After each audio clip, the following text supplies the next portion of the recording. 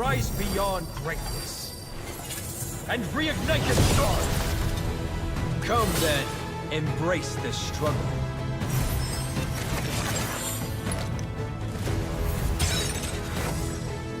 Hold on.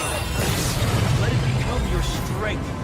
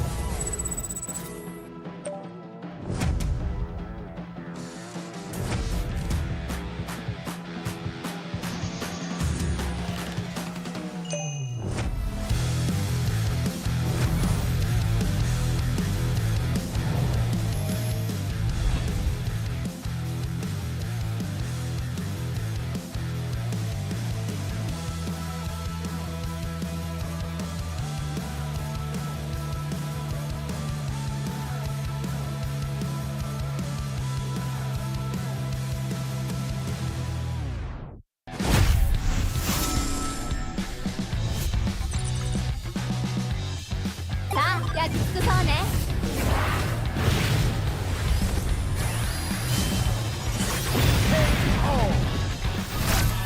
虫けらにしてはよく頑張ったね。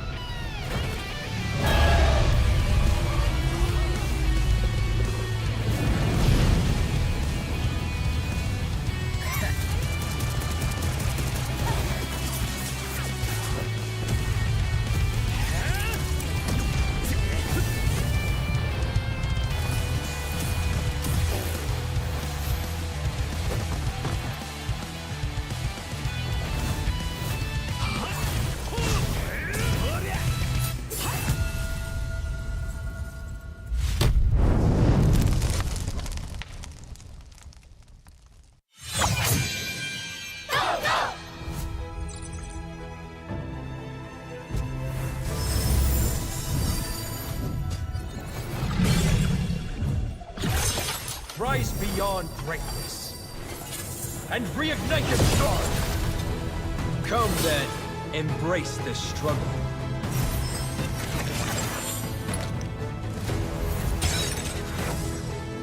Hold on. Let it become your strength.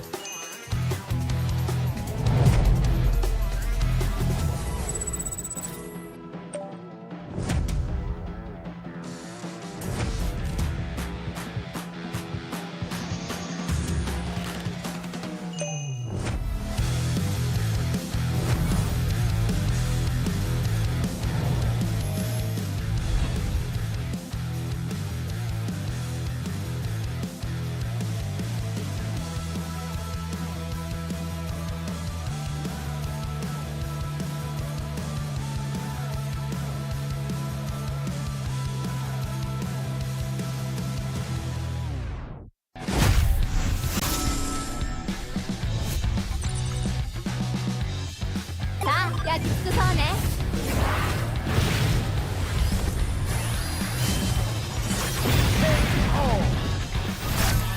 虫けらにしてはよく頑張ったね。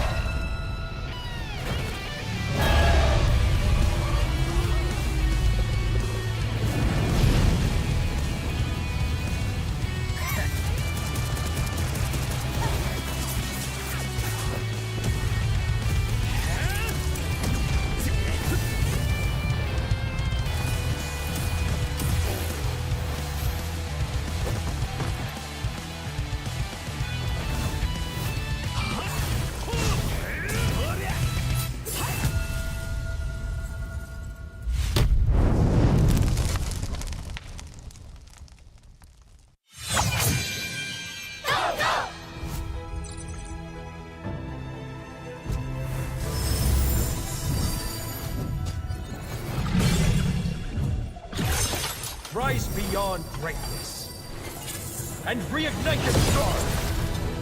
Come then, embrace the struggle.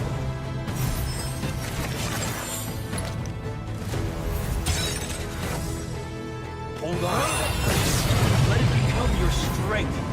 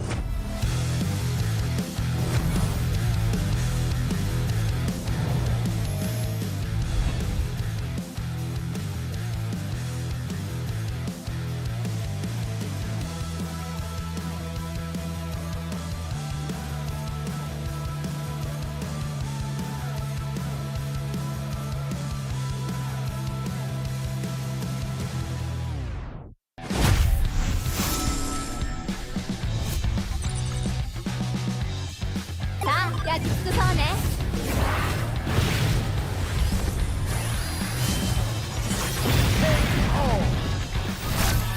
虫けらにしてはよく頑張ったね。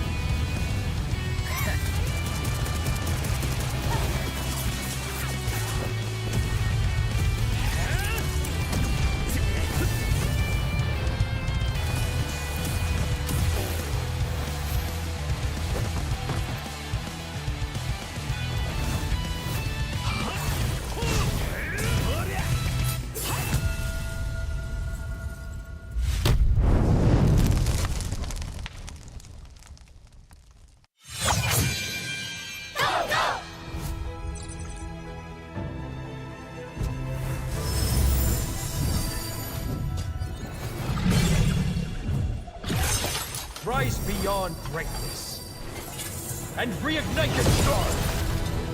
Come then, embrace the struggle.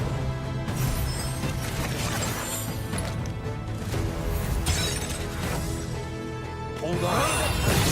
Let it become your strength.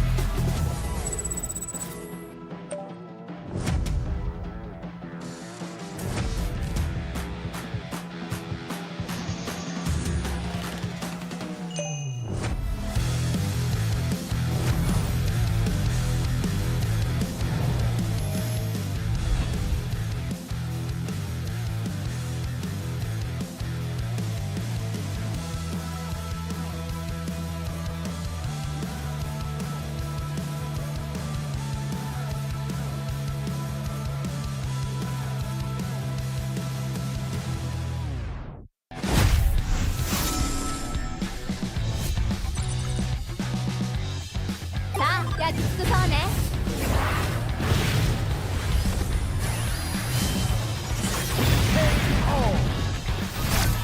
虫けらにしてはよく頑張ったね。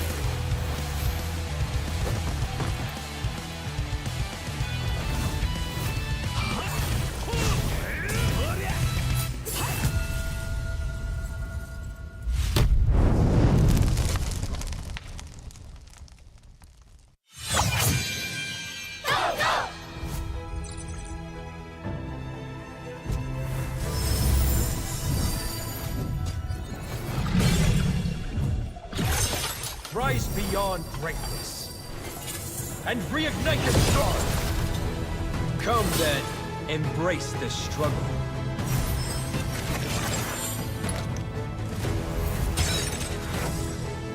Hold on. Let it become your strength.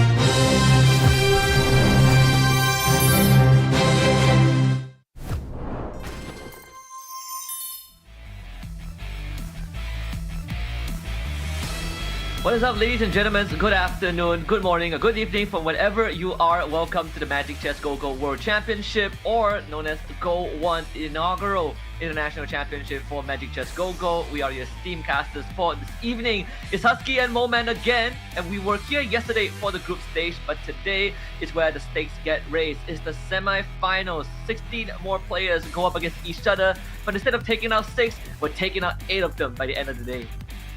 Yeah, 10 players survived yesterday. We had to take out 6. Now, another 6 are joining the fray. The first to 4th place of MRS Season 3, and also the first and second place of the 33rd SEA Games. So we have more Malaysian representation, and we got more Filipino representation coming in. But of course, we have our LATAM and EECA all across the globe representations in our top 10 already. But today, they face a harder match. A harder match, but the format still remains the same. We will still split them into 2 groups of 8, but to survive each group becomes slightly harder because we're only looking for 4 of the best from both Group A and Group B. There were a plethora of metas yesterday. We saw, at least from Group A, it was just Guinevere galore, but Group B shown us a bit more of the Valentina and the mages plus Beyond the Clouds. And let's see the combination of that today, right?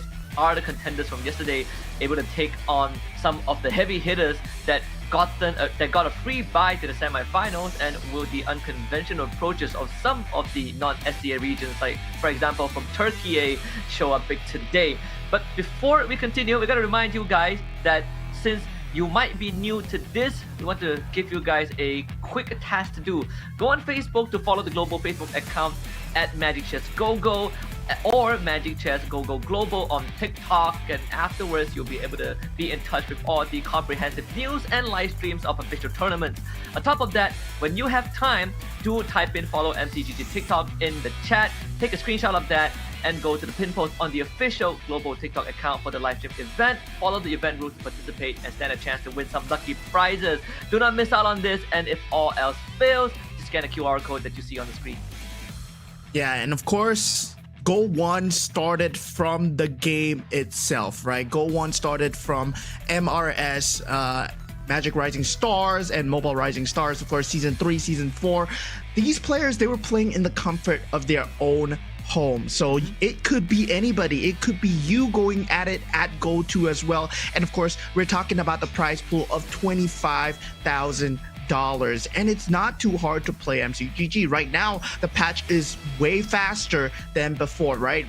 Last time we were complaining that, oh yeah, maybe MCGG is taking too long. There's too much to do in the buy phases. Right now, you only have 20 seconds, and the interest rate has changed from 50 to 20, right? At 20, you get 4 gold. Instead of 50, you get 5 gold. So the game has become much more expedited. It's become much faster. One game, it can possibly end before you even see the Lord right now. Yeah, we've gotten a couple of lore games yesterday, I believe 3 of them, but economy becomes so much more important. We also saw how majority of the Go cards selected by our players usually centers around getting more gold or getting free rerolls on the go. Not only that, even the commanders that they choose, right? Cho has been one of the hot picks, Luoyi as well, couple of Yuzongs and Valiers along the way. But this is the tournament format in case you missed out on yesterday's broadcast. It's very straightforward. For the group stage, we had the 14 division winners plus MRS Season 3 56th place.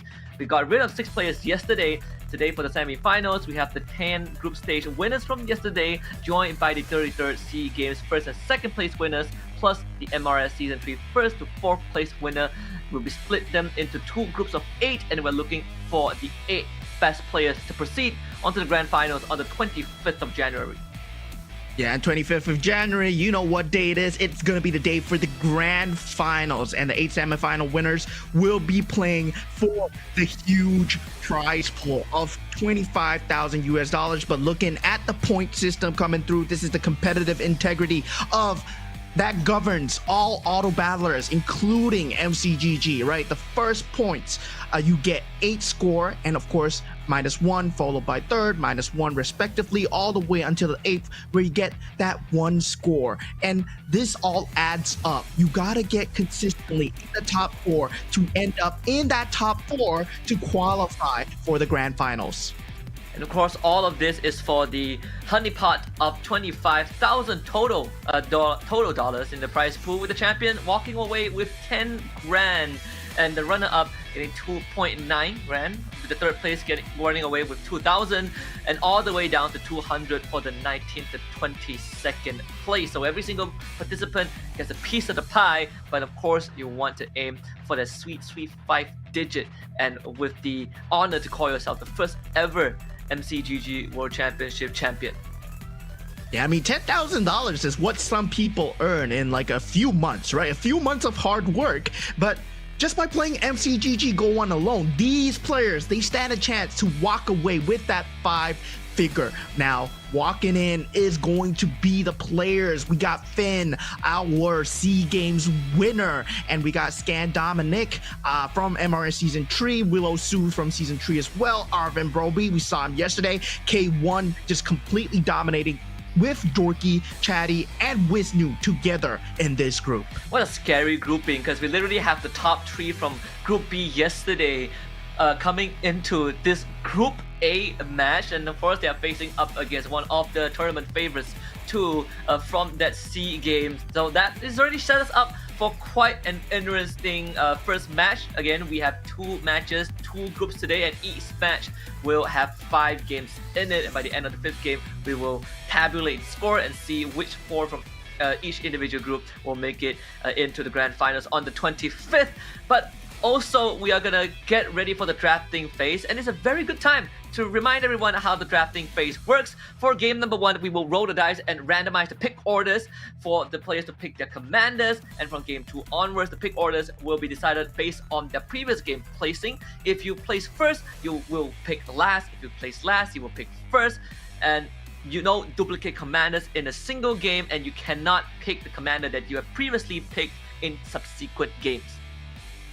Yeah, and at this point, right, I want to say Luoyi is going to be that top pick. Minotaur, surprisingly, one of the top picks as well. One of the lesser known picks that I don't see that often is the Yuzong, of course, the Dairoff. A lot of these players, they go for consistency. They don't want to go for the dice roll at the start, especially. They want to go for a consistent play. And with the Indonesians, we talked to a few of the Indonesians yesterday. 2 of the group winners were, of course, fellow Indonesians. They did talk about not trying to gamble that much, right? They go for consistent strategy. But looking at this, we're talking about consistent strategy, and Willow Sue pulls out the Popo and Koopa. And I'm pretty sure Willow Sue's from Myanmar. And Finn is from Malaysia. Yeah, so just to clear that confusion, all right? We have 2 Myanmar players here. K1 also had a fantastic game yesterday. You know, they start off slightly slow, but once he got that engine going, he was basically dominating that mid to late game. But Dorky also talked about how he felt interested in testing out picks like the Dairoff if he makes it far enough. He gave us sort of a teaser that if he makes it to the grand finals, maybe we'll see that Dairoff, which was something shown by Cyril Mertens from Turkey yesterday. But let's see how this one is going to pan out, right? Because if we're gonna go back to the Guinevere 3-star rush, or will this pool of players give us something a lot more diverse? Because we have most of them are from Group B yesterday, and Group B is not really leaning into the Guinevere. Yeah, I mean, the Guinevere, the Bruiser meta is slightly too strong right now.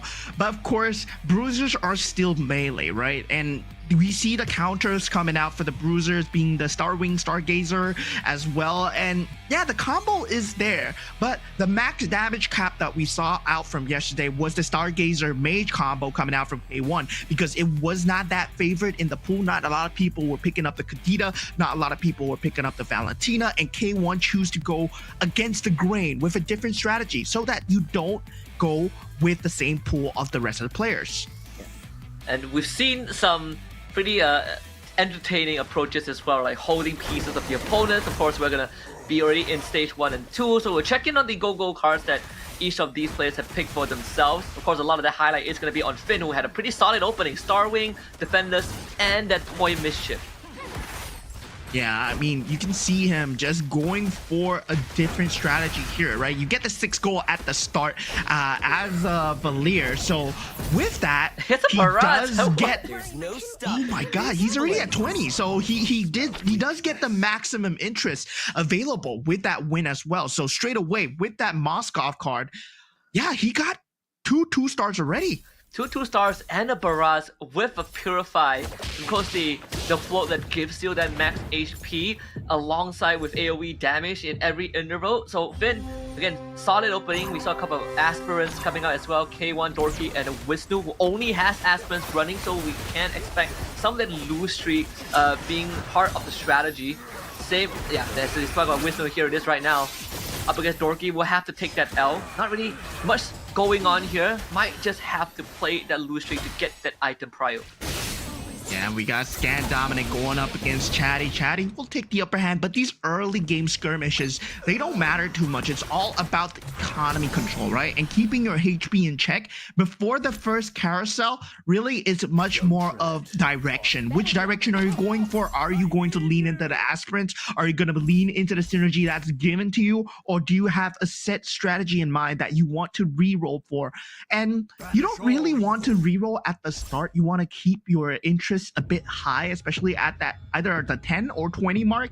And Arvin, he's going for a very dangerous start already, straight away going for that Soul Vessel Weapon Master. Yeah, I'm surprised he's not leading into the Toy Mischief.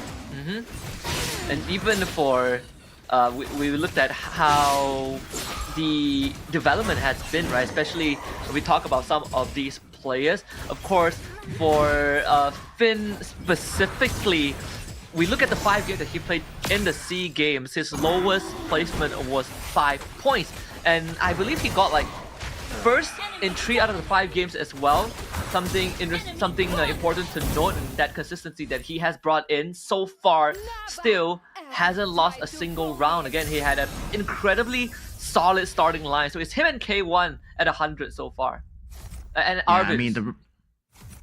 I mean, at this point, it's all about the new meta, right? Does the new patch change things up? Does Season 4 with the commander cards, does it change up? Does it do a complete mix-up from the C games here?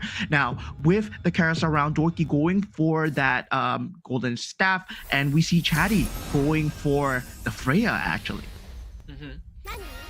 2-star Kadita for Scan Dominic.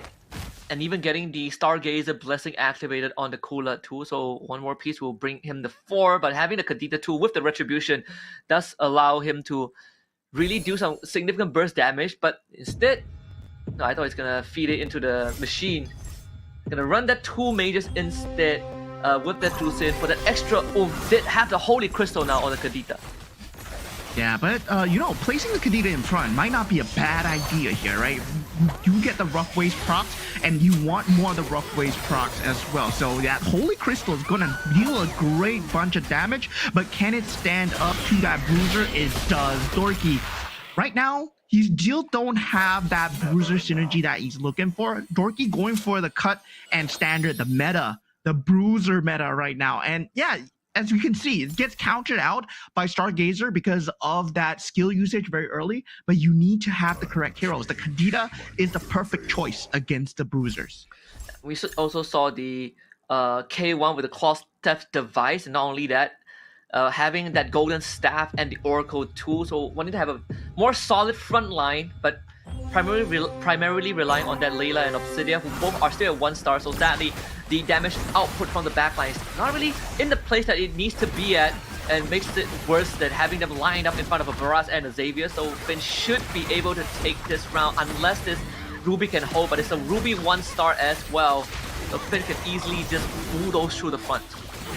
Yeah, I mean, Finn, at this point, he has Toy Mischief, and also he's ramping up that Beyond the Cloud synergy. But looking at Dorky, he's going for that Aspirant synergy as well. So he does have that 4 Aspirant synergy already. So he's getting 40 Aspirants energy per round. But going into the next Go-Go card round, it will be a purple card, and Chatty choosing to go for that economy card. All of them, most of them, going for the economy cards, except Dorky, who is going for that Solid Alliance, getting a bit more for his synergies because he knows that he's kind of weak, right, with that Aspirant's power. And Wisnu going the full economy route, right? Aspirants, Scavengers.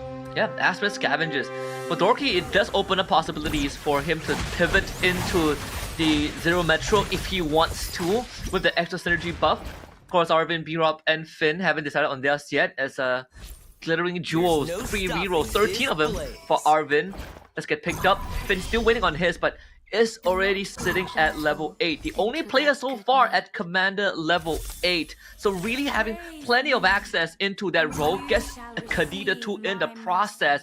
And now puts all of the item, dumps it on him, and gets that fast promotion. That's where the Kadita 2 came from. Yeah, I mean, at this point, Finn is looking to secure his win streak, right?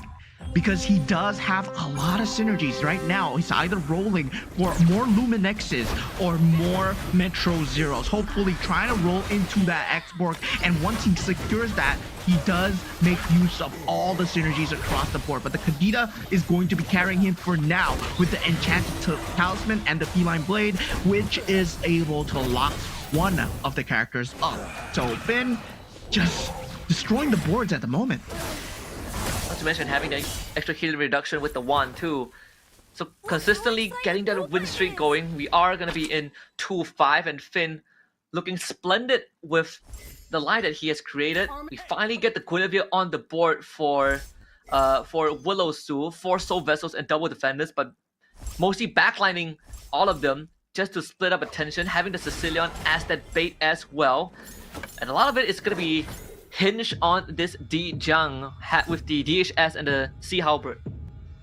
Yeah, I mean, there's a lot of hope on this D Jung and a lot of people protecting him, but he is going up against Chatty at the moment. Both are on kind of dangerous HP, especially Willow, who's at 57. Hopefully D Jung can carry him through. Chatty going for the E-Diff already with the Beyond the Cloud synergy, but not really having too much of a problem because he does have the Freya in that front line with the Karina item. Yes. Widowsu is using his health as a resource right now to try and get a couple of 4 cost units. You see the trap lined up at the corner, so he's using the Sicilian to bait crucial units to walk down in a straight line, so he gets double copies of them.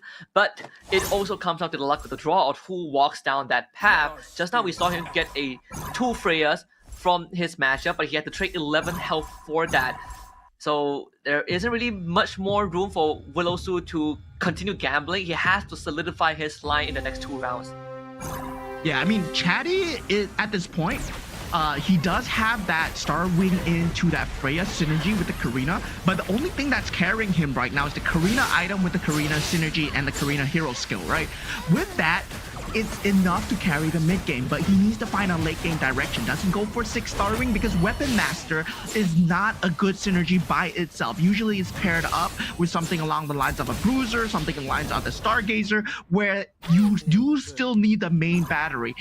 Weapon Master just gives you added on hybrid lifesteal, so that's not going to be enough. Yeah, Chatty breathing a sigh of relief as well. The Karina item really getting him that that Pyrrhic victory over Finn because the Kadita was about to kill everyone.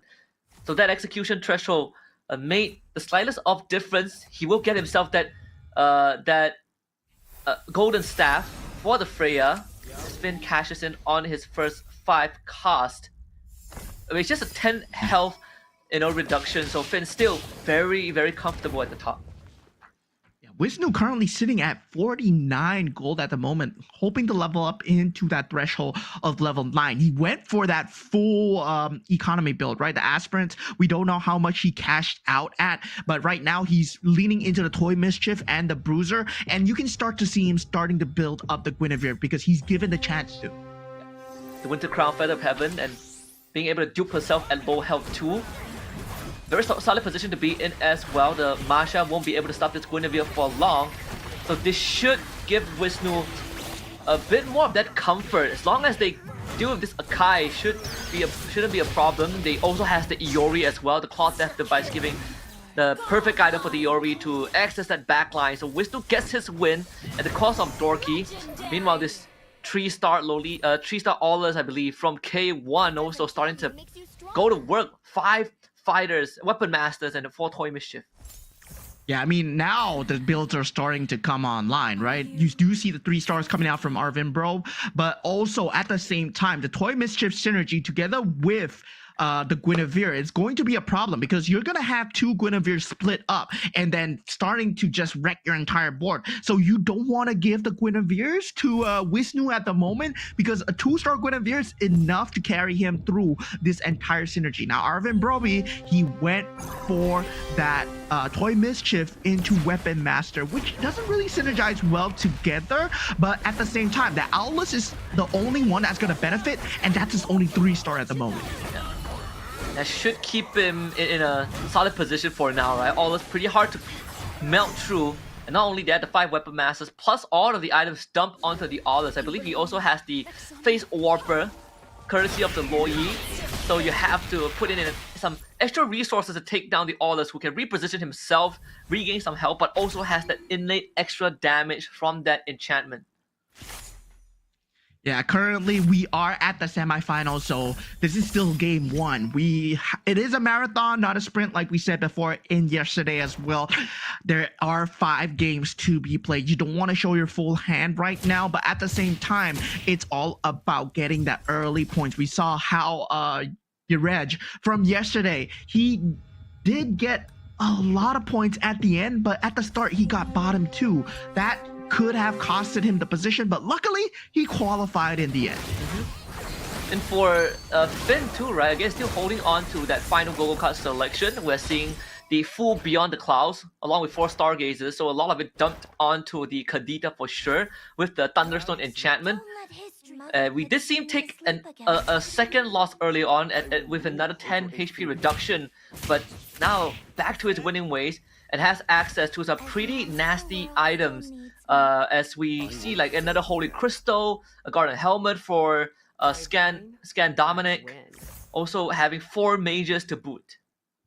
Yeah, so it's going to be a very different look here, right? We're going to see the 2 top prevalent metas going at each other, the Beyond the Clouds versus the Bruiser meta. So the Indonesians currently, they're going for the Bruiser meta, and a lot of the other folks, like Finn, they're going for the Stargazer into mages. Now, Scan Dominic does get that 6 mage into 4 Stargazer. He needs to start building up the Beyond the Clouds synergy right now. He's currently at 8 Thunderstones. Once he gets that 99, he's going to be a force to be reckoned with. Has the Kyokusanagi as well, but sadly the front line isn't exactly the most solid. Only a Harith, which gets melted through very, very quickly.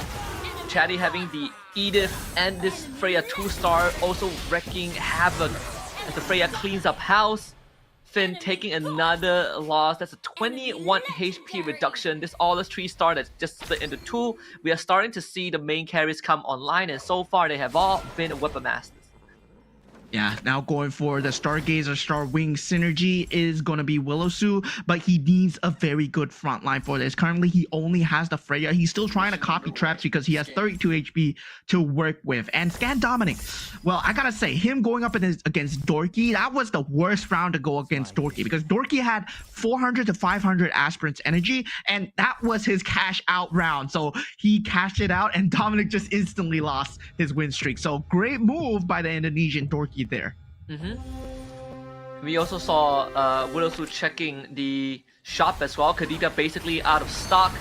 One of the highest commodity, most demanded ones that we've seen in GO1 so far. But the fact that he was able to copy enough Freyas and also got some from the shop alone just gives him enough firepower to go through Scan Dominic for an 18. Finn bringing K1 down to his last leg.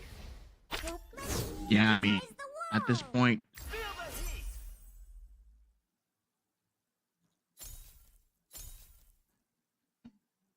when evil encroaches, call looking my tough, name. just a slight little bit.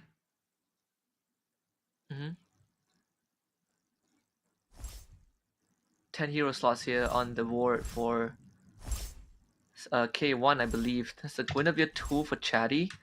So we are starting to see some of the consistent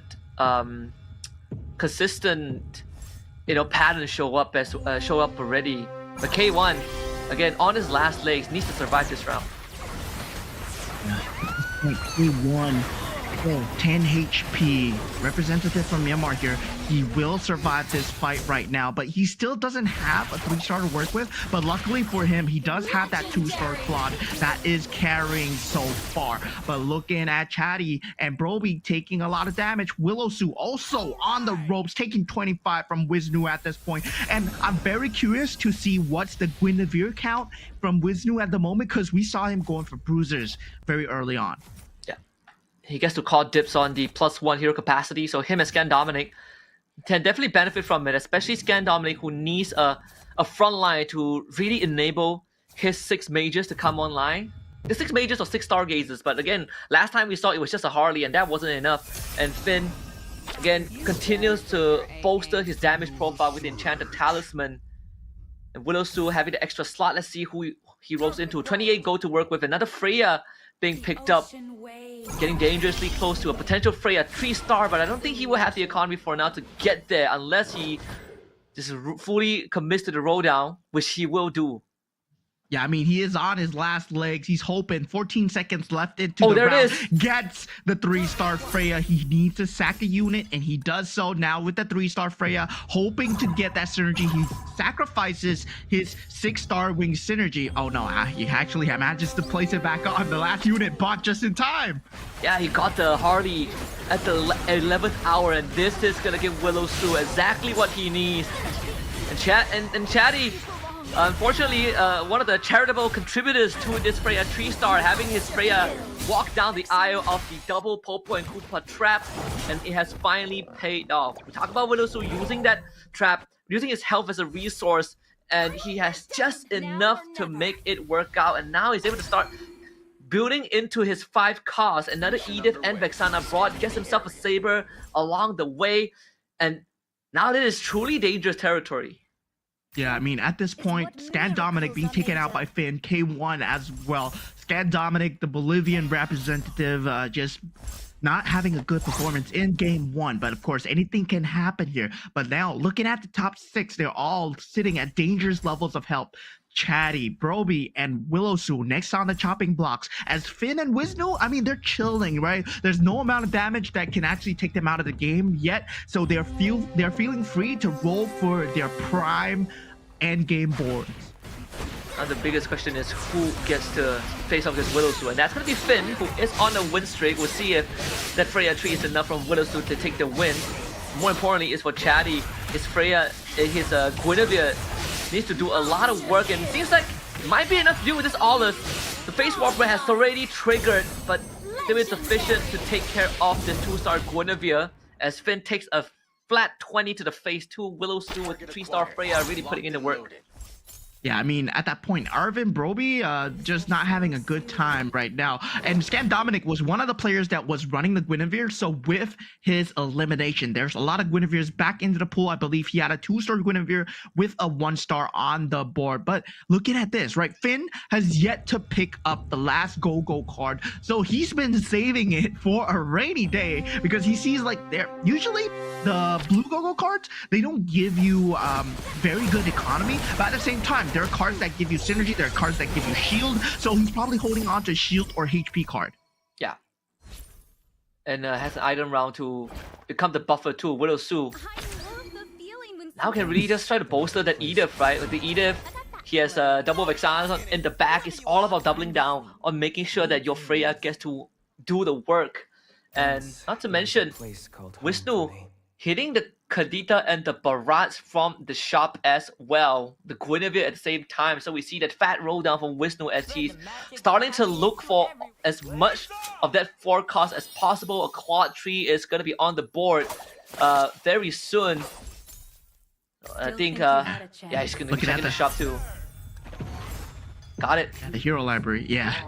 Does get it. 3-star Claude. So Dorky at this point going for a very different build, right? 6 marksmen into that Metro Zero, not just forsaking that Guinevere. And he did have a Guinevere at the start, but he saw that a lot of people were going for it, so he just pivoted into a different build with that 320 Aspirant's Energy cash out. But look at this! Oh, there's another player out of the map. We're now down to our top 4 as Chatty and Arvin Broby get taken out. The 3-star Alice was not enough. I believe he needed a 2-star Akai with that toy mischief item to split it up so that he can have the disrupt for the Alice to deal damage, but he couldn't find it in time.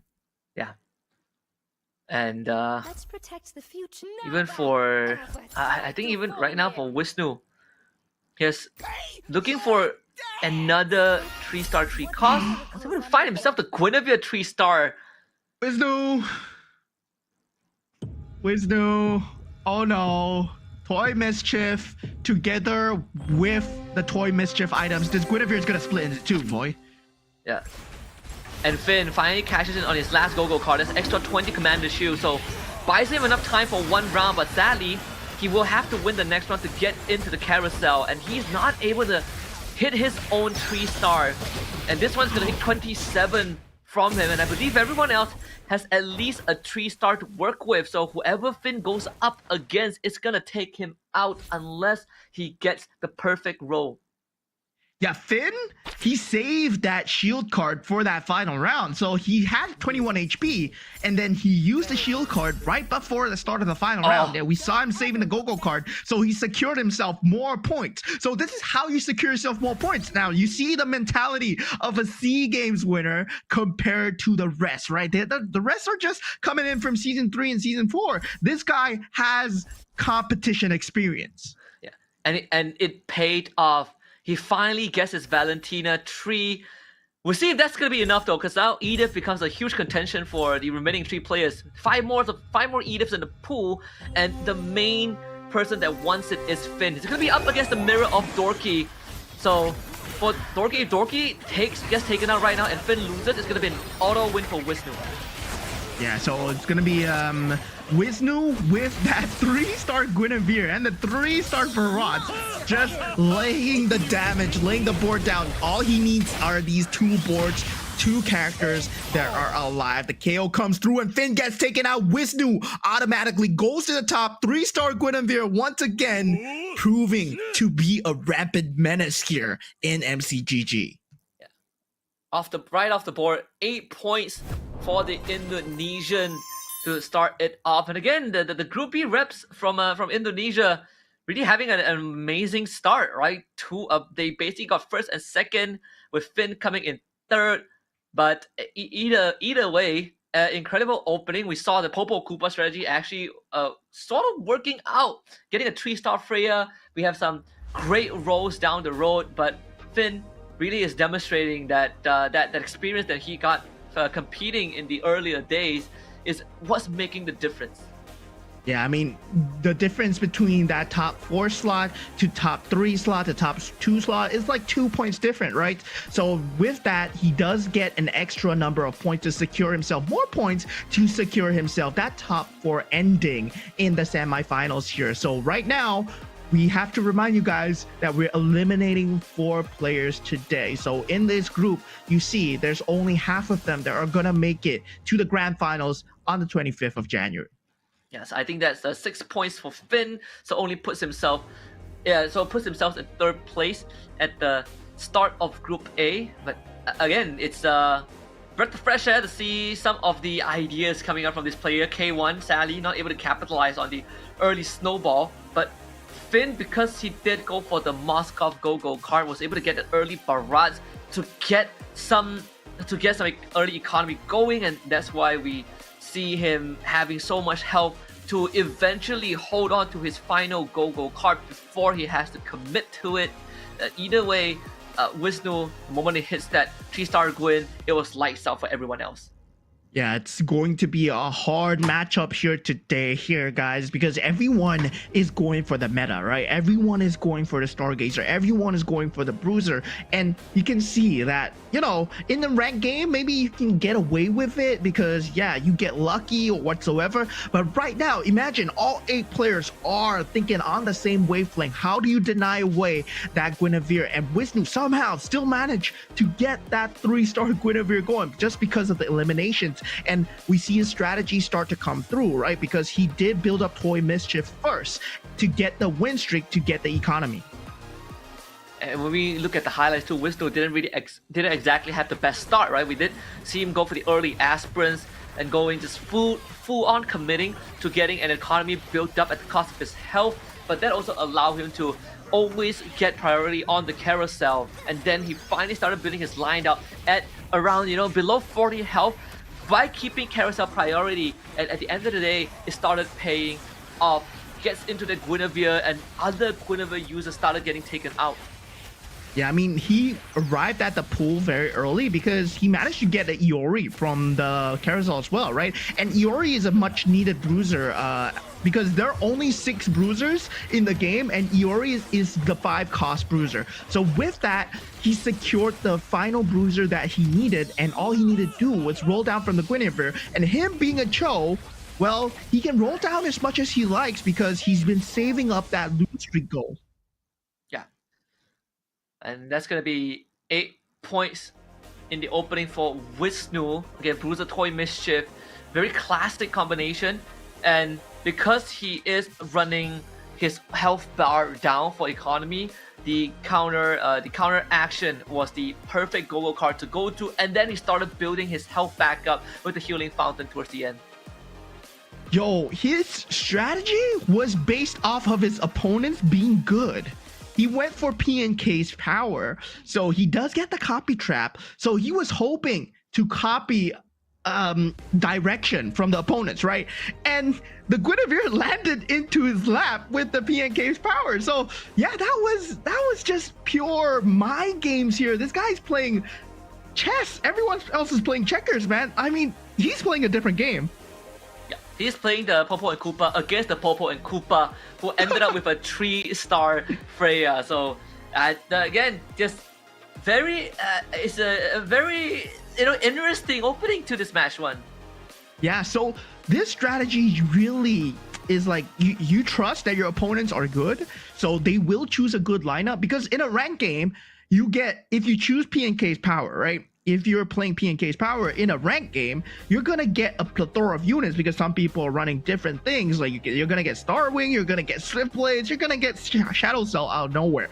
But for Wisnu, he believed that everyone in the first game wants to go for consistency. So that was the outplay right there. Already at the start, already at the hero selection, he knew that his opponents were good, so he's gonna get a good board. Yeah, and just again, very good stuff from Wisnu, getting that first win, the 8 points, followed by Dorky with 7, Finn getting 6, coming in 3rd. That extra 20 Commander Shield really bought him enough time. Willow Su coming in 4th with 5 points, and then the bottom 4 we got Chatty, Armin B-Rob, K1, and Scan Dominic. Yeah, I mean, at this point, it is still everyone's slice of the pie to get, because there are 4 more rounds remaining. And speaking of 4 more rounds remaining, right, you can get up to 24 points, no, 32 points if you get 8 points in total. So there is that higher cap. Of course, these players, they are the cream of the crop. They're not gonna let you do that. And let's see how they re-enter into the second round. Speaking of that draft, the commander selection, now Scan Dominic, he gets to go first. K1, he did get to go first, but he picked up the Minotaur. Right now, he might go for something else because he has to. He has no other choice, right? You can't pick duplicate heroes. See, the Loyi is going to be the choice for Scan Dominic. You know, able to get something going, right? The Karina for K1 as well. And then Fanny for Arvin B-Rob. You can see some of the shift in a direction for these players. The Snowball is still in the forefront, chatty with the Valir. Yeah, these are still some of the most meta heroes that we see. Minotaur, of course, being an exception. It's a very all-in strategy where you want to get the win streak no matter what. And Finn going for against the green as well, going for the 1-1. Yes, this is what I like to see, just interacting with the board, just getting the damage in. Works somewhat like a Karina, but it is a set amount of damage every time. And Wisnu going for the Yuzong. Yes, he's bringing it out. Yes, sir. The Yuzong was what? I think the first time we saw Yuzong yesterday was from Cyril Mertens, and he was able to get some pretty nasty snowball going. So this is gonna be super interesting to see, you know, what he has in mind with this Yuzong. Can he also get the snowball going? Yeah, I mean, Yuzong is, you know, as much as the Indonesian players say they don't like to take the gamble, Yuzong is a gamble, right? It's all in the luck of the cards. The first Magic MCGG Go card that you get, if you do get a gold quality, you get a better card, and if you get a purple quality, you get a better card as well. So you are ahead in terms of Gogo cards, but the Gogo card needs to be good. And right now, Wisnu has an aspirant start. Let's see if he's gonna go down that route again, where he purposely plays behind, and then he strikes from the shadow. Was able to get some good pickups, right? The Jawhead and the Lolita. So there's another chance to go into the Toy Mischief early. Finn committing straight for that 1-1, so it's full sending the 1-1 himself, having the aspirants to go. Yeah, and a lot of them just going for their standard commander cards. Only Arvin just taking up that Gushin card. So yeah, that is an extra synergy for Fanny, and as well as Dorky, who is a natural Gushin as well. Now we do see the synergy starting to come in. The Soul Vessels will be the one to look out for in this early game, or if anyone has that 2-star to get that win streak going. K1 with the Karina should be naturally getting the streak first. We're having the, I believe was it the Aulus? We just see him have the Dyrov in hand. And Arvin Virov should also be getting this win with the Bruiser Dijang. Yeah, at this point, it's all about the commander matchups, right? Understanding your commander matchups, you can see that if, let's say, you're playing something along the lines of a Gushin, something along the lines of a 1-1, you know that you're not going to be winning the early fights because you're fighting against a Fanny, you're fighting against an economy-powered Karina, and also a Valir, because they do get an early head start compared to the rest. 1-1, yes, you do get some damage, but it does not offset the extra unit coming in from Arvin. Yeah, and if the enemy has a decent frontline as well, it's going to be able to soak up all of the 1-1 pellets. So it really comes down to how fast you can accelerate that first 2 stages to get ahead, and then the value will slowly diminish as the game progresses for the 1-1. Yeah, all items on this Dijang. Willow Su, he might be doing it here. Oh my god, he got a very good physical package. He got enhanced Golden Staff and Sea Halberd and Berserker's Fury. So Armin Brody going for the win streak, but meeting up with Willow Su, also an early game monster because, you know, luck of the draw, he got all physical items. Oh yeah. Living up to level 5 for Chatty. Again, once more, it's gonna go into the Starwing first, having double Matilda. The poke damage does actually hurt in the early phases before the items come true. K1 now having a 2-star jaw hit. Yeah, going up against Broby, who wants to secure that win streak back for himself. Because as a Fanny, you need to go for this early snowball as well. Karina. So a lot of these players, they're playing for this early game to mid game, where the late game is much more important towards Wisnu, towards Chatty, and also Scan Dominic, who have the later game heroes, Gushin as well, providing much more synergy. So taking less damage is for Scan Dominic and also Chatty. That Stijang continues to put in the work for Willow Su, and does open up possibilities for him to go into the marksman line too, with the Golden Star and Berserker's Fury to boot. Now the first carousel, Chatty goes straight for the Freya, and we see Wisnu doing the same thing.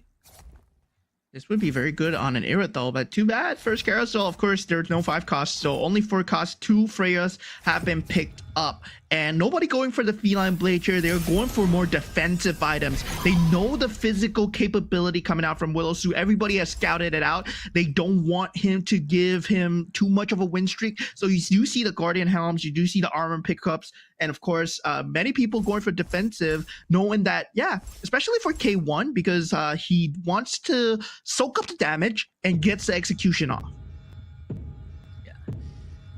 Been having to purify that for the Amon. So also looking for a slightly slower opening, right? The Swift Blade and the Soul Vessel for now, but it's playing on the right side of the board. So let's keep the Dijang very safe, but with the Atlas being able to hold the front for majority of the round, it should allow him to take this round over Chatty.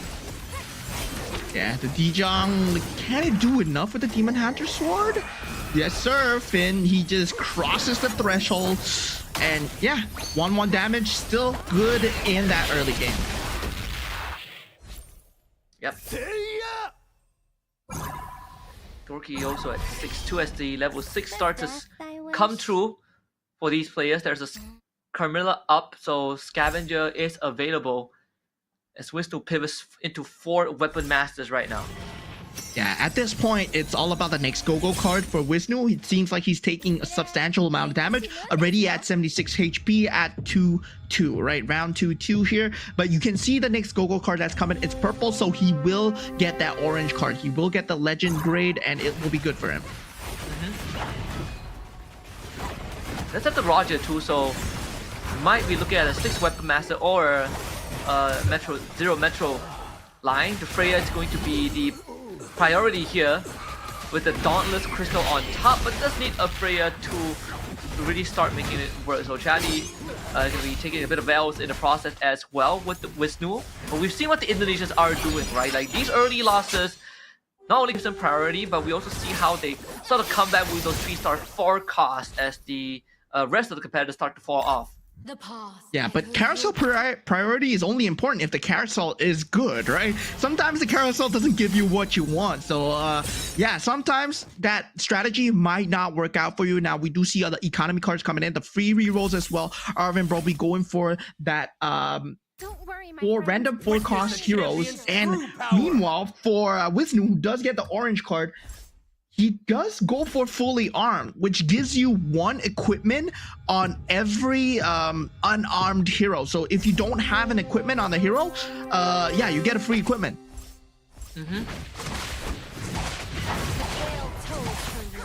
And even the Rogue Mercenary for Willow Su, right? A 4 cost that deals extra damage and has extra health to work with. So that's going to be pretty scary there for the rest of the board. They will have to Catch me.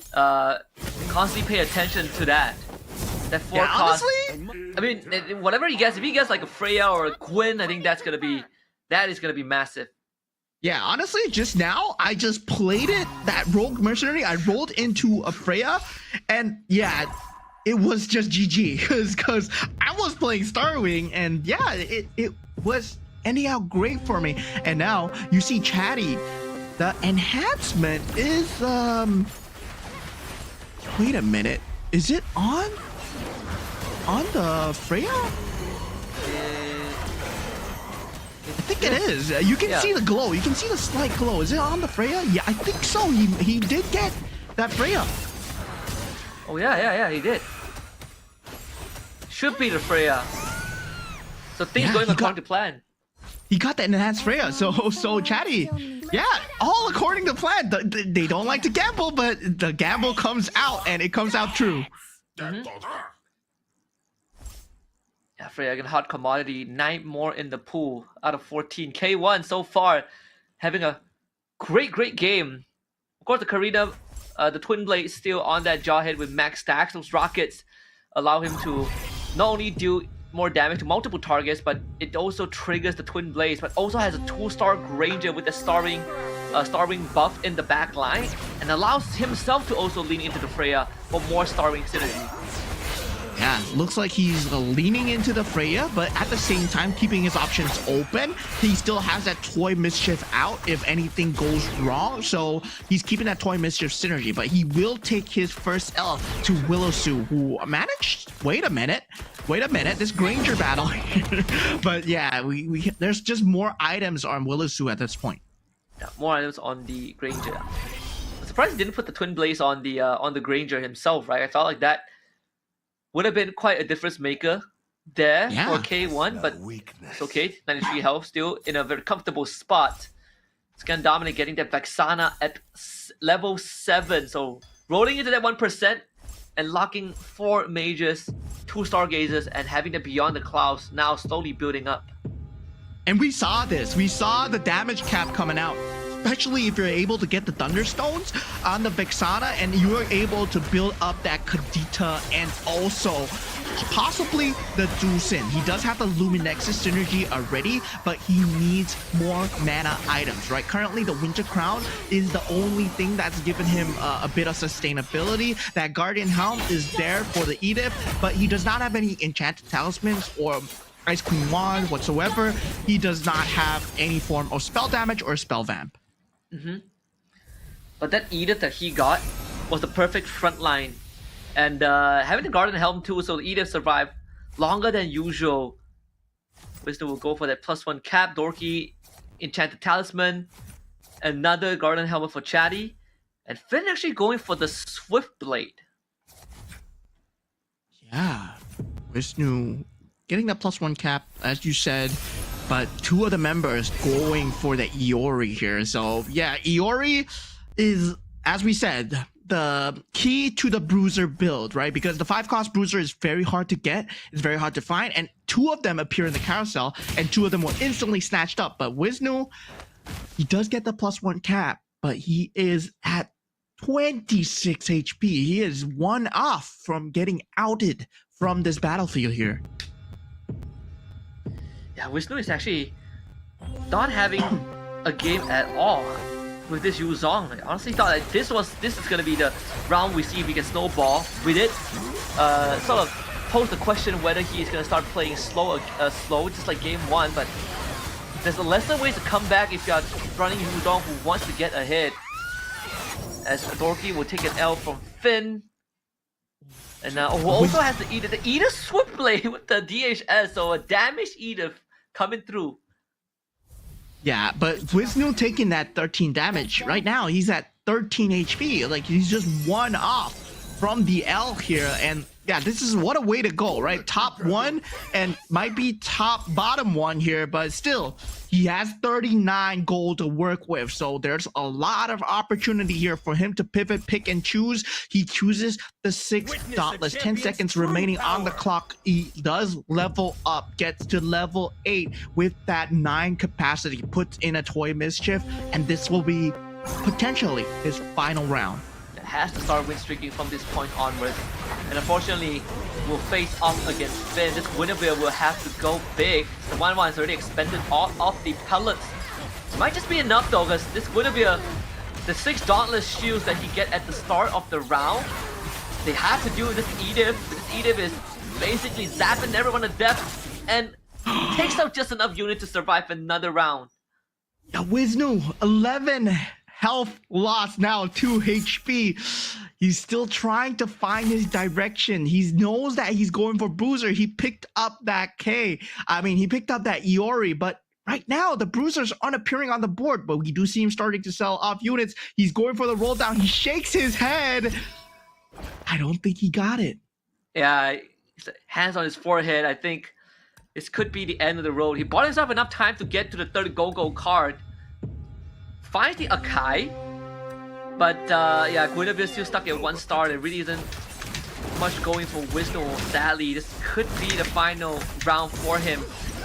Unless he gets some godlike items to kind of help him out. Put it on the Akai and the Gwyn as a Hail Mary. I'm At this in point, charge here. he is obviously going for the bruiser build, but looking at Willowsu's board right now, he does have the Claude and the Granger with stacked out items. We said that, yeah, physical wise, it's going to be good, but Swiftblade is not exactly the build that he's looking for. Yes, if he gets a 3-star Granger, that is great, but something that always works is the 6 marksman synergy. That means that you need to have the Layla on the board too. Chances of getting it definitely on the lower end at level 8. Now we'll basically just dump all of the carries in the middle. You get the Molina's Gift actually procs on the Sicilian. Best case scenario, Scan Dominic's Edith has already hopped out of the mech, but they have a 3-star deal with the Jusin. We just beam down his entire line. Widowsu not even close to winning this round. We need a bit more the 2-star his backline. Yeah, I mean, at this point, Scan Dominic, I gotta say, his build looks like the endgame cap build from yesterday as well. And same for Chatty? No, Chatty is going for a Starwing build, which is slightly different. But he's going for that Stargazer into Mage build for Scan Dominic, right? The Bolivian guy, he is going for that build. And that counters out a lot of what the Bruisers want to do. So hopefully it works out this game. He gets that Stargazer into Mage combo. Wisdom was able to survive the previous round. He's down to 2 health. Whew. I had just bought himself enough time. 6 bruises for Arvin, Rob, having the Iori too, basically going full defensive utility up against Scan Dominic, bounces that Benedetta in for the extra piece, and the Benedetta also decked up in items. Is it enough to get to this 3-star Jusin with the Winter Crown? Doesn't seem to be the case. Jusin now up against the entirety of Arvin B. Rob. Phase Warper into the Winter Crown. Benedetta, why are we looking away? Oh, we're looking at Wisdom getting taken out here, but still, like, I believe the Jusin won that round, but yeah. Still, wait. Jusin won, yeah, Jusin won. No, Jusin lost. Jusin lost? Scan Dominic lost HP. So Arvin, hey, okay. So the thing is, Arvin's strat is Bruisers, but instead of the Guinevere, there's a Bruiser emblem on the Benedetta. So he's going all in on this Benedetta here. With Weapon Master. So that's extra added hybrid lifesteal. So every time Benedetta does the Electo Last Blade, the final blade, he gets HP back. So his casts are very important here. Yeah. Do that. I mean, like Scan Dominic's Jusin had the Face Warper and the Winter Crown. That is still not enough. The Claude absolutely decimated by Chatty. Willowsu on his last legs and executed towards the very end. So Willowsu will be finishing 7th in game 2. The KO animations are so cool coming out from the KOF guys. But once again, Wisnu and Willow being taken out, but going into the next carousel, you see it, I see it, the Benedetta is there. Arvin Broby, he might want to go for that if the +1 cap is not taken, and he does pick it up. So yeah, all in on the Benedetta. I'm very curious about this Bruiser Benedetta strat. Hopefully it works out, because double hits on Benedetta, they do sound good, but you want the Benedetta casting more than attacking. And Finn also just started going on a win streak too. 6-star wings, 4-star gazes, with Beyond the Clouds. The damage, the Thunderstone actually on the Freya is almost maxed out. 6 more casts and it will be maxed out. Freya, Arvin B-Rob actually getting a 2-star Freya as well. It's a Swiftblade Freya for Finn. I wonder if it's enough to deal with Arvin B-Rob. 2-star Iori for K1. Yeah, at this point, K1. What? he's all in. He's all in on this bruiser build, right? You can see that he went for the crazy rerolls and he's hoping for the Guinevere carry because he knows that he's on his last legs here. And yeah, it does not work out for him. He sold a bunch of units, couldn't get the synergy, couldn't get the bruiser that he was going for. And that's what happens when you are too set into going for a certain build, right? Sometimes that happens. The game doesn't give it to you. The game doesn't give you the bruises that you need. Yeah, Finn blowing a sigh of relief. The Eternal Guard winning him that round, which is a completely different contrast to what we saw on K1's face. Really a Hail Mary that didn't work out. So that's 2 rounds in a row that K1 finished bottom 3. The pressure is building. We are only looking for the top 4 of this group instead of the top 5 like yesterday. K1 had seems like we're going down the same path of a slower start at the beginning. And K1 now needs to ramp up for the remaining 3 games. And again, with how tough the competition is looking, and Finn hitting his level 9 pretty early, he gets to dictate what he wants first before everyone else. Yeah, straight away going into Scan Dominic fighting against Arvin Broby, right? So Arvin Broby, I'm very curious about this Benedetta. It does survive. It's dealing a ton of damage right now. Scan Dominic does not stand a chance, takes 23 to the face, finds himself at 5 HP, and Chatty is at death's door as well. Arvin Broby one Finn with his own 2-star Freya 2. Another creep round for the extra items. You saw Scan Dominic hitting another 2-star Clot. There's 6 bruisers, 6 Weapon Master, really showing off the value, right? And the fact that they're also holding onto the Edith and the Iori makes it quite a headache for everyone else, especially for Finn. He wants those Edith. Yeah, at this point, Arvin Broby is looking for that 2-star Benedetta. And yeah, he does not have the gold to roll for it, but he's hoping that he naturally lands because no one else is going for the Benedetta, and hopefully it works out for him. Wonder what item he took. The Guardian Helm would have been a great pickup. Now, looking at Arvin Broby's board, he does get the Iori 2-star. So that's another bruiser added that is 2-star 5 cost.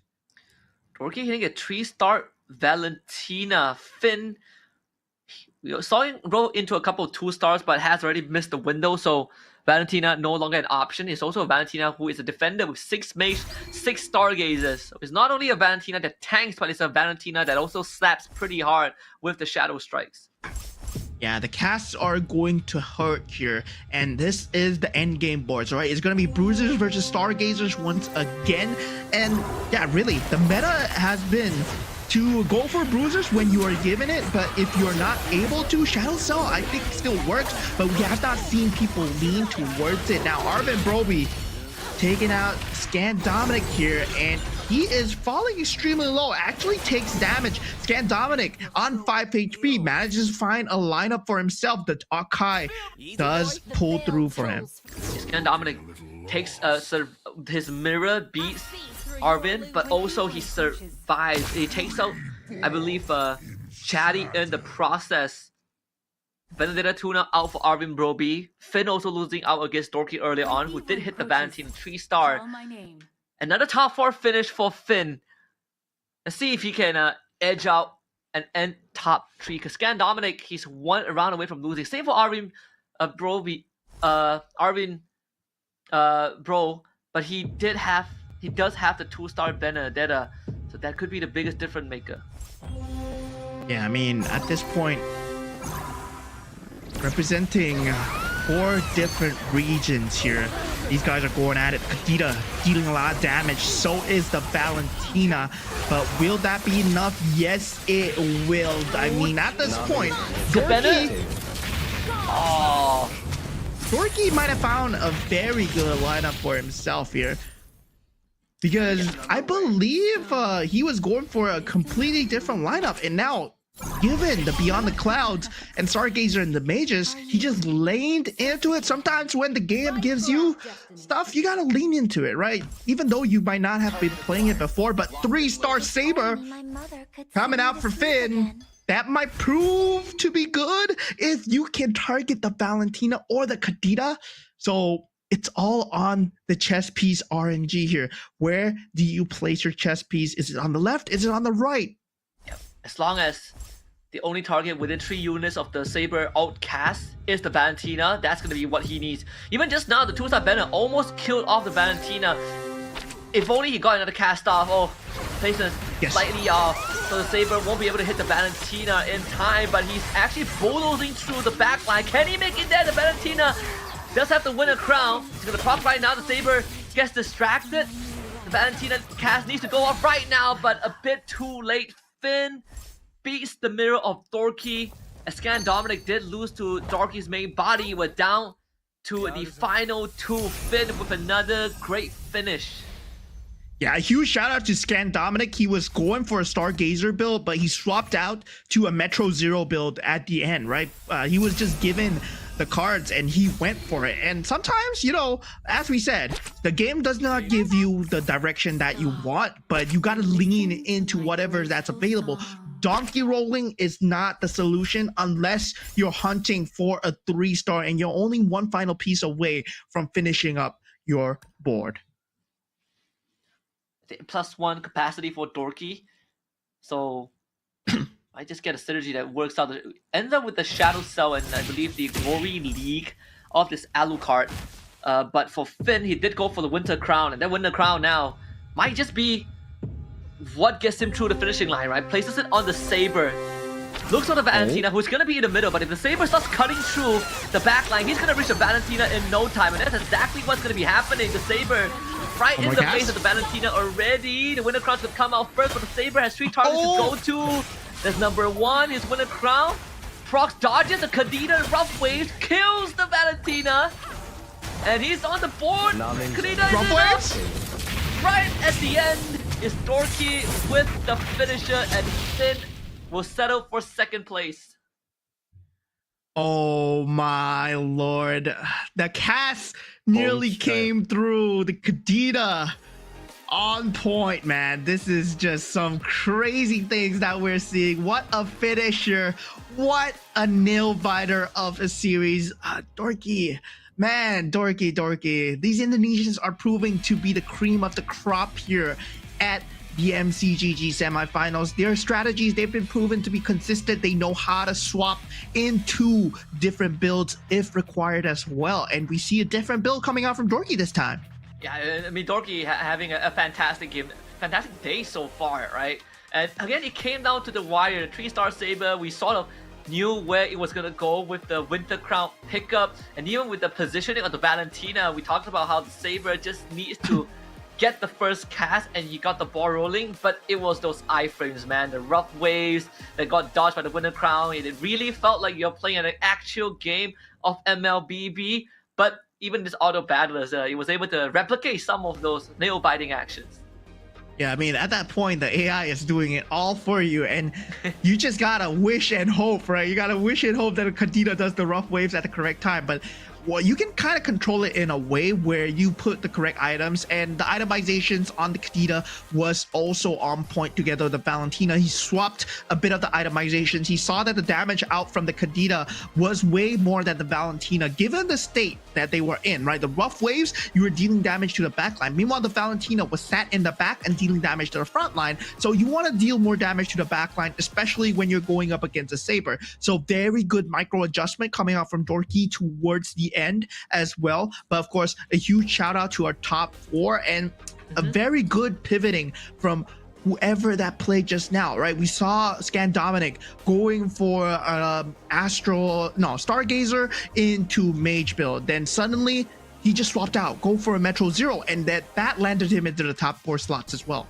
Yeah, and this was also a 2nd place finish for Finn. So again, 2 top 3s in a row to put him in a comfortable 13 points by the end of this, I believe. But also he did it with a 1-1 of all things, right? Like he full send into the 1-1 commander, went for payday, and even committed to the magic infusion towards the very end so that the Saber can continuously cast that ultimate.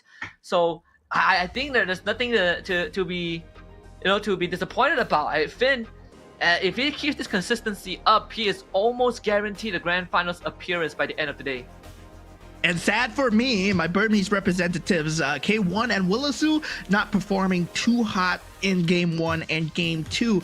Minotaur Karina, I mean, you see the all-in coming in from K1. He was really locked in on that bruiser build. He went for the thickened blood. He went for everything that would help out the Guinevere, but he did not get it. But meanwhile, looking at Dorky's highlights at the start, yeah, it was a slow start for him, but he was a Gusion after all. He does have the extra synergy to work with, and look at him. He's farming up that mage emblem. And at one point, we even saw the Swiftblade crystal being given over to Edith from Finn's perspective, right? And that also helped him get through some of the mid-game rounds. This was where it could have ended for Dorky, because the Electro Final Blow was one cast away. As you look at this frame, literally half a second away, and that Valentina would have been history. And that would have given us a very different, kind of a very different direction, right? Even in the round that we saw Finn Saber go to work, it was against Dorky's mirror instead of his real body. So a lot of things had to come together, but Dorky putting the legwork to make sure that he has enough to fall back on. Yeah, I mean, at that point, Arvin Broby was with a very interesting build as well, right? Bruiser emblem on the Benedetta, making sure that, yeah, the Benedetta just consistently keeps on attacking, and this was the final skirmish that ended it all. Oh my god, it looked down to the wire there. It could have been anyone's game, and the rough waves coming back in became that clutching factor out for Dorky. The Kadita all in, right? Putting the Holy Crystal on the Kadita and the War Axe to slightly have that tank ability. Yeah, and also the extra mana, right? You can see the mana, he was already halfway there with the rough waves. And not to mention having that Edith that really drew the Saber away was also what allowed this to happen. The premium client Go-Go card allowing him to roll into those 2 stars, especially the Kadita, which was incredibly important towards the end as he was running low on economy. Yeah, the main build that he went for was Stargazer Mage Beyond the Clouds. These 3 are the main driving factors to the damage cap that we see in the game. Of course, the Luminex is playing a part as well, giving that AoE damage, giving that link for your opponents. And yeah, this is something that we've seen very often that comes out on top. Stargazer Mage Beyond the Clouds. Mage used to be very good in terms of damage cap, but it could never get top 1, especially in the first MCGG tournament for the influencers, not for the World Championship that we see today. But now, Mage with Beyond the Clouds, it's a revitalized, and Dorky with 8 and 7 points, sitting at 15, Finn being very consistent, sitting at 13, and then we got the other Indonesian, Wisnu, also at 9 points. Okay, the consistency is key, and Dorky and Finn so far has been demonstrating that. We did see it was pretty unfortunate for Wisnu as he just couldn't get things going, so having to take that last place in Game 2 is going to slow that momentum a little bit, but because he did win Game 1, he is still sitting in 3rd place with that 9 points. Plenty of room to crawl back in. Now we're looking at the bottom 4. K1, Scan Dominic, these 2, they got some catching up to do. Yeah, I mean, right now, there's a lot of catching up to do for the bottom 4.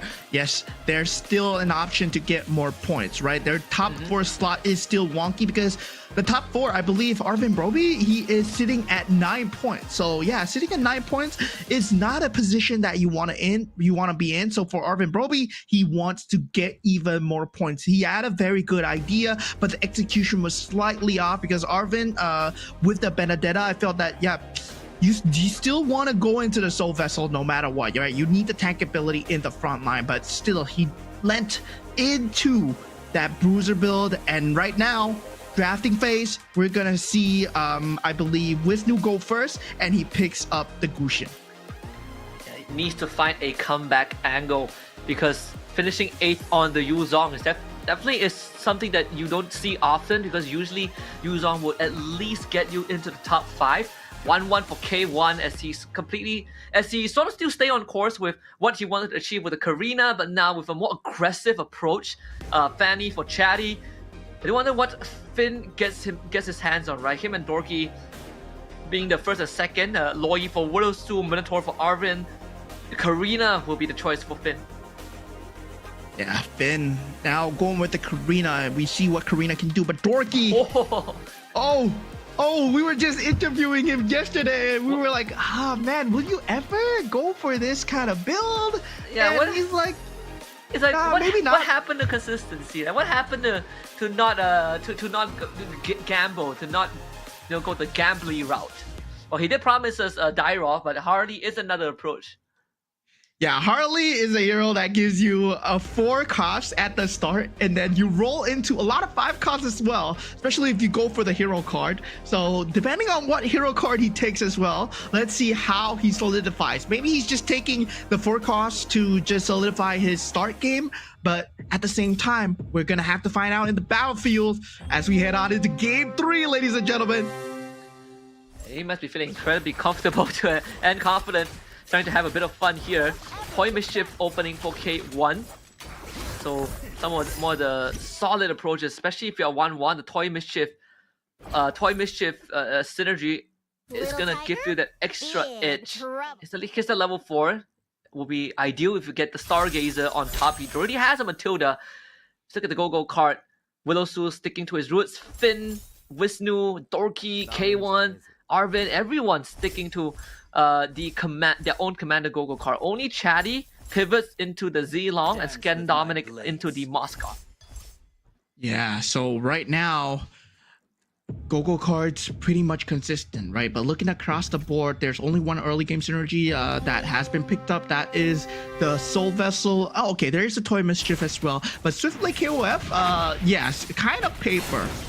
Yeah, very paper, but if you can get some decent items or just a slightly better strategy, then you can allow the K to do some nasty work, and sadly those blades were on the D-Jung. So it doesn't really do too much for Dorky at the start. We did talk about how yesterday, I believe, Zero Mertens did show us. Was it Zero Mertens who ran the Harley? Someone showed us that you get early 4-5 cost, but it really doesn't isn't the be all end all. And K is one of the few 4 costs that you can get early, but doesn't really pay off too much unless you have the right items.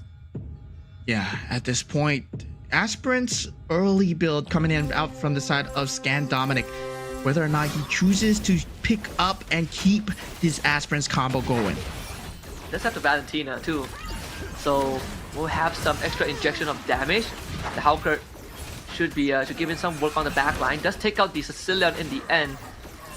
But they do have this Amon that they need to work through. The Amon has the Garden Helm. This should be Arvin B-Rob's round. Dyro still has to revitalize too. The Valentina one wouldn't have enough damage with the Retribution, I assume. Well, he does actually. Nope. He does. Valentina 3-cost unit coming in from Scan Dominic, just proving to be very strong. But something that I'm very curious about is the Harley, right? It's always the Harley. It's always the long card that has been put in. Somehow Dorky is at 86 HP despite having that 4-cost unit. And yeah, he did go for Zlong's power. So there is a lot of early game damage coming out from Chadi. So he has an extra unit, and he also has the Great Dragon Spear.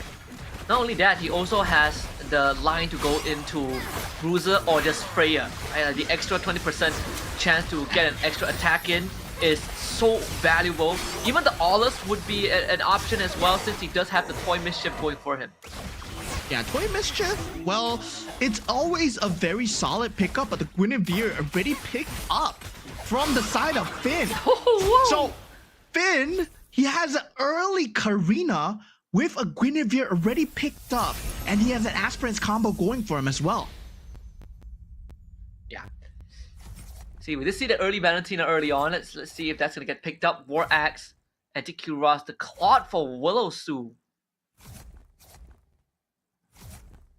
Yeah, K1 does pick up that Valentina. Sea Halberd for Chatty and Chat Talisman and Finn going for the Dominant Ice, trying to increase the win streak, trying to increase the survivability of the Guinevere in the front line. So yeah, very interesting. Guinevere picked up very early from Finn. I'm gonna say this is set into stone, so it's gonna be crazy. And this has to be. Yeah, you can already see some of the lines coming in. See the bruiser crystal there too. 4 bruises, 4 toy mission for Wisnu. There might be some contest there between Wisnu and Shadi. Wisnu once again, the third game out of 5, playing down low with the health pool. Should be able to take this one against Dorky, who is still trying to make that K work. Unfortunately, getting the War Axe isn't exactly the best item for him. Yeah, at this point, The bruises! interesting build. Oh, the Barat, the forecast. Oh, the dodge! the phase 4. Ah, Not enough, not enough. All right, Dorky does it with the Barats that he picked up extremely early, right? The Toy Mischief, always a very solid pickup, but Finn at this point, well, he is leading the pack. He just needs one more bruiser to secure his win streak, but he's still going for the Aspirants build-up. 20 energy right now is not very substantial, but still, any kind of extra skill points, it's good enough. Extra skill damage is good enough. And yeah, Chatty's build, very interesting as well.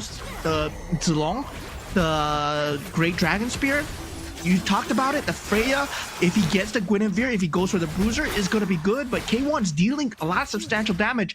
Finn might get taken out here. His win streak is on the line. Nah, all right, Minotaur. Minotaur is there, right? yeah, it's the Glory League, right? So you get the extra shield. All this needs like 1 punch. This should be the yeah. Woo. Also, because the Guinevere was able to get an extra execution before she went down, it really freed up the board a little bit. And having the Leslie also was pretty important. You get some decent backline damage, but also damage from the backline, some raw damage without items, but also drew the saber away from the main damage dealers, which in that case was the Guinevere. So Finn continues his win streak, gets a Toy Mischief Crystal. Oh boy, that's what I was gonna say. Yo, Gwyn Toy Mischief 3-star coming up. this is disgusting, Finn. Finn, you have to stop, man. The SEA Games winner showing and flexing, right? His choices here, right? You pick up the Toy Mischief, that synergy comes through for that Gwyn. You now have access to the Toy Mischief items as well. So you want to build up the Toy Mischief synergy, at the same time, the Bruiser synergy as well. So yeah, there's gonna be a lot of work to be done here for the rest to take out his win streak. Yeah.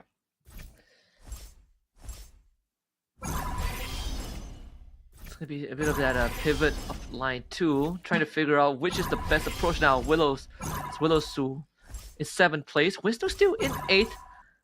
But there are a couple of players that need to pick up the slack a little bit. Scan Dominic and K1 and Willowsu, in fact, being the 3 main candidates that need to play some catch up. 3 scavengers is going to be the direction that Willowsu goes for. Yeah, we do see the triple scavenger. Yeah, as you said, Willowsu right now, he's going for full eco build. He's going to be playing for Behive for sure. Does have the Claude with the Karina synergy that has been picked up by the Loyi. He will get the win streak. He will get a win against Chatty, and he saves his HP a bit for now. The Claude actually coming through clutch. Now gets the Granger in, so Glory League is an extra Glory League shield, an extra damage too. I believe has a Karina enchantment, so you get a free hero every 2 rounds. Some extra economy, which you did recommend me to test out just 2 hours ago. It does ramp up a little bit. Yeah, at this point, Finn, the pride and joy of Malaysia, but Dorky, at this point, can he do anything with the Harley 5 gold growth, right? Hopefully, it does. The 5 costs can actually save him. Right now, he's taking a bit more damage than he would like, especially given the Barats this early on. But right now, Scan Dominic with the Claude actually dealing, Willowsu with the Claude dealing decent work, able to come back with the Loyi. Shadows seep Getting deeper, owned by but the I remain steadfast. fully decked out Xavier. Yeah, fully decked out, man. Holy Crystal and Ice Cream Swan, man, Spell Vamp and magic damage. This is too much. This is too much. If you see that in actual Xavier in MLBB, you run as well. So yeah. He's hoping for the 2-star Guinevere right now, but he's not donkey rolling for it, which I do like. And there's also another out for him, right? He has a Scavenger. He also has that Toy Mischief, so he can roll into an Akai as well. So Finn is always keeping his options open. There's 1 out of 2 routes, and this is what all good professional players do. That if you're playing for top 4, if you're playing for slots, if you're playing for the chance to go to the top, you're playing for consistency, and you gotta keep your options open at all times. Should be able to win this round too. That the Guinevere, another super magic into the execute. More than enough there. So Finn keeping himself at the top. Does Dorky win his... Dorky was able to win that round against Arvin B-Rob because he was starting to stress out a little bit with how things have been rolling with the Harley commander. But still, in 7th place currently, the Akai looking very juicy there for Finn if somehow it gets left until the end. Yeah, the Akai. The Akai is that opening. Nobody's picking up so far. K1 goes for the Holy Crystal. Finn, he look gets at the Akai. Oh my god. Oh, look at him pointing at the camera. Oh man. It's like, I got you, suckers. That is the exact piece that he needs. God sent by the carousel. That's 3 Scavengers and I believe 6 Toy Mischief synergies for him. So even if he does not get the Bruiser, he finds the out. That should keep him in the lead for even longer, and better yet, saves his economy, right? Because the previous round before the carousel, he was sitting at 14. Now with the 3 Scavengers, he's gonna be able to get back up 20 and start racking up to start rolling for that Guinevere that he desperately needs. Right now, taking a look at Arvin's board, right? The stacked out Xavier that took out the win streak of Finn at this point. He does have the Beyond the Clouds synergy going for him, so he can rack it up. But the problem is going to be that Akai.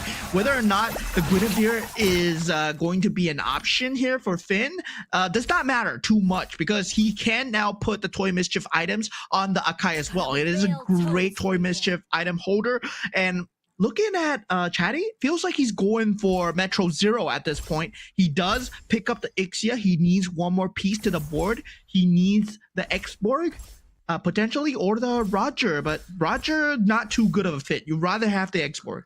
Yeah, and since he's sitting at level 7, odds are incredibly low. He's looking to level up, and he does have a couple rounds of leeway to get there. But also needs to start thinking about how to minimize damage, and going up against Finn isn't going to make it any easier. He's gonna take a big chunk just from this round alone. Yeah, Toy Mischief, itemized Guinevere. It's just a 1-star. That's gonna be a hack. Getting the KOs and getting a 5x KO, potentially a 6 as well. But the Winter Crown, not gonna do too much. God, that's gonna sting a little bit for Chatty. Another 14 to the face. So right now it's Dorky and Finn who are on the win streak. Dorky stabilizing the state of the game. You see that Benedetta there? She took one more into a 2-star Benna with the Harley in tow. And listen to my And a Bruiser Crystal for Finn. How is this? How is this possible? This guy's getting everything. This is the high roll dream game for Finn. Guys, this is Finn's game, and everyone else are they're just living in the game. You know, they're just creeps to him. Right now, Finn, he has the dream combo with the Bruiser emblem. All he needs to do is find the pieces, get the economy, and with the win streak that he has so far, with the creep round, he does not care. There is that 8 Metro Zero coming out from Willow Zoo, but that's not going to be a big threat. The only huge threat is K1 and Arvin Broby, who are building that Beyond the Clouds. So they need the Beyond the Clouds Thunderstones to be way up, and they need the Mage synergy. Yeah. Finn giving the Bruiser Crystal to the Barats. So both the Barats and the Gwyn will be the main carrier. And Scan Dominic starting to roll a little bit. 4 KOF, 6 Shadow Cells. Doesn't feel like it's going to be enough though. He does put the Cure in. That means it does take out the possibility of an Iori. At least for now, he still is banking on the Mage, but the bulk of it is going to be on that Arlet with Terry Bogard as the supporting cast. Yeah, the Shadow Cell synergy together the Oracle card that he picked up does give him a substantial amount of HP, but he's going up against the big boy, the Brave Boss. Finn appears on the board. Let's see what he can do here. Guinevere, bam, bam, already at 5 KOs, and he's gonna form more here, and he splits into Well, the Arlet! two Guinevere. Arlet has a final One more. flash of its own. Oh no, Guinevere is close. shooting too much. So close. One more final slash was what he was looking for. The good news for everyone else out there who is looking at Finn's board right now is that the Guinevere has primarily tank items. So the healing isn't really gonna be there, but also not exactly the tankiest, right? And because he only has 2 bruises, the Guinevere damage ramp up is gonna be slightly slower. So there is a saving grace for everyone else, but again, Finn with 93 health to work with has so much room to take a couple of losses and still continue to build that board. Yeah, Wisnu at this point, he does have 6 bruisers and 6 defenders as well, with the Iori on the tank items and the Winter Crown. But at this point, I would still say you do need a bit more, right, in the tank if you want to take out the top dog, which is going to be Finn here. And now Wisnu, he's trying to find the pieces that fit here. Does have the Toy Mischief, not going for the Akai. It's also worth noting that a lot of these players who are currently losing out are also holding to a couple of Guineveres. So if they get knocked out in the next few rounds, Finn will basically have the luxury to not roll at all and naturally fall into the Guinevere line. This hardly is it enough? Because the Freya is doing a lot of damage over the magic cards and counteracted by the Winter Crown. But it's just enough at the very end. And Channy takes another round loss. Yeah, at this point, Arvin Broby, he was sitting on that 50 gold mark and he was hoping for the level, and he does get it through. The Shadow Cell, very interesting build coming out from Scan Dominic, but he did not go for it early. But right now, he does get that Obsidia. So could be the main carry, yes, but he does need the KOFs on the board, right? You do need that full KOF, full Shadow Cell for this build to work. And all he cares about right now is getting his hands on the Valentina and Arlen, especially the Arlen who is completely uncontested. So that is something that he can always look back onto. And I believe he does have the Go-Go card that gives you extra defense, and that's gonna be allowing the Arlen to do even more damage. And he's 4 pieces away from that Arlen tree. Yeah, 4 pieces away, very close. Does have that blessing on the opponent, but now going up against Wisnu's Bruisers, he's gonna be taking a lot of damage here. And Scan Dominic looking not too long for life as he will. Let's see if he loses his HP, 11 HP. Yes, most likely here, unless he takes out the Uranus. Does not. Scan Dominic now really deep in the woods with this. Another last place finish puts him only at 8 points by the end of game 3. And that means his maximum points is just 24 if he wins the next 2 games. So very dangerous territories as we're down to 7. What does Finn get? It's a couple of good items on the board. It's gonna go for the Feather of Heaven. And guess what? That Guinevere build continues to ramp up. Yeah, Finn, he's going for the Silent Guinevere build, right? But at the same time, Wisnu, he's building up into that 6 bruisers as well. So Wisnu and Finn, they do have that meta endgame build. If not, we're looking at Beyond the Clouds here. And hopefully K1, he pulls through, but he does not have that mage emblem. He needs a minimum of 2 to 4 to make this build actually more viable against the bruisers. But let's just see if the Kadita pulls through for him. Very less items too. And the Kadita, even given the Garden Helm, it's one or two extra rough wages to make the difference. Both him and Dorky have the 6-star wings to work with, but the main carry is a completely different. Kadita on one side, and the Benedetta 2-star that is starting to rip through the backline with the Electro Final Blow as Dorky's Harley roll is starting to really pay dividends. Yeah, at this point, that Benedetta with the Starwing synergy just tearing through everything at this point. It's gonna be up to the Kadita versus the Benedetta. 2 iframes. It might end in a tie, but the final play, the battlefield. K1 gets taken out, and that's both Burmese representatives down in the dirt again as they end at the bottom 3. Oh man, I legitimately thought the Kadita just sidestepped the final blow, but was still in range of the pixel. K1, a very different showing from yesterday's, as he just couldn't get it running. And I mean, partially is that he couldn't get the 3 stars, but more so he had a line, but it just couldn't fall into place in time. So 8 points for K1 by the end of this. This is it's gonna be rough in the bottom ranking. Finn still at 93 health. He hasn't lost a single round since the last time he lost. Yeah, and Wisnu right now with that 6 bruiser build. Let's see what he can do with this. Guinevere looking extremely strong as well with the defender emblem. Yeah, this Iori actually got distracted by the Eternal Guard, but still the rest of the lineup should be able to do enough here. It's down to this Harley 1v4. The card actually has so much damage. It's him and the Guinevere, and the Guinevere wins. Yeah, the Guinevere is just 30k damage at this point. Sure, Barat does have that bruiser emblem as well, so he is going for a very similar build to what Finn is going for, but Wisnu is just a tad more defensive, right? Right now, he adds the Akai into the build, but Finn has that Toy Mischief, and he has a 2-star Akai. So we're going to have to see how this plays out. Yeah, and still holding to 3 scavengers, same as Wisnu, so they both have some E-card running for them. For up to 4 bruises for Finn, has the Iori too, and Iori on the board. So him and Wisnu are very closely contesting the pieces. And I think both of them are also up on there with the health pool.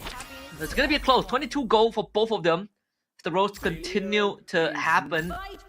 10 hero slots now up there for Dorky.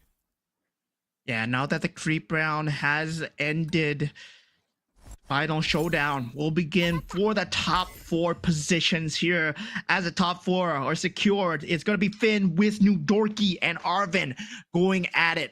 Feels like Dorky has kind of the weaker build going for that Starwing. Yeah, it does give you that HP bonus and 16% damage, but it's not scaling into the later game, right? 16% set damage is not going to be enough against the double hits coming out from the bruisers with all these itemizations. Now we see the top 2, the bruisers, going at it. Yeah, the Gwyn's going to split into 2 right now, and the Karina Twin Blades is going to be important here. The Feather of Heaven healing also healing a lot. The Cho 2 gets hit on time by Finn, and that Cho 2, big difference maker there. Another top 4 finish for both Finn and Dorky. Talk about being consistent in this semi-finals, but Dorky on his last legs now after that loss. Yeah, I mean, at this point, Dorky is hoping for that. Oh, he skipped it. I was thinking he would want to go for the 2-star Akai, but he actually skipped it. Now, taking a look at Wisnu's board here. Wisnu, at the same time, he does have a very good bruiser board. He will be able to take out the other opponents, but I think he ends his run in second here. Like, no one's gonna be able to take out Finn. Toy Mischief into a bruiser is just scary, man.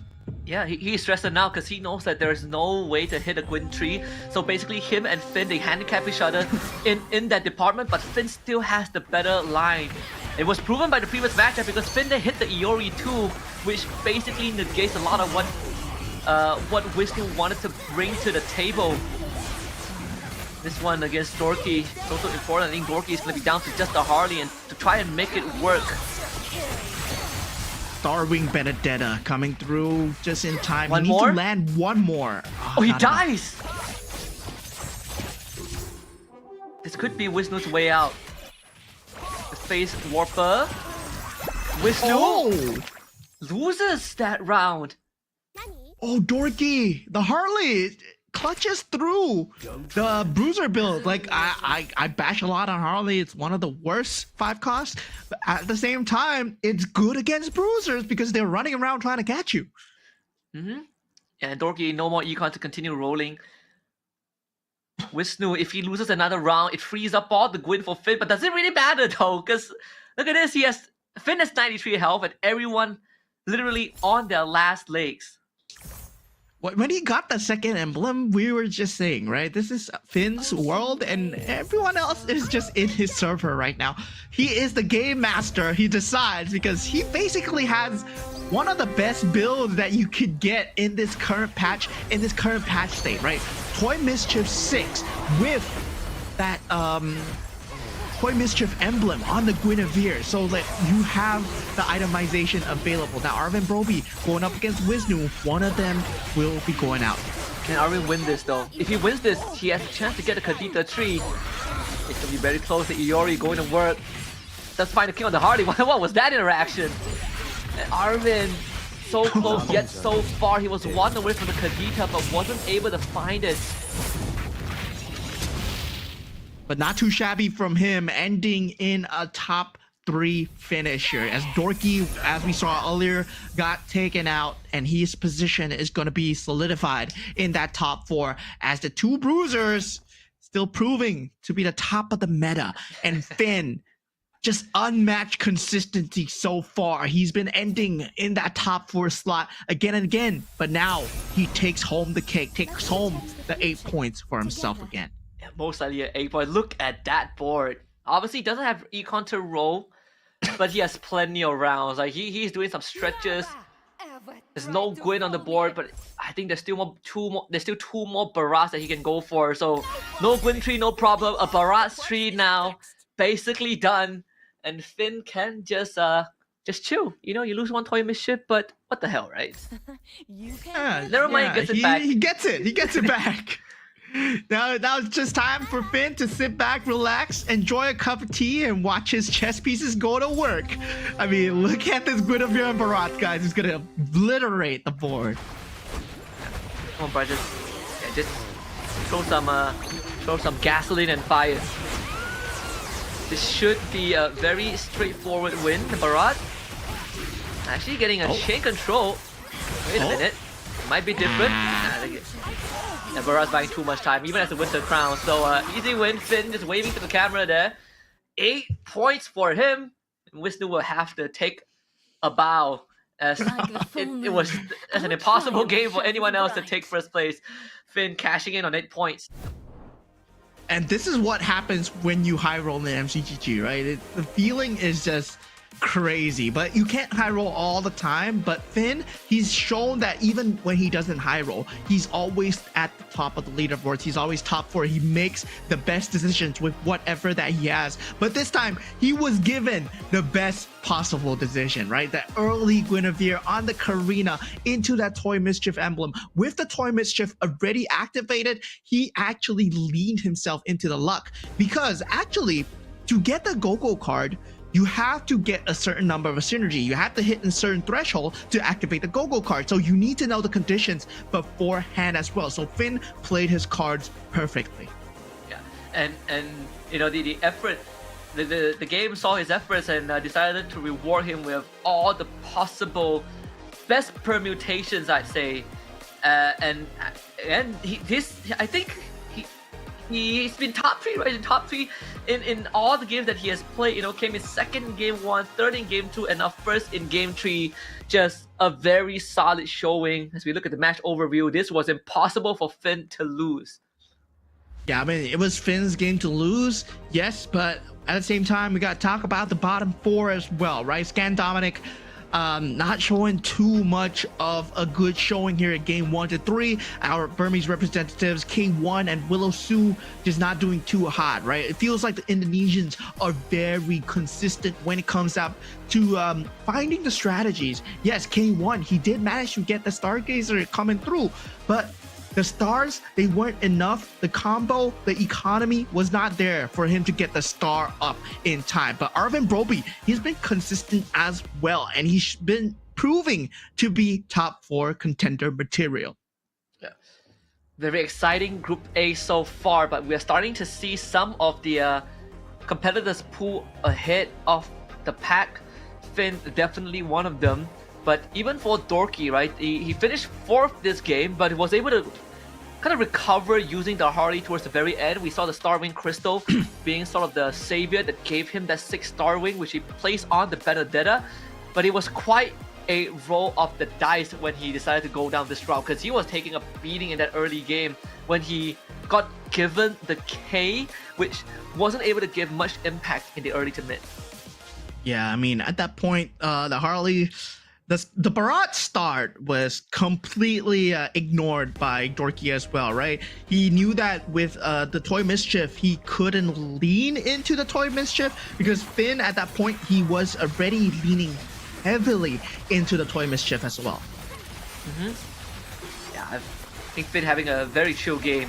You can see even moments during the game where he knew that he got it in the back, you know, just looking serious at the start, but as the game progress, you see more and more of the smile, and that is the C game first place. I think for this final he sort of knew that the game was his. There was nothing stopping him, and not to mention that he did go for the Karina in game 3.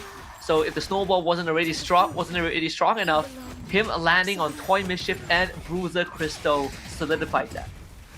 Yeah, there's something to be learned about his consistency as well, right? His decisions making to make the best choices available in the game, his studies of the meta with different commanders as well, him pulling through top 3 with the 1-1, and now when he's given the chance to shine, given the Karina as well, he makes the best possible decisions. And with that Guinevere pickup as well, he knows what exactly that he has to do. The Guinevere, yes, he did get it very early, but it was a 1-star Guinevere, and at the same time he started building options. So he started building towards that Toy Mischief that led to that emblem buildup, and that led to that 2-star Akai, and also that final 3-star Barat that secured him the game. It wasn't just a single lockdown on the Guinevere. Yeah, I have to go Bruiser no matter what. Sure, Guinevere is the meta, but he opens up a second option, and that's what Finn does so well.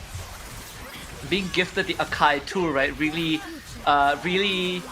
gave him even more alternatives to fall into. The Akai on the carousel, also one of the critical points in game number 3, and not to mention the 2 crystals that he got basically allow him to interchange the synergy between that the Guinevere and the Baraz. And he saw that Guinevere 3 was not a possibility, but the Baraz was completely open. So congratulations to Finn getting the fat 8 points from game 3 as you pass the halfway point of this Group A bout.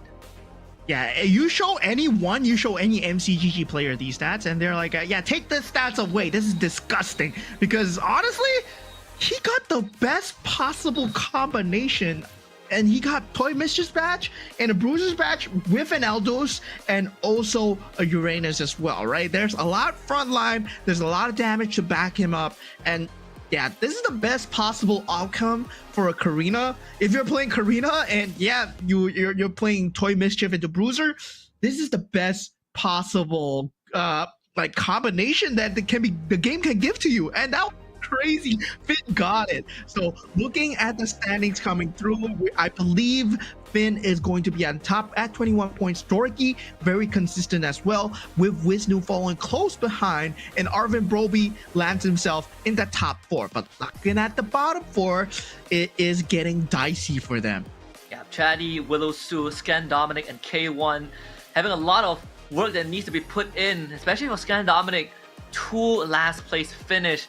So when we look at the maximum points that they can get, K1 and Scan Dominics, they can only cap out at 24, 25 for Willow Sue, and I believe 28 for Chatty. If there's anything that we know, like even for Arvin from yesterday, he has always been in the middle of the pack, so staying consistent in that line. But for Finn, only top 3 finishes, which sort of goes back to what we talk about on his Seekers performances, right? 5 games, he only finished 4th once, and the rest were top 3. And he finished first out of 5 games, first 3 times out of 5 games. And this is really starting to prove his prowess, but he will have to go last in this Game 4 draft. Yeah, right now, straight up, we do see the Karina being picked up by Scan Dominic. And Willow Su going for the Fanny, K1 going for the Gushin, Loyi picked up by Chatty. So now it's just time to rack up the points. Dorky going for the economy option of the Valeer as well. Arvin Broby heading into the 1-1 round. We've been seeing a lot of 1-1s work this game, but we also saw K1's 1-1 didn't do too well. And Wisnu going with a very cute choice of picking up the Kagura, and Finn pulling out the PNK. Alright, Popo and Koopa, which was shown in game 1 by Willow Su, allowing him to hit almost a Freya tree. He almost got there, but ended up getting taken out too early. Now we get to see if Finn can show us how it's really played, because Popo and Koopa is one of the few commanders that I am very, very, inspired to learn, but the approach, the creativity that you need when you play this commander is very different from a lot of the other commanders out there. Yeah, I mean, PNK really banks on the fact that your opponent are good and they're going for the build that you are hoping for, or your prediction of your opponents are good, right? You've played against X and X, therefore you're playing against X and X next. And for Kagura, Wisnu as well, it's a very hands-on hero where the shield's value is given to a unit, and yeah, that's what mostly the Kagura is all about. Like, you get the shield value. Let's head into game number 4 of match 1 of Group A and see how this one is going to pan out. Because so far, for some of these players, it has been smooth sailing. And Finn, well, in K1 actually starting off with the Double Glory League, so one of the slightly more underwhelming openings, but it just means that you have to go a slightly longer route to go into what you want. We're going to check in on the Go-Go cards and the opening synergies in just a little bit. There we go, on the screen. Finn, Toy Mischief Bruisers again. On the PNK, picks up the PNK card. And yeah, a lot of people like to go Toy Mischiefs. A lot of people like to go for Bruisers early. So when he gets that, and his opponents start picking Bruisers, which we do see many of them, Arvin Broby with the Toy Mischief, Wisnu with that Bruisers as well. If he gets them as an opponent, his copy trap is gonna pay dividends. And especially when you get into the mid game, when 4 cost up starts coming in. Yeah. If I remember correctly, the Popo and Koopa trap ignores the hero limit in the pool, right? Because you essentially just duplicate the hero that passes by. So it again gives Finn some freedom to work with, as he doesn't have to worry about just rolling down for what he wants. Yeah, Dorky right now does wait a minute. Oh yeah, Dorky is the Valeer after all. So yeah, he does have a different commander card from what he's used to, but he has a very good economy. So 6 cost in, and Finn already setting up the trap, waiting for the prey to strike here. This man been so consistent. He's just smiling. He knows that, yeah, he generate a copy trap and he's just hoping for a good opponent and placing his units properly. Yeah, he's opening the doors and waiting for people to walk into it. He's gonna get the Aulas. Oh, he gets it. Man, this guy, he's something else. Oh no, that's more Toy Mischief. I mean, against Arvin Broby, he's gonna lose. He's gonna take the L for sure, because Arvin Broby is playing the 1-1. There's a lot of set damage coming out from the 1-1 always at the start of these rounds, but at the same time, is it a loss though? He got an Aulas. Using that health pool as a resource. And I have a slightly slower fight. Wisnu with incredibly decked out Jawhead. The fat shield from the Kagura, more than enough to win this round against Dorky. Victory takes one swing. Yeah, now a lot of them, they start to realize that, Toy Mischief is a very good synergy, and a lot of them are going for the Toy Mischief synergy, but it gives room for people to go for things like Aspirin starts. There's room for people to go like things like Beyond the Clouds and also Shadow Cell start, where they actually start to ramp up, right? These are all very good late game builds where, yeah, you might not win early, but you take a lot of damage, and at the same time, on the same line of using your health pool as a resource, in the end, you get that huge cash out from your Shadow Cell or also the Aspirant's energy as well. Some of the benefits to it is also that you go into the carousel and you get priority over what you want to take. And that's sort of, and a lot of times it makes a difference, right? It allows you to come back into that mid to late game with a stronger line just because you get to choose first. For now, that seems to be the case for Finn, who is down to 86, just in time for the carousel. Yeah, Scan Dominic will be the first person to go, and we do see Finn, then K1, then Dorky. So Scan Dominic, he has his choice here. He goes for the Freya instantly, and Finn picks up the Kadita here. So wow. He's going for a separate build. Like, he gets the Toy Mischief, yeah, he gets the Owlus, but doesn't matter. He's going for a separate build. Willow Su, being the last to pick it up, goes for the taunt. And it's about options, and Finn just unlocked another option for himself with the Kadita. And now Stargazer is another line that he can fall into, and there's plenty of time to plan that out. Whereas for Dorky, does have the Soul Vessels Dauntless, the KOF2, sort of a ragtag mix. Again, having that K as the first forecast. And creating that option as well, right? Finn, he makes it so that he has that Stargazer ability available, and K1 at the same time. He is going for Stargazer mages as well. So there will be another person in his pool, but he does see that a lot of people are going for the Toy Mischief. So that's what maybe Finn is thinking about. Yeah, let's just go for something else that has a more open pool and more pieces to play with. K1 down to 75 already. A lot of health bars. A lot of health being traded out, so that's a quarter of his health already gone. K1 hasn't won a single round, I believe. He hits into OT. Is this Kagura shield counteracted by the shield placed on that Sicilian? Arvin Vira will win that round. Yeah, the Dijang also dealing a lot of good damage. 4 Soul Vessels already out for him. But now, looking at Wisnu's board, him on the Kagura doesn't really deal much in terms of economy. It's more of an interaction card, just like the 1/1 as well. But at the same time, it does give him a very beefy jawhead. It does. Having double Aldous just for with extra bruises. Of course, some minor backline dive with Hauke, the Feather of Heaven on the Feather on top for the extra punch. So I don't see him cutting through what Chatty has built up with this Masha Golden Staff. Has the Face Warper enchantment from Loi, which I feel like is one of the best out there. Not just because of the damage, but it gives you that Face Warper ability, right? For you to get your health back and reposition. Yeah, there's a lot of options given as a Loi, right? That's why a lot of people like playing the Loi so much. You can go for the Scavenger emblem as well, then afterwards you get a free hero every 2 turns, so that's good in terms of economy. Or you can go for the combat, like you said, the Face Warper, it helps as well. Now Go-Go card going in, Dorky going for that 4 cost as well. Now we do see Finn, he's leaning towards Star Wing already. He picks up the spaceship hangar. And that fixes, I believe it fixes the starship in place, but grants you bonuses on top of it. You see the 2 Stargazer beyond the cloud as well, so the Kadita is going to be the main focus for Finn, just as expected. Let's see what items he gets, right? A Holy Crystal would be great, Glowing Wand, a Winter Crown, in fact, will be what Finn picks up.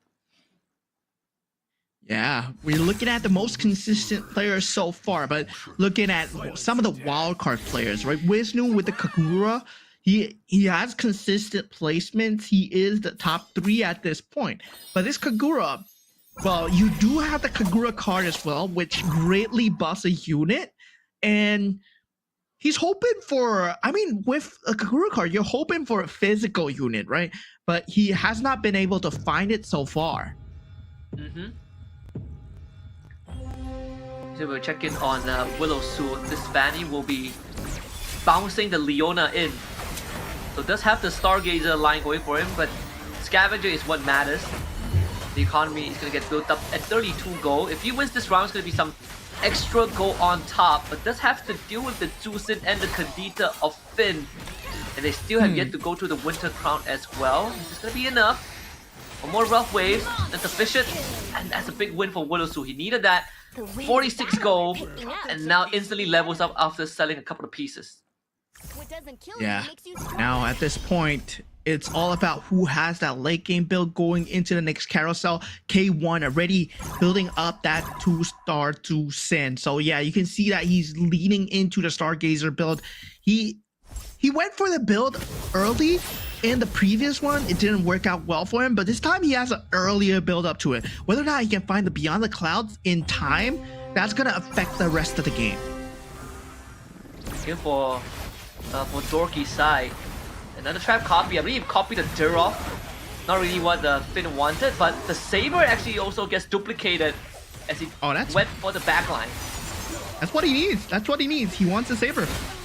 Yep. He needs it for the Starwing synergy. So Finn just playing the cards perfectly, losing a bit of HP here, right? As we said, he's gonna have a slow start with the PNK though. I think he wins this round, yeah. And he even wins the round, so it's a double whammy. You get a Saber dupe, and on top of it, you win the round. Yeah, Finn, his build is starting to pay off. He's the only one at level 8 at this moment. So he has more access to the 5-cost cards than the others, right? So at level 7, you only get a 1% chance, but level 8, it greatly increases. Yeah, 1 extra hero slot. But also, if he dupes a hero that he doesn't want, you sell it for extra economy, so he is winning regardless. It's more of how big he wins per round. And Finn, he actually gets a kite as well. Oh my god. The scavenger synergy is running for him. So yeah, he has a triple scavenger synergy while building up the Beyond the Clouds as well. So he wants to build up the Beyond the Clouds to ideally as high as possible. Meanwhile, the Disrupt from the Akai is going to be helping out to lose less HP, right? He knows that he's not going to be winning. He's using his HP bar as a resource, like you said, but at the same time, K1 also not doing too well. 27 HP at this point. K1 hasn't been able to find any wins. And starting to get pretty dire now for K1. Can't afford to lose any more. He's gonna be able to get through this carousel, but might not live long enough to see the next go-go card. Oh, he goes for the Stargazer synergy, and Finn gets the +1 cap. So Finn, he finds himself in a great situation. Wisnu gets the Bruiser synergy as well. So we got 3 players getting their ideal choices. Scan Dominic going for the Iori as well. Meanwhile, the rest, I would say, is like, you know, not too high on the list. But we saw 4 out of the 8 players. They get what they need. Especially for Finn, who now gets to lean into an extra synergy if possible. But the fact that he gets priority on that level earlier on means that he gets to roll into what he wants quicker as well. This should start paying off, right? The Popo and Koopa, if you can get to level 9, then that's where the biggest cash out will come in. Yeah, so he needs to get to that level 9. He does get that +1 cap, so he has that 9 slot, but he needs that 10 slot to make things work for him. Right now, Arvin Broby going up against Finn, and it looks like Finn still gonna be on that losing end, still just taking out units, still trying to play the eco game. The Kadita still at level 1, and that's not enough. Needs a Kadita 2 and a slightly better item, so he's probably gonna lose out this round, but the next round will really decide where Finn stands by the end of this. Yeah, it's really an edgy play coming out from both K1 and Finn. K1 finally got his first W and ends the losing streak here. But now Finn, with that 2-star Kadita, gonna start clearing boards here. But K1, he does have that 6 Stargazer synergy, but is unable to build up the Beyond the Cloud synergy that much. Unable to find the Edith because he's currently at level 7. Only 1% chance. Yeah. Oh. Who can get duped by the Kadita? No! It's Gets the duped! Kadita! It gets duped! He has to at least win this round to salvage some of the losses, but ends up losing to Finn. Oh no, Finn, he managed to fight the best possible opponent here, so he does get the board going for himself, and he has more Beyond the Cloud synergy. So, once again, it's going to be a battle of the bruisers at the end. Wisnu with the Owless not surviving. Willow Su doing well for himself. That bruiser synergy is still 3 out of 4 for Wisnu. Unable to find the pieces that he needs. But going into the next Go-Go card selection, it will be a blue card. So mostly going for economy, mostly going for rerolls or HP here. Yeah, Finn going for just some extra juice with the synergies. We just see Willow Su just picked up his second Go-Go card. Very willing to hold on to the third one, same as Chatty and Wisnu, as they have plenty of health to work with. Yeah, it is a blue Go-Go card after all. We see most players, they like to hold on to the blue Go-Go cards now into the creep round. The battle's not that too important.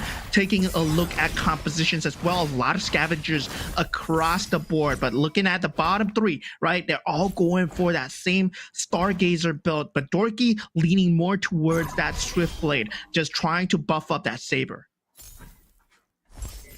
Another Saber tree line, which funnily enough, wasn't really demonstrated in the previous game, but this might be enough, right? We see the double Masha out now for Chatty.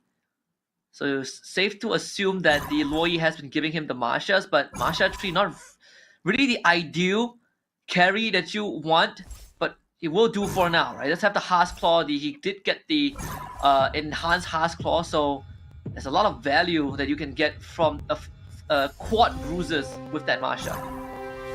Yeah, still only quad bruisers. It looks like the bruisers are not appearing in the board, especially for this game 4. So we do see more towards a lean towards Stargazer synergy, where the late game builds are going to be coming out from the side of Finn, who does take out Chatty. That quad bruiser not going to be enough, and Finn. Yeah, he found his dupes, he found his stride, K1 as well, getting the W against Dorky. You're going to start to see the Stargazers pop off with the Beyond the Cloud synergy. Wow, so Finn hits level 9 and gets a Vexana on top. You could not have asked for a better chain of events after all the losses that he had to endure early on. Same for K1. The Stargazer, 2-star Vexana, 6 Stargazer synergy, and 6 Mages. We all know where this is going. The Valentina will be the key for K1 to get through this. The economy is in shambles, so hitting a 3-star Valentina will be miles away. But let's see if we can at least earn him some extra points, because he needs them. Yeah, he really needs them at this point, and he's just hoping for a good carousel placement.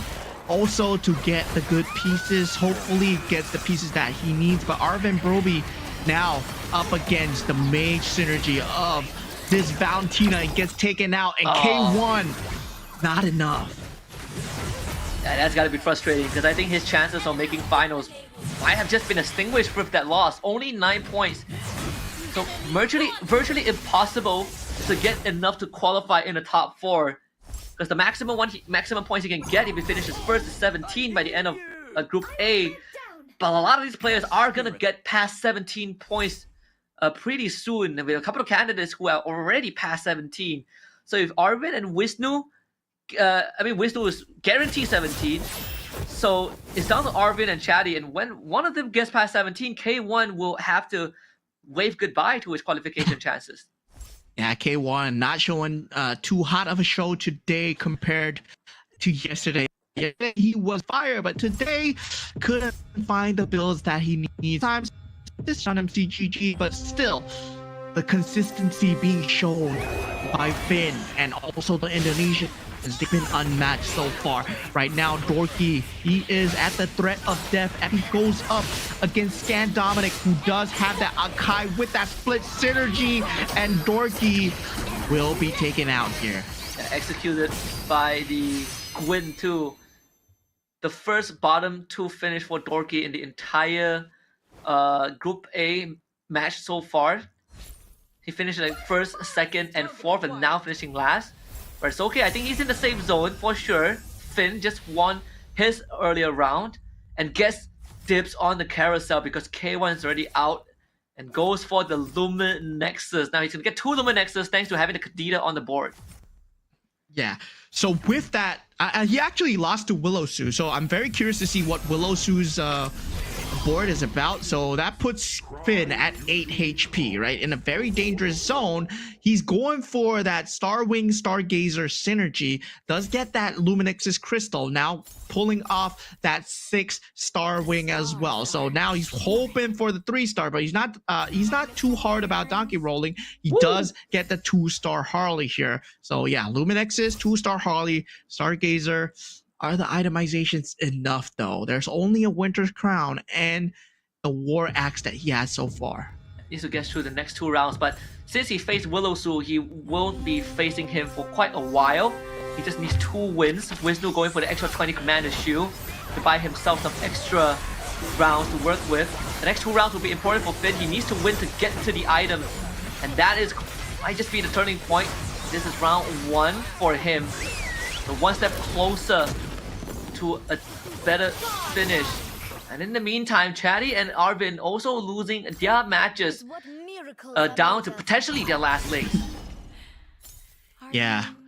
Things are heating up here as we head deeper into the semifinals here. This is Group A. 4 of the members here will get eliminated, but now taking a look at the board, Willow Su has that 6 bruiser with the 3 scavenger synergy with the Fanny on board. So right now he found a premium build with a 2-star Guinevere on board, right? But he does not have that lifesteal to make it work as of yet. But the Guinevere hopefully pulls him through. Even for Finn, making sure to let everyone know that a Claude 3-star might be incoming. Not for himself, but for Arvin, who I think is 2 pieces away. See Willow Su, if he wins this run against Chatty, he should be able to pull through with the board that he has. Chatty, the shield coming in clutch right there, keeping him in the game. He had 21 HP, and that 20 shield value is what kept him in the game. Arvin Broby now on 5 HP, finally finds himself a bit lower than Finn at this point. As we head on into the creep round, we take a last look at their synergies available. Wisnu able to get that 6 toy mischief synergy. We saw how strong it was. Yeah, Finn hit the Kadita tree. Okay. Oh no. And we did say he just needed to survive a round or 2. And remember the earlier traps that we saw that was duping the Kaditas? It all paid off. It all paid off. Funny enough. Oh my god. The saber that was duped, it was just that one. He probably sold some of the extra sabers for the econ, and now he gets to build into the sabers too. And I think he gets 6 Star Wings because he did have 1 extra slot, and he hit a Freya too. Oh, he skipped the 2-star export for Arvin. He's going all in for the Claude. One more, come on. Second units. Finn warned us about it, and he gets it.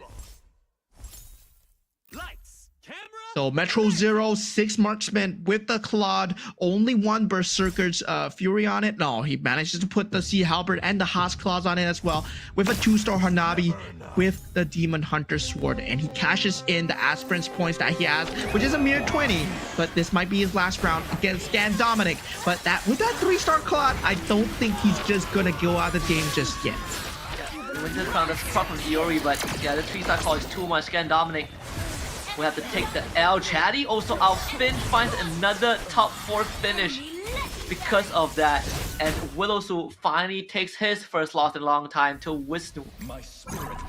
Yeah, Wisnu at this point, with the Toy Mischief synergy, is doing well. Willow Su at this point, yeah, he's been going full eco. So right now he has a time, right? He's gonna swap out the Scavengers. He gets the 2-star. He gets almost a 3-star Guinevere that Finn has pointed out, and Finn has always been pointing it out. He points out the 3-star Claude, 3-star Guinevere, and you can tell that Finn, he's not just playing on his own board. He's always consistently visiting other people's boards within the 20 seconds. So that's how fast his fingers are. Yeah, this guy's he's playing politics in the game, right? He's letting people know that, hey, we gotta watch out for this guy. while simultaneously making sure that he has the upper hand. But up against this 3-star claw, that's gonna be interesting because Whistle is gonna take that L. Willowsu just lost to Finn. Legendary. We might be seeing the Arvin against Finn final to showdown just a little bit. They're gonna face each other next round, so one of them will go. This is gonna be crazy here. I mean, this is the luck of the draw here. 2-star Hanabi being picked up, and now going for. Oh, 3-star Wisnu Granger. have an angle? Miracles are Does the made of- Wisnu have an angle for the Gwyn? He's looking for a 3-star Granger. He needs 2 more. Oh, doesn't have the economy. 3-star Gwyn, 3-star Granger. Oh, looks so close, but so far.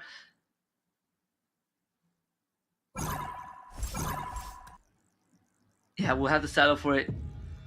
Not willing to roll anymore because he's 2 Gwyns away from his 3-star Gwyn, but he needs to survive this round. And it's up against the 3-star Claw. This could be GG's. Yeah, Wisnu at 18 HP needs to take out just enough units. Can the Granger do enough here? One more? It's not gonna be enough. Willowsu takes 21 to the face. And No. now it's down to top 3. Carousel Yeah. round. +1 cap is available. What is But Finn gonna go Arvin- for? Start with KOF F? synergy. KOF. Yeah. Has he put it on the He knows that Kadita? He puts it on the he- Kadita, right? Is the captain? Yeah, he puts it. Captain Kadita. This is gonna be incredibly close. They're all down to one last round. Is built upon truth. One more Oh. Gwyn. One more Granger. Gwyn, one more It's Granger. either or. Oh, Oh, no. no. Does he sell? Yeah, he sold. He He sold. sells. He's rolling for it. Takes Iori. Come on, that's the Granger. Granger. He needs one more Gwyn. Does he find it? He finds the Gwyn! Gwyn! Oh la la! Wait a minute. 3. That's the future. Oh, there it is. Okay. Goes for it. Oh, might bailed himself out of losing the next round. 6 bruises. Is there a bruiser synergy on the Granger? No, it's not. Does he have enough? This one is against the Kadita tree. Might be enough actually, right? Monster Yeah, it might Kadita be. has a lot of work to do. Whoa, Eternal Guard? Does he drop? Oh. legendary. Yeah, it's No. more than enough. Legendary. Oh, Willow Bills takes out himself Finn's out. mirror. Oh, but it's just a mirror, so Finn still gets a second place finish minimum.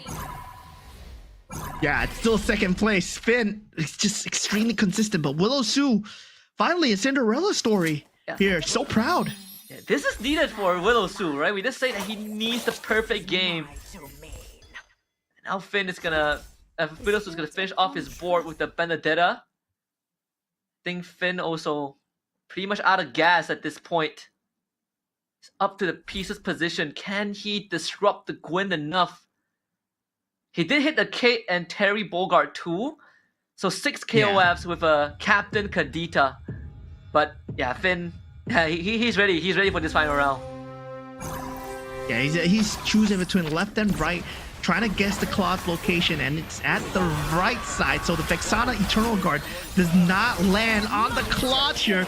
And now with that, the Wait. Kadita Wait a can minute! do enough. Legendary. Wait a minute! Winter! Come on, come on! Oh my goodness! Finn! Oh, Legendary. so close. Still needs me. Oh, what? Captain, my captain, that was enough. Oh, what a play, Finn! He was willing to give the Vex up. Yeah, that was a sacrificial play, right? Putting the Vexana into the path of that 3-star Kadita, so that his Kadita, the 3-star Guinevere, so that his Kadita has the ability to use the rough waves. Yeah, and to wipe all of the other pieces too. So let's see what items both of them get. Yes, the Lord round, the first Lord round of Group A. I can't believe that Finn outlasted that round. I was sure that this is the second place finish. But now it looks possible again. The Metro Zero is out. The X-Borg picked up by Willowsu. So 7 synergies plus 2 3 stars. Finn is not gonna have enough economy, I think, to roll for another 3-star. But let's see if the item that he gets are enough. 2 KOFs, 2 Soul Vessels, and Willowsu just wants extra bodies to bait to distract the rough waves. Yes, it's enough though. I mean, Metro Zero, it just gives damage. It doesn't give defense. There's 26 And Thunderstones on Kadita. Is it enough? Yeah, final battle here. The rough waves instantly taking out 4 members. The Eternal Eternal Guard. Guard lands on the Claude. Godlike. Oh, one more rough waves. Come on. Legendary. Oh, takes out the Yes, Claude. Winter. Legendary. So close. The fatty takes it. Willowsu.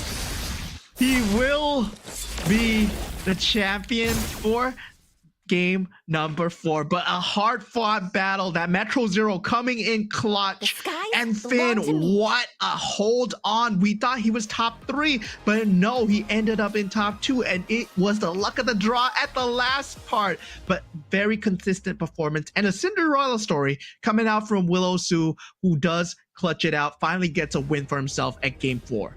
Yeah, honestly, Willowsu now has a chance again to make it to top 4. He's now currently sitting at 17 points because of that win. And now he needs a decent game 5 to qualify. I mean, this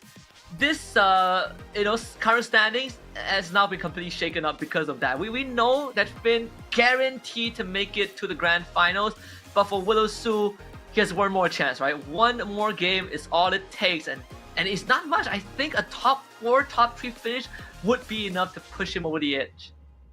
Yeah, I mean, really at this point, it's about the others right now. Finn has been consistent. He's been a monster. He is the raid boss to watch in the grand finals.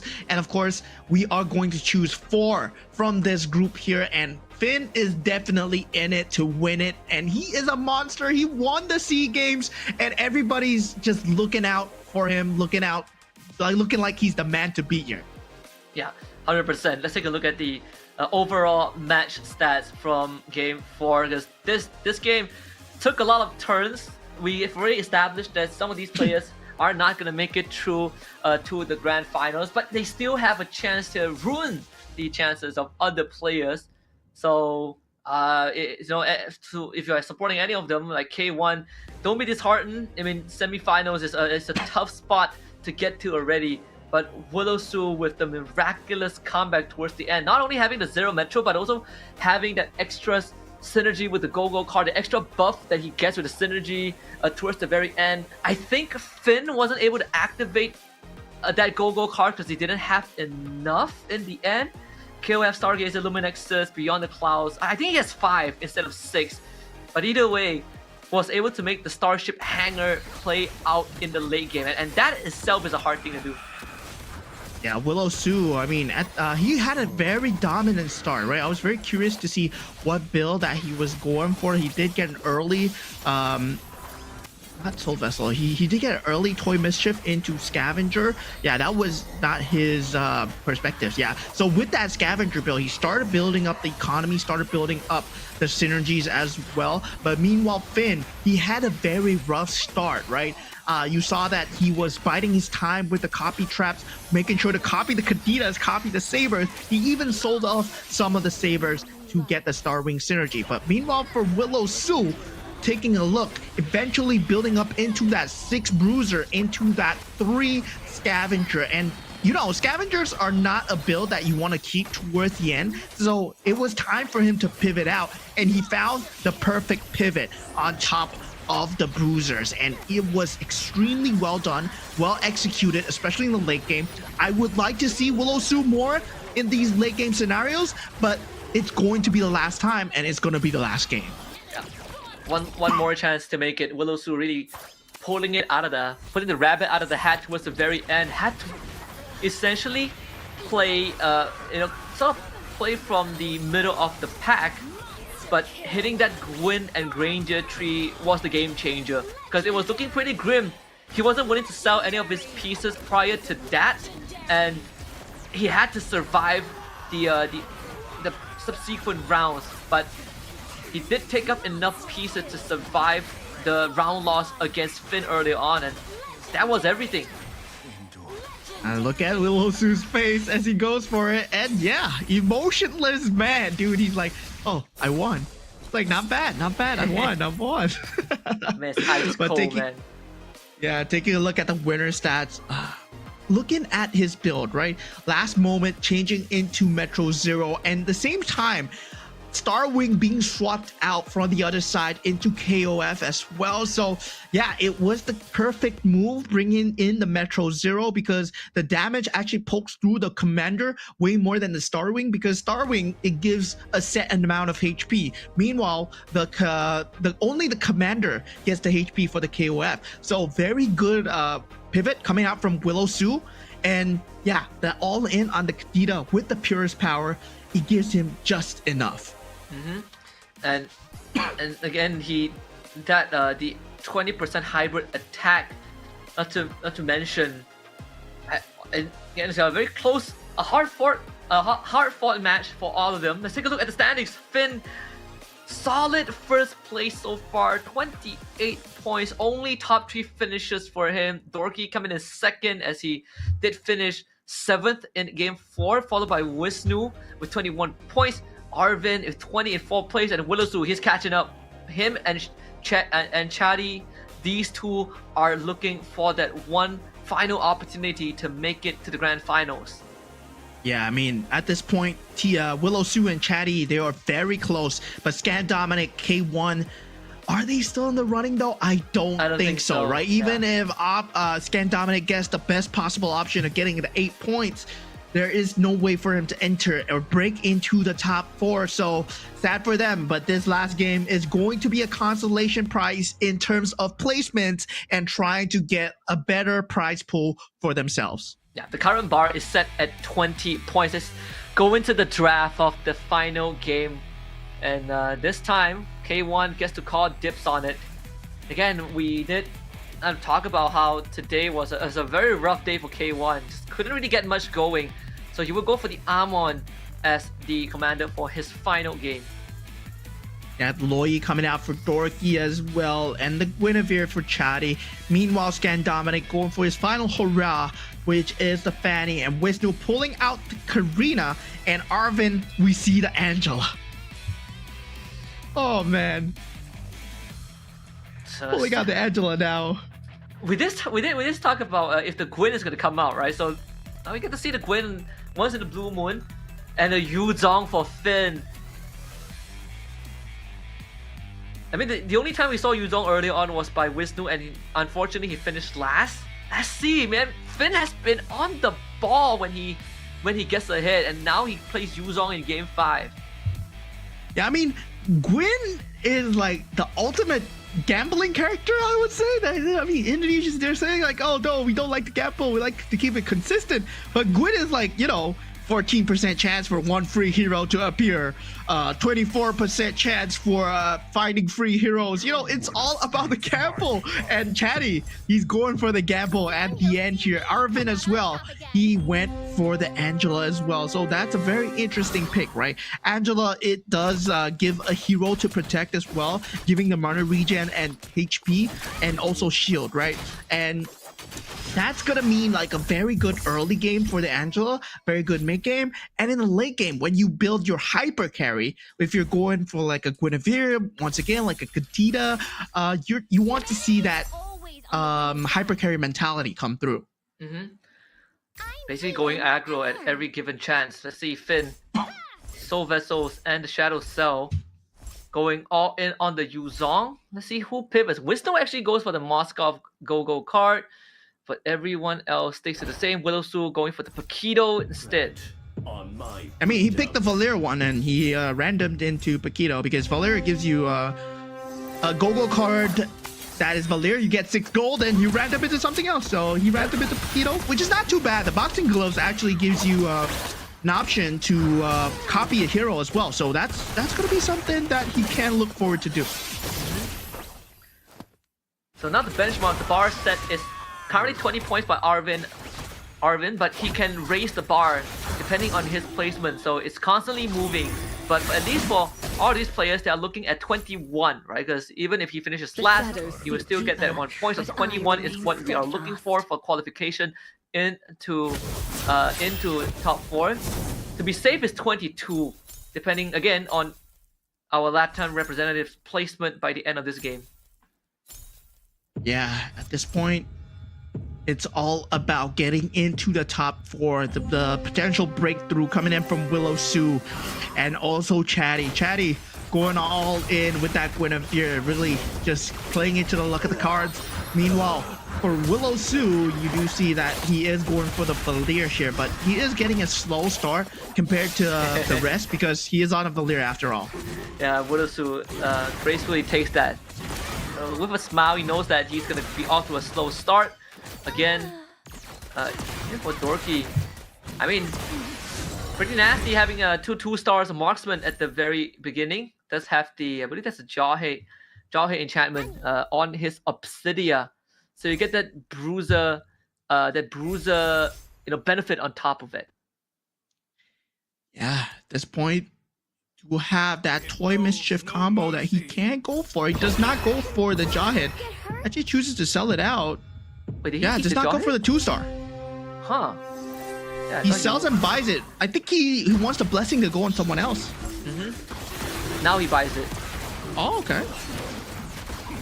I think he transferred. Did he transfer the Clint early on into the machine? I think he did. Oh, that could be. Yeah, he basically put the Jawhead into the machine, and then he decided to put Clint instead. So yeah, there we go. Jawhead was intended. So now we do see the early game builds coming out. Now we will go to the first carousel here, and okay, we have a scavenger, the KOF, yes, the K as well. So K1 instantly going for the K, not having a good start on the Gushin, and now with a War Axe and the defensive items being picked up, Wisnu does go for the scavenger here.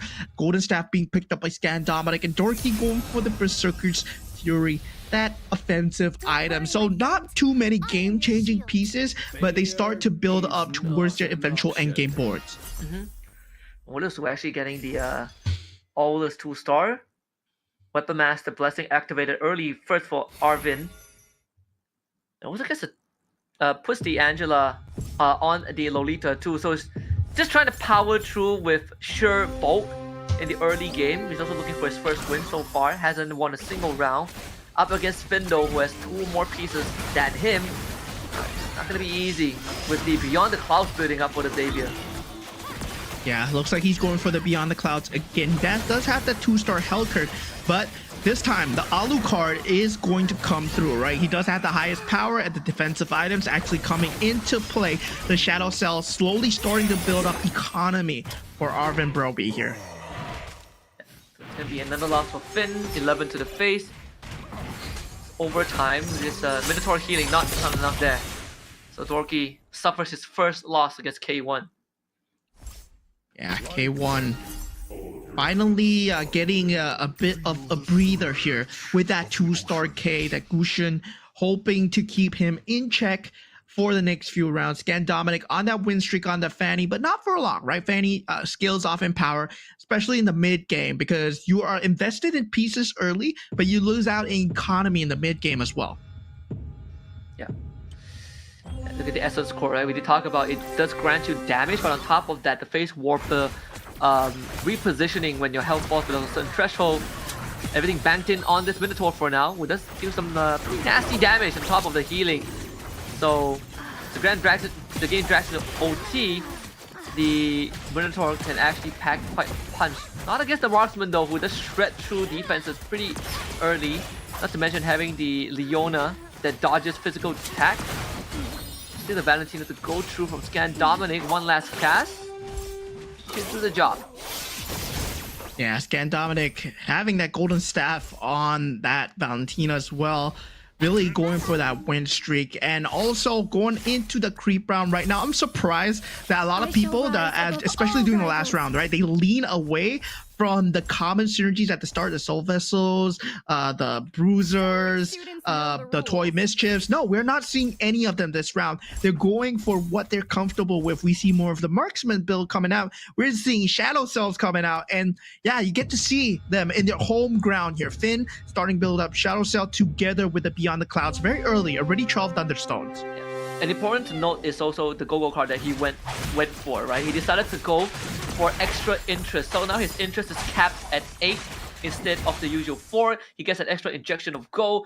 Look at his goal right now. He's at 62, but because of the extra shall interest that rise he above all gets from the rivals. go-go card, this is where he can start recovering economically, but also with the Terry Bogard that he got early on, we can expect him to hit level 7 right about now and start rolling for some pieces. Or he can still trade his health for more eco so that he gets in the carousel first, but be the first to hit level 8 and then play from that point onwards.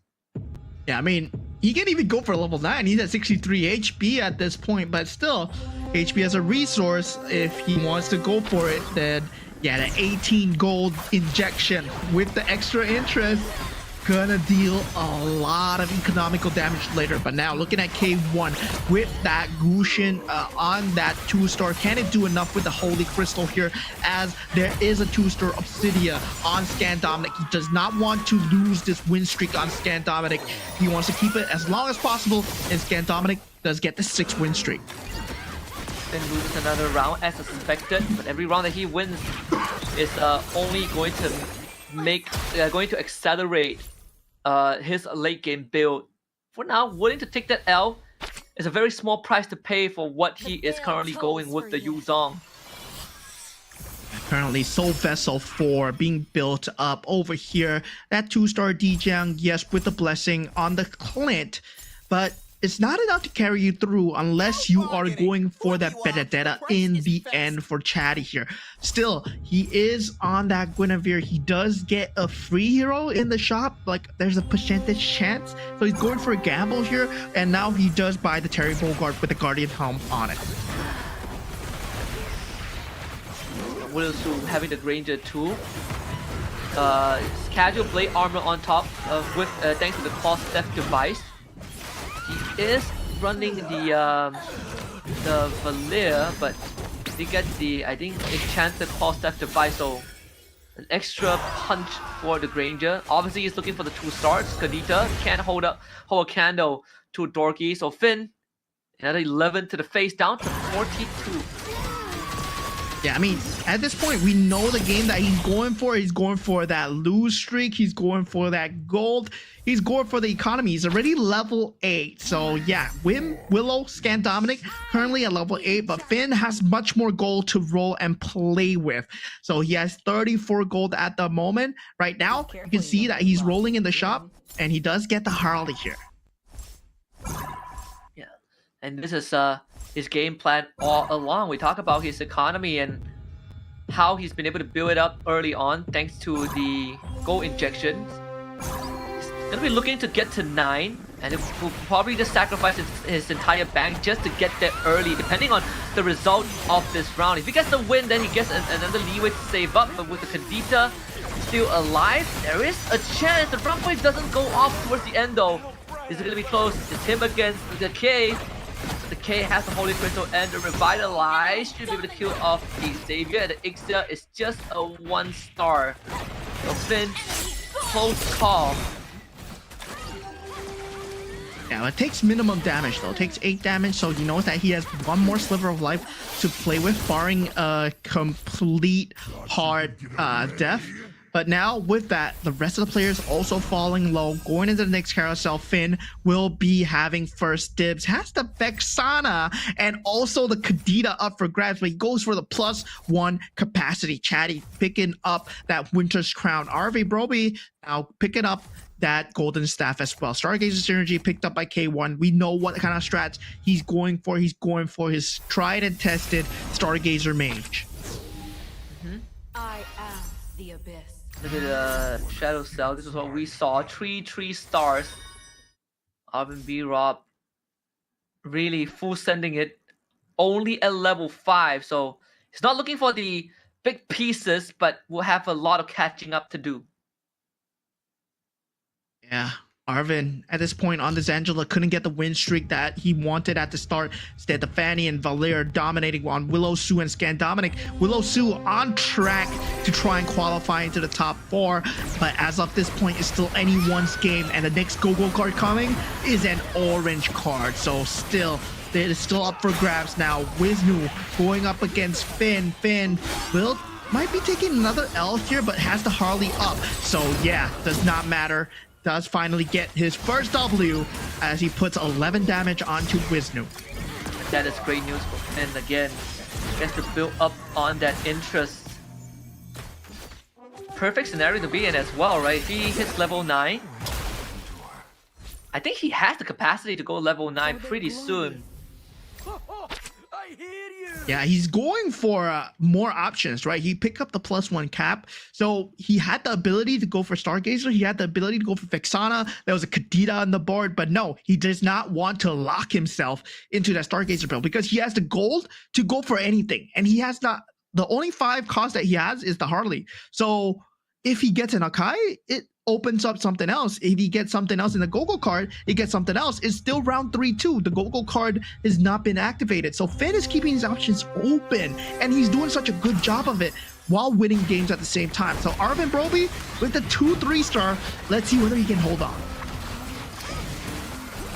Even for Wisnu, now needs to see if he can chew through these 3-star of Arvin Vera, who is fully committing to the Shadow Cell, and it is paying off big time. This 3-star Alucard, 3-star Lolita, and Helkert, they are making light work of this of Wisnu's board.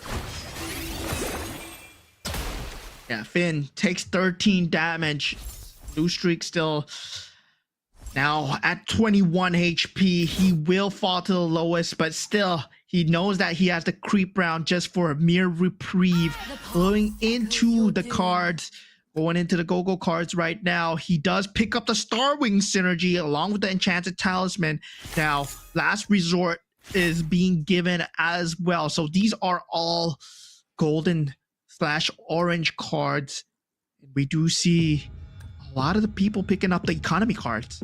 Yeah, and for Scan Dominic, he spends lesser to level up too, so that's also one of the ways that he's gonna hit his stride faster than everyone else. In terms of living speed, he's probably Scan Dominic and Finn, but for Finn, he's down to his last 2 lives, in fact.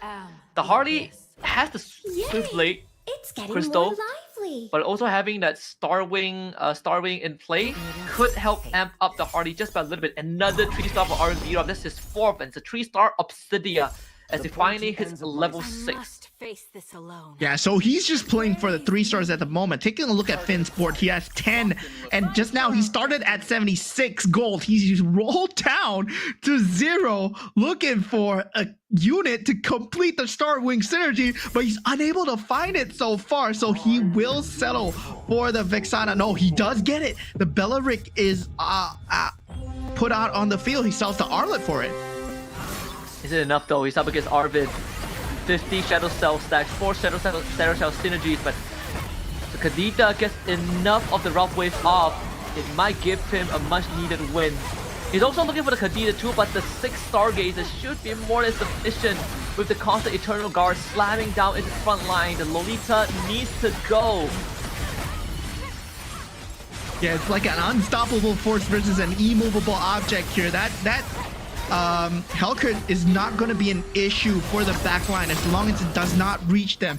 And yes, Finn just wins it out. Alvin B-Rop finds himself at 27 HP. This all-in strat coming in from the Angela. Not looking too good here. Yeah, the snowball didn't get the snowball rolling enough, and he has completely missed the window to contest for the late game. And now he's just playing for positioning in the most crucial game as well. He's gonna decide whether he qualifies or someone else does. But it's not looking good for him. Finn got his 2-star Kadita, and things are gonna start looking grim for some of these players out there. 6 marksman for Willow Sue with the X-Borg and the Metro Zero synergy. He needs 1 more to trigger that 8 Metro synergy. Yeah, at this point right now, he does have that Irithel with the 6 marksman synergy, so he's going to be able to tear through quite a lot of the front line, but not when they jump into the back line, but he's able to handle it perfectly with the export coming back through. But now going up against Arvin Broby, it's always a through test when you go up against these kind of 3 stars, right? Is your build good enough? Is your synergy enough to carry you through the power of the 3 stars? And he does take away Arvin Broby's HP. Now he's at 13 HP. K1 also at the risk of elimination. Scan Dominic Target losing acquired. out just by a small margin too. Target acquired. The Arla seems to be the angle that Dorky is heading towards. The Saber as well. He does have the 6-star wing just like Finn. 9 Metro 0 build now for K1. And surprisingly still not being able to find a functional line that gets him some of the wins. The 2-star Granger could change things. Yeah, the 9 Metro 0 with the Swiftblade build is good, but he needs a stronger Granger or a stronger Saber, right? And now he gets the 2-star, yes, but most of his units are at 1-star. He's been keeping that 2-star K forever. And synergies versus stars at this point in the late game, stars are way more important, especially if you already have the synergy. And he doesn't have the items for the Granger too, so K can't get enough work done. The round is essentially lost, and this one seems to be going down the same path up against Scan Dominic, who takes out K1. Another last place finish for the Burmese Breath. Yeah, K1, congratulations though on making it to the semifinals, but today you're not qualifying it to the grand finals, as Chadi will be the next on the chopping block. It looks like he won't be able to qualify here, as the cutoff point is still at 20 for the top 4. Yeah, right now, in fact, the bar has been raised to 24, because Arvin, the least he can get is 3 points from this round from placing 6. So 23 is the cutoff point. So Willow Su, it's between Willow Su and Arvin, right? It has to be between those two. It is. And currently, Arvin going for this Shadow Cell build. Yes, it ramps up into the late game, but he does not have a good Shadow Cell unit. Oh no, he has the Alucard now. Okay, so this might change things with the Obsidia 3-star and the Alucard 3-star. Oh, he was able to get both the Masha and the Valentina too. So 6 Shadow Cells. And I think the Bless and the Obsidia 3 too. Yeah. This could be it.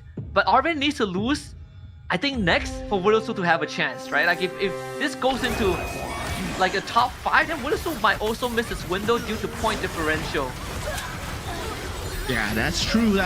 So Arvin right now with the 3-star trying to hold on. Obsidia doing a lot of work in the backline, but this Irithel is still hitting with the Hanabi in the back. He's unable to tear through the Barats, and Arvin is down for the count. This gives him at a 23-point standing. So right now, Willowsu, he needs to get more points here. 4 points are not enough here. He needs to get more than 23. He needs a top 3 finish. And then he needs a minimum of 3rd place. He gets 3rd place. He gets 6 points. He ties with Arvin, and he wins through a tiebreaker because he did finish first in game 4. And that's one of our tiebreaker rules. We look at some of the conditions, and I believe that one of the first that we look at is whether you got any 1st place finish. Like Arvin has been consistently finishing 4th and 5th, but for Wilsu, sure, he has the last place finish, but he also finished 1st in game 4. As long as he finishes top 3, I think it qualifies. Finn just completed his build. 99, it's gonna be 99 Beyond the Cloud Thunderstone, and then Kadita 2-star with the Starwing Stargazer Beyond the Cloud. So yeah, anyone up against Finn is gonna be in a bit of a tiffle here, but Willow Su falling onto 5 HP, but takes out Wisnu with his mirror. He is inching closer in the top 4 position, so he needs to hang on for Finn to lose, actually. Willosu might just make the miracle run. Scan Dominic is the one leading the pack so far, but if, like you say, if Finn loses, when Willow Su gets in the top 3, I think he's more than likely guaranteed to qualify. So close. I mean, even for Arvin yesterday, right? He has been playing in the middle of the pack the entire game, the entire match that he played in. But this all-in full send the Shadow Cell might have just been his undoing, right?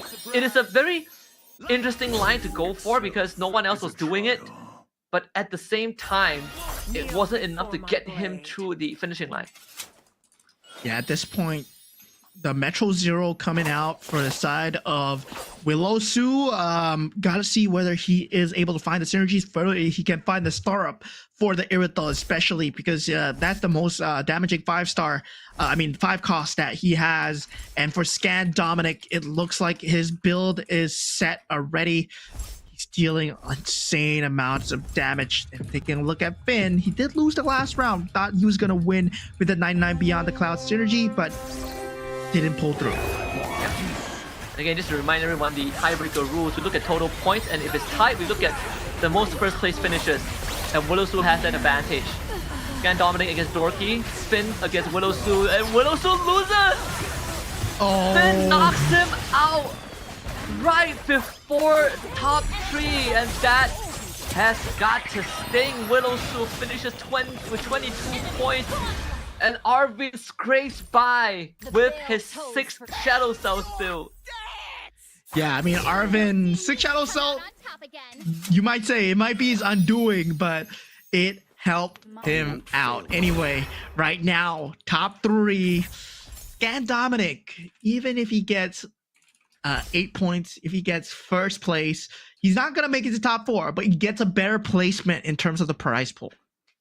He does. Man, what a grouping though. At Willow Su again came online slightly late, right? He bought himself an extra opportunity, but it was Finn, man. It had to be Finn to stop him. So Finn gets top 3 finishes the entire match. And let's see how far he can push this. Can Finn make the run it back? He's gonna be up against Scan Dominic with Dorky up against his mirror. Yeah, Mirror, Finn, at this point, he has that 99 Beyond the Clouds combination, but it's not enough to take out Scan Dominic. Finn does get taken out, right? Yeah, he loses. So Dorky and Scan Dominic, top 2 right now, but Finn always consistently in that top 3. And yeah, he's just been one of the players to watch. This is why he's SEA Games champion here. This guy is crazy, man. Insane. Again, we said that he's guaranteed grand finals, and he finishes the groups with on top of the leaderboard, right? With 34 points and only top 3 finishes. 3-star Claw, 3-star Hanabi. Ooh. Online for Scan Dominic. He's going for first to go out with a bang to close out his group run. 3-star Parat. Yeah, he's looking to leave an impression, even though he is not gonna be in the grand final. Yeah, finally high rolling on the last part. Hanabi dealing insane amounts of damage. 24,000. As he will be able to get the better of Scan Dominic and yeah, secure himself the first place. But Dorky, well, he's been consistent as well. The Indonesians has been very consistent. Chatty, the only one not to make it to the top 4, but 2 of them will be representing Indonesia in the grand finals as Wisnu and Dorky, they make it through. This one is just for pride. Scan Dominic guaranteed to win unless a miracle happens on Dorky's end. I mean, what a Group A we've had, right? And we still have one more SEA Games representative for Group B, and it's gonna be from the Philippines too, so something to look forward to. But Scan Dominic just looking to close out his run in the semis with the biggest possible bang. Can we find a 3-star Arlet for Dorky? Gets it. Okay, so Dorky coming up with an answer on his own, but is it enough to fight the 3-stars coming out from the side of Scan Dominic? What a statement here for the Bolivian representative. Even though he is out and down for the count, he still gives his best, gives his all in the final set of the MCGG semifinals here, as now we see final animation of Group A. Scan Dominic taking out Dorky, but still the die has been cast. The top 4 are set, and Scan Dominic, what a performance, a dominating performance on the Fanny belong to me. for the game number 5. Yes, the last 2 rounds were won by the teams, the players who were trying to catch up, right? Scan Dominic and unfortunately in this case for Willowsu, both of them came online slightly too late, but Willowsu really just a 1 point difference, just a placement difference. It's either Arvin gets knocked out earlier or Willowsu finishes higher, but they couldn't meet in the middle. It was Finn, the most consistent player of this group, that put a stop to all of that and putting himself at the top of the group after that final game. Yeah, really, it was down to Arvin Broby and Willowsu to get the top 4 position. Arvin Broby went for that all-in 3-star Shadow Cell, and yeah, the build was that he was staying on level 5, level 6, hoping for the 3 cost to just roll in, right? And he did get what he needed, the Obsidia level 3-star, the Hellcurt 3-star, and eventually the Alucard 3-star as well. But it wasn't enough to win the game, but it was enough to secure the top 4. Yeah. And let's take a look at the match overview of this game, because it's also another crazy one, right? The triple 3-star 4 cost hit, also enabled by the fact that Scan Dominic went for full throttle, so he hit level 9 early, had to spend lesser gold to level up, and was able to start rolling down for the 4 cost. But at the same time, all the 4 costs that he hit on for 3 stars were uncontested, so he had a free line to go for. Yeah, I mean, the sheer number of 3 stars. You look at the stats for the game and you'll be like, what's going on? Why does this guy have so many 3 stars but still lose? But you can see the synergy is coming out way stronger than 3 stars. And this is why like heroes like Harley, despite the fact that you get like 4 gold, 4 cost units, 5 cost units very early, the synergies still matter a lot when it comes to the overall scheme for the MCGG. And looking at Scan Dominic, our Bolivian representative, did not do too hot in game 1 to 4, but he found his stride in game number 5. And we've already established that even if he wins game number 5, in the best possible scenario, he still wouldn't have enough points to qualify. But it is one way to close up shop, right? And one of the conditions for him to hit his Claw 3 was also for Willowsu to get knocked out, because Willowsu was holding a Claw 2, and that was exactly what happened. The stars did align for him to set up the fireworks at the very end, but it's another demonstration of how how experienced Finn is when it comes to MCGG, because he was on the Wii's for the majority of the game, and then he hits that extra interest Gogo card, he starts building up his line, and suddenly you see him hit all the synergies, and he got in the top 3 like that. Yeah, Finn was keeping his options open, right? Stargazer was available for him. There was a Vexana in the carousel. There was a Kadita in the carousel, but he went for the +1 cap. He waited for the Go-Go card to secure that Starwing synergy before he went into that Stargazer line, and we saw it actually coming through. He did take quite a lot of damage to Dorky, but finally pulled through when he got that 3-star Hanabi Barat into Claude. Yeah. And from that point onwards, it was smooth sailing for Scan Dominic. Nothing is going to stop him anymore. Not even the 3-star Arlet, which actually took quite a while because he had to get to a 3-star Baraz, who basically eats up everything from Dorky. But Dorky did have one underwhelming round, out of all the 5 games he played. So all things considered, still very respectable performance from our competitors overall. Scan Dominic, but definitely love to see him more down the road. We did say yesterday at the start of the show that it's not just players from SCA. Outside of SCA, they are also stars like this man here. Yeah, I mean, he provided a competitive edge, provided a new perspective on the game, right? Cannot just be Southeast Asia. Of course, we do have competitors across the globe coming in. Bolivian representative, Scan Dominic, Metro Zero build with the more the merrier. So gain 1 gold for every 1 synergy activated. So his economy was set on the Fanny. We talked about him having a late game economy that's not too good because you're invested a lot in the Fanny, but he found an answer with Full Throttle, the Goku card that reduces the EXP to upgrade the commander by 15%. And then he went for an early Toy Mischief into Scavenger to secure that kind of mid-game to late game. And with that, here will be our semi-final standings. Congratulations to Finn, Dorky, Wisnu, and Arvin. All of them have qualified for the grand finals. Widosu coming close, but just 1 point short of a tiebreaker win at the end. Scan, Dominic, Chatty, and K1 will unfortunately also have to wave goodbye to their run in GO1. But nonetheless, some great showings from all these players. Like even Chatty yesterday has had a great showing in his own group as well. But today we talked about it, is the heavy hitters. And funnily enough, at least in Group A, only Finn was able to qualify directly into the grand finals. Everyone else, Scan, Dominic, and Widosu still fell short despite having the bye. Yeah, I mean, at this point right now, the Indonesians are proving very strong. Dorky and Wisnu as well, just very strong contenders. Arvin Broby surprising me with the last build, but it proved to be just enough as he had consistent top 3 placements in round 3 and round 4. So we get our 4 going into the grand finals already, but of course Group B awaits, right? And I'm looking forward to what Group B has in store, as there will be 8 more players trying to vie their way into the grand finals.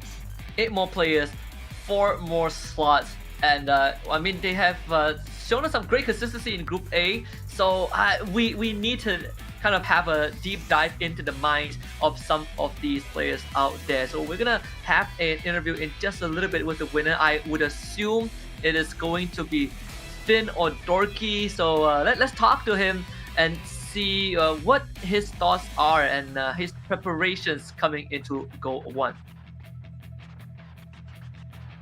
Halo, brother. Salam dari Indonesia.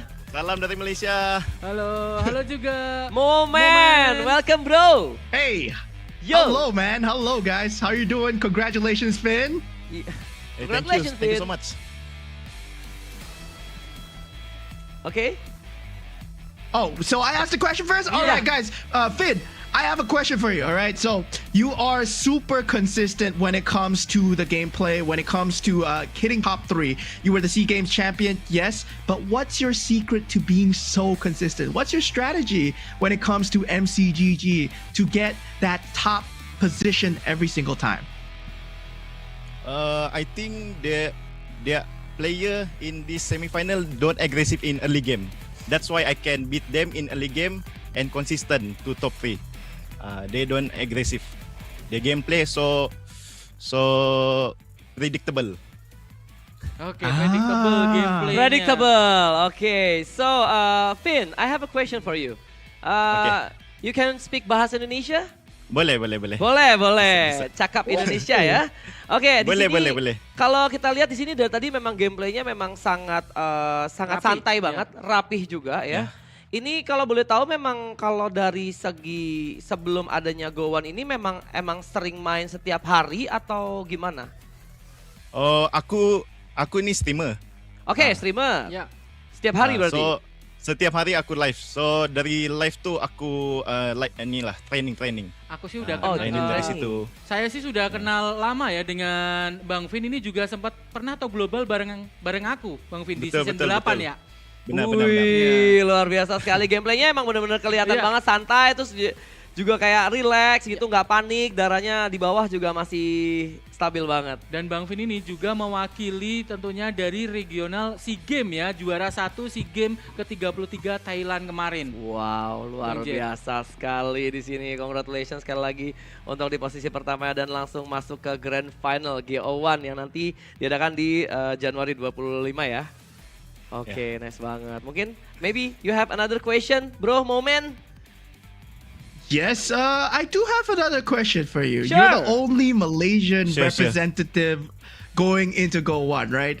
How do you think Malaysia fares in terms of the other regions? Do you think you can beat your counterparts in Indonesia? I think I can beat them. If they know my strategy, maybe I can lose. But I confident I can win this tournament.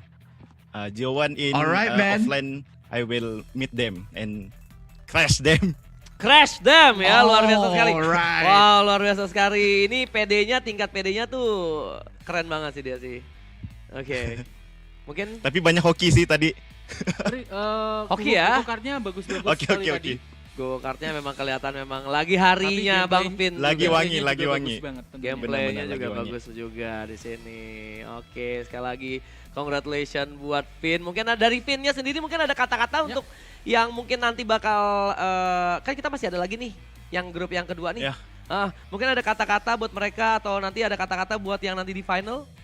Sudah menunggu di Aku final. harap semoga grup 2 tuh 3 Indonesia tuh layak lah. Karena aku mau jumpa semua Indonesia di final kalau bisa. Wih, di 3 Indonesia ya.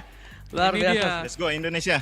Calling Let's go. out untuk 3 player Indonesia sudah ditunggu RV Alvin di Grand Final. Tapi aku ada satu pertanyaan terakhir nih, Vin. Oke. Oke, kira-kira dari 4 peserta yang tadi tembus, kan ada 2 tuh yang dari Indonesia tuh. Ya. Ya, kira-kira yang paling ditakutin siapa tuh di antara 2 itu? Sebenarnya aku udah lama M nih, Wisnu. Wisnu. Karena Takut dia sama Wisnu? sama-sama Geza. Sama-sama Geza, bukan takut. Tapi matching up-nya kayak macam keren. Dia punya game style. Aku suka Suka. Wisnu. Wisnu ya, takut sama Wisnu ya. Oke, Ya, Bang benar. Wisnu. Mungkin yang di rumah udah kayak oke, gue udah ditandain nih ya sama si Vin nih. Oke. Luar biasa sekali. Sekali lagi thank you banget buat Vin yang udah memberikan yang terbaik. Ya, sekali lagi thank you juga. Thank you Moment for the great Alright, caster thank you, out guys. there. Ya, good luck Thank you so for the much. next Thank caster. you. We can do it, bro. Let's go. Let's go. Thank you, Group thank B, you. guys. See you. See you, Finn. Bye-bye. See you. Thank you, Bye-bye. Bye-bye. Itu dia. Thank you, Jeremy and Chiplock, and also Finn. You know, you heard from the great man, the only surviving Malaysian rep in GO1, confident to take the trophy home. Says he's gonna thrash all the Indonesians, but also wants to meet all of them in the grand finals. With a shout out to Wisnu as well. He enjoys his playstyle, but I think the interesting takeaway I got was also he says that it's easy for him to play into this because everyone else is not aggressive enough and thus very predictable. Yeah, I mean, I do feel that early game strategies coming out from a lot of the other players. A lot of them are going for the end game here. They're not going for a lot of mid game strategies. They're not going for a lot of early game strategies that are present in MCGG. I do agree with Finn when it comes to Group A, right? But yesterday, Group B, they provided a different perspective, right? We saw a lot of early to mid game plays. We saw a breath of fresh air coming out. Nobody was going for bruisers. Everyone was going for a different set of strategies. We saw Shadow Cell being at the top. We saw Stargazer. We saw Mages. We saw a plethora of different just moves coming out. But and one of my most anticipated players is coming up, Cyril Martins in Group B. Let's see if the Turkey Giants gonna have anything special for us. But for now, we will take a short break, and you guys should do too. But in a very short while after that, we're gonna be back with one more match for Group B, 8 more players, 4 more slots into the grand finals. See you guys in a bit.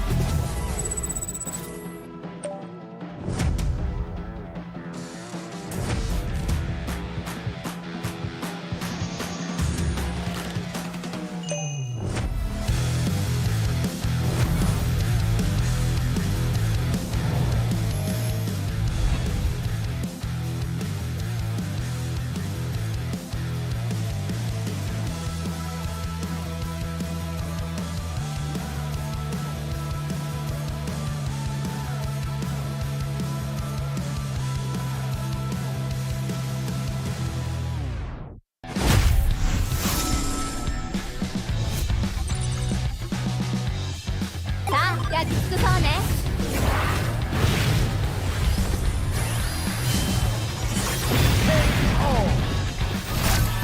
虫けらにしてはよく頑張ったね。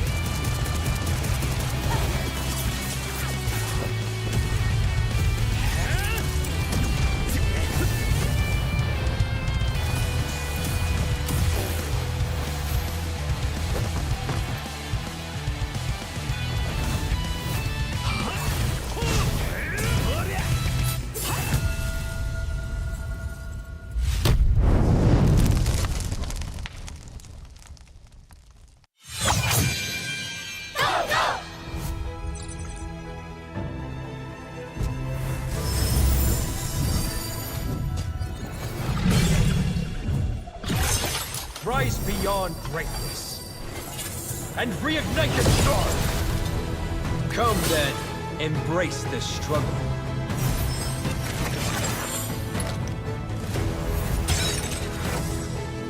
Hold on.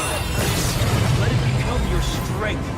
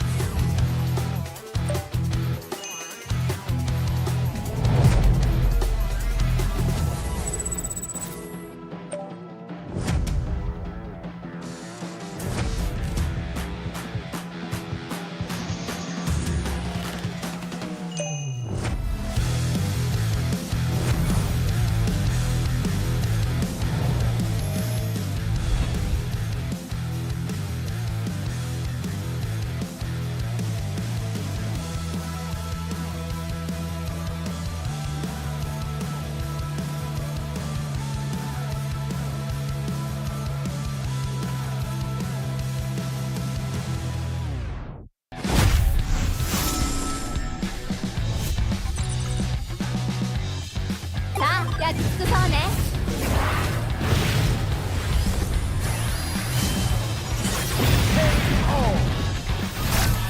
虫けらにしてはよく頑張ったね。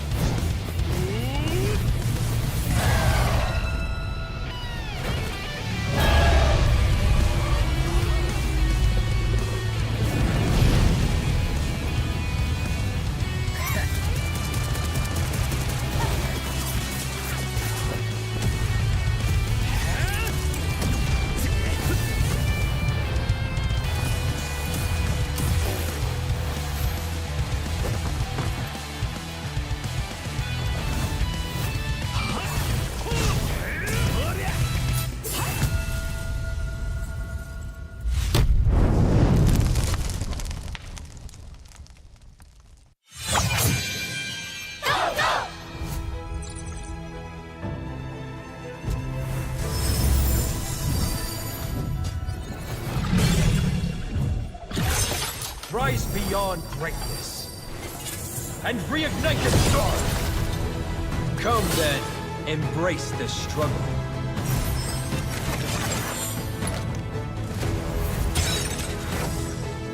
Hold on. Let it become your strength.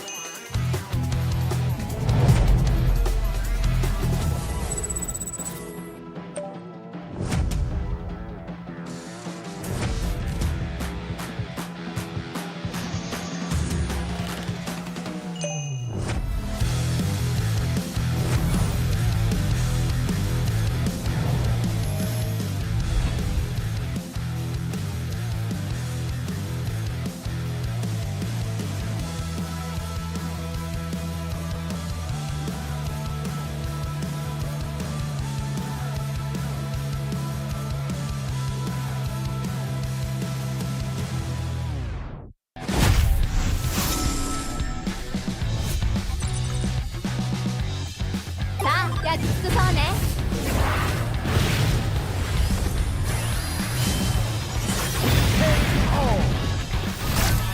虫けらにしてはよく頑張ったね。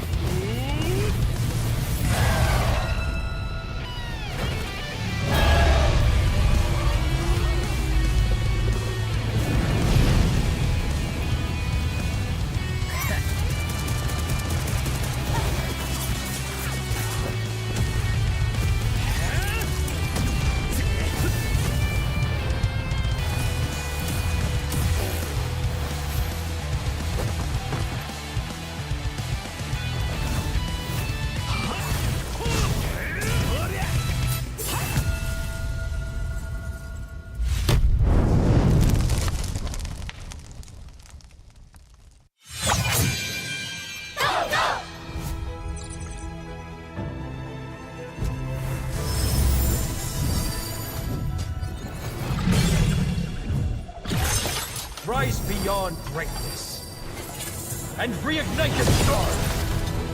Come then, embrace the struggle.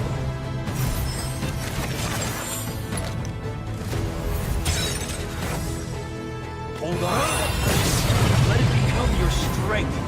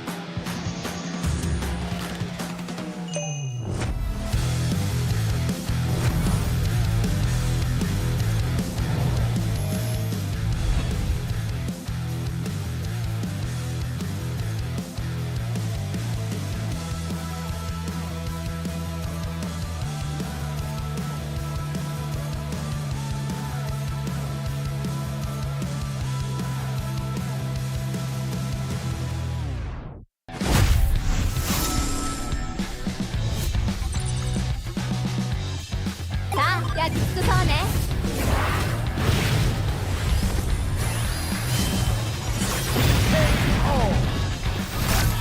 虫けらにしてはよく頑張ったね。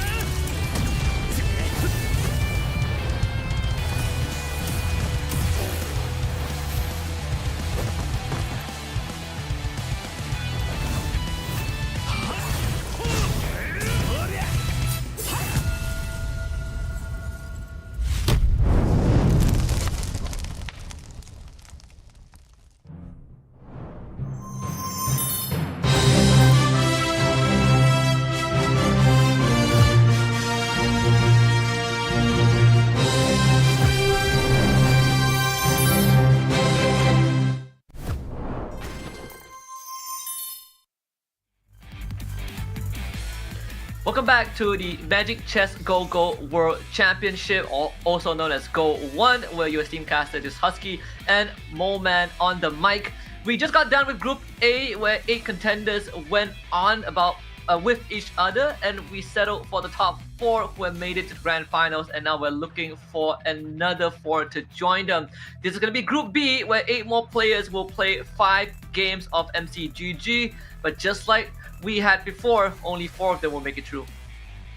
Yeah, only 4 of them will make it through. And for those of you guys that are watching right now, this is the MCGG semifinals. We're at Group B, so if you're cheering for YG, you're in the wrong stream, my friends. But of course, if you're here to watch some MCGG, there are some Burmese representation here as well. I believe Jerry will be playing in Group B, and he's all the way from MR2.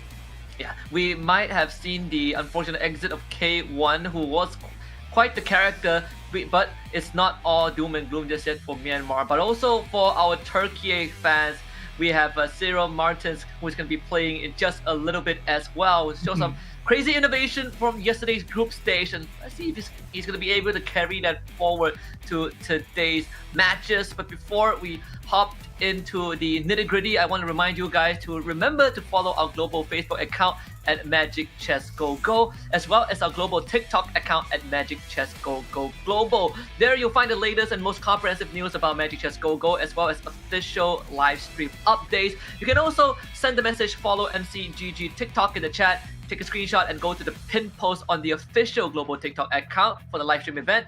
Follow the rules for a chance to win some great prizes. Also, if all else fails, just scan the QR code on the lower third that you saw just now. You can always rewind it on the live stream no matter where you're watching from, so do not miss out the opportunity. Yeah, of course, lucky prizes are hard to come by, right? But still, talking about prizes, these players, they're playing for a prize of $25,000 in terms of USD. Now we're taking a look at Group B. Once again, there will only be 4 players to make it. There are 8 players left to play with, and yeah, 4 to eliminate, so half of them will be gone from the series. But of course, moving on forwards, it is going to be the grand finals. But looking at the point system that's going to govern the entirety of all auto paddlers, Husky, can you take it away? Absolutely. Of course, just like the group stage yesterday, the Holy Bible of MCGG competition is as follows. First place finish gives you 8 points, and then we minus 1 point for every single placement after that, all the way down to 1 point in 8th place. But like Moman, you always say, it's a marathon, not a sprint. We've seen some good run it backs, and the same applies to Group B. All for the prize pool of 25,000 worth of a honeypot, with the champion walking away with 10 grand.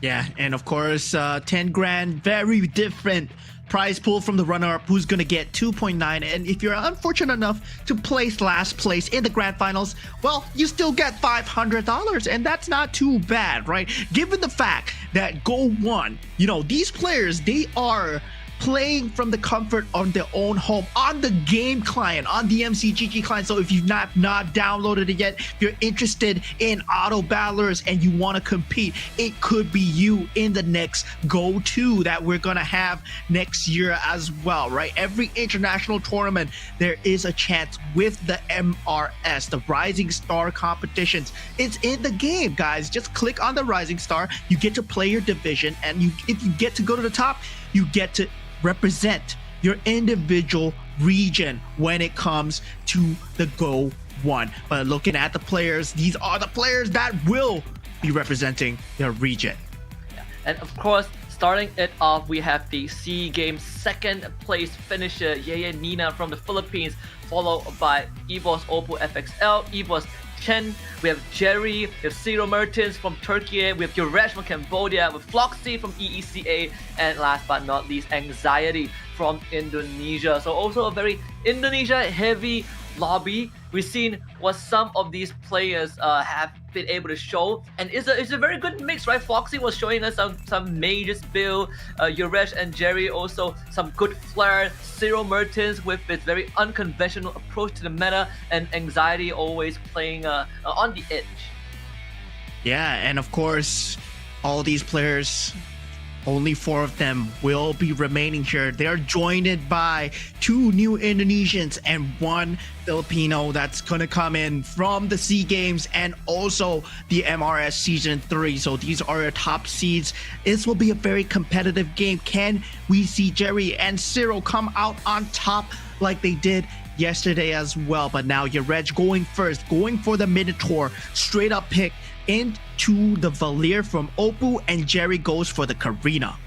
And Yuresh has been one of the few players that really favors a Minotaur in the early games of the match, just so he could get the snowball rolling and get as good of a placement as possible. Floxy opting for the 1-1 as well, the Loi of course being a choice for Anxiety. Nia with the Cushion, we get the Valir for Oppo, Chen with Fanny, and Ciro Mertens with the classic Yuzong opening. Yeah, Zero Merchants always opening up with the Yuzong. Very interesting here. But Anxiety getting dibs on the Loi here. That's going to be one to watch because a lot of the Indonesians, they do like the Loi. But Chen, surprisingly going for the Fanny, right? Going for that very fast start. And Yerej going for the Minotaur as well. Floxy just going for the 1-1, which is going to have quite a bit of damage on the board. You want to get that early game synergy going, early game damage going towards the other opponents. Yeah, absolutely. And of course, for Jerry, Yuresh, and Floxy, they all qualified from Group A yesterday. So this is going to be quite an experience, right? Because when we looked at the Group A performances, they definitely had some rough moments. Let's see if that changes. Early Shadow Cell start for Floxy. He is one of the few unconventional players coming into this in terms of how he approaches the board. Sort of what we saw, like what Arvin did earlier on. So if there is a Shadow Cell player, Floxy could be one of them. Yeah. I mean, Floxy definitely 1-1 going through. Now looking at the go-go cards coming in. Oh my god, Opie, he did get the Harley card after he went for the Valer reroll. So yeah, that's going to be very interesting. Even Zero Merchants. 5 costs. Yeah, 5 costs. Yeah. Zero Merchant actually going for the Fanny. So you get the extra hero slot at a certain point in the game. So that is going to help bolster his board on top of having better quality go-go cards with the Yuzong. Yeah, definitely. Now with the go-go cards coming in, we do see the early game start coming through. Toy Mischief will be picked up by Jerry already with the Defender and Bruiser synergies. So yeah, a lot of early game synergies coming out for Jerry. So good start with the Karina, and that's what you want, right? 2-star Atlas with the Toy Mischief items as well. So yeah, very good start from Yomur so far. But Floxy, Yeyenia, and also Zero Martins taking the first early bout of damage. Yeah, and Anxiety's Layla was sort of trolling a little bit. There's a last hit on the Alders, but the AI decides to ignore that. Either way, early losses, not too big of a deal. Zero Mertens getting his 4P Starwing Stargazer. Very classic opening. Does have the Stargazer crystal to work with as well. So unlocking some very early flexibility there for our Turkish competitor. Yeah, a lot of flexibility, Star Wing very early on. So potentially looking at that 6-star wing build here. But of course, Yuzong is all about the cards coming through in the next stage, right? The first go-go card really decides the pace of the game, whether or not it's going to be blue, purple, or orange. I mean, you get an advantage, 14 gold, I believe, if it's orange. But if it's not going to be too good. Zero Merchants with the Stargazer Alders actually ended up paying off because he keep able to slam that axe for the extra damage to trigger the rockets too. Small wins there for Zero Merchants, and funnily enough, the 2 Yuzong picks that we have seen from Group A started with lose streaks. When Zero Merchants, when we saw him approach his first round with the Yuzong, it has always been about snowballing, and it seems like he's been able to find that tempo now hitting level 5. Yeah, at this point, level 5 all across the board here. Now, with that, we do see a bit of HP loss coming out from the side of Anxiety as well. So on 87 HP, going up against Yeyenia. As a Loi, right, it really depends on the 3 costs that you get. And it seems like the 3 costs that he got is not too good. So yeah, he's just hoping that he gets to lean into the Toy Mischief. Yeah. Because Aldous would be the ideal one. The Leslie also not too shabby. I believe the Leslie has a Scavenger enchantment from the Loi. So let's play into the econ a little bit for Anxiety. But it's gonna take a while for that ramp up to happen. It's gonna take a while for the ramp up indeed. Now, but he does get first dibs on the carousel, right? And now the Guinevere available in the carousel.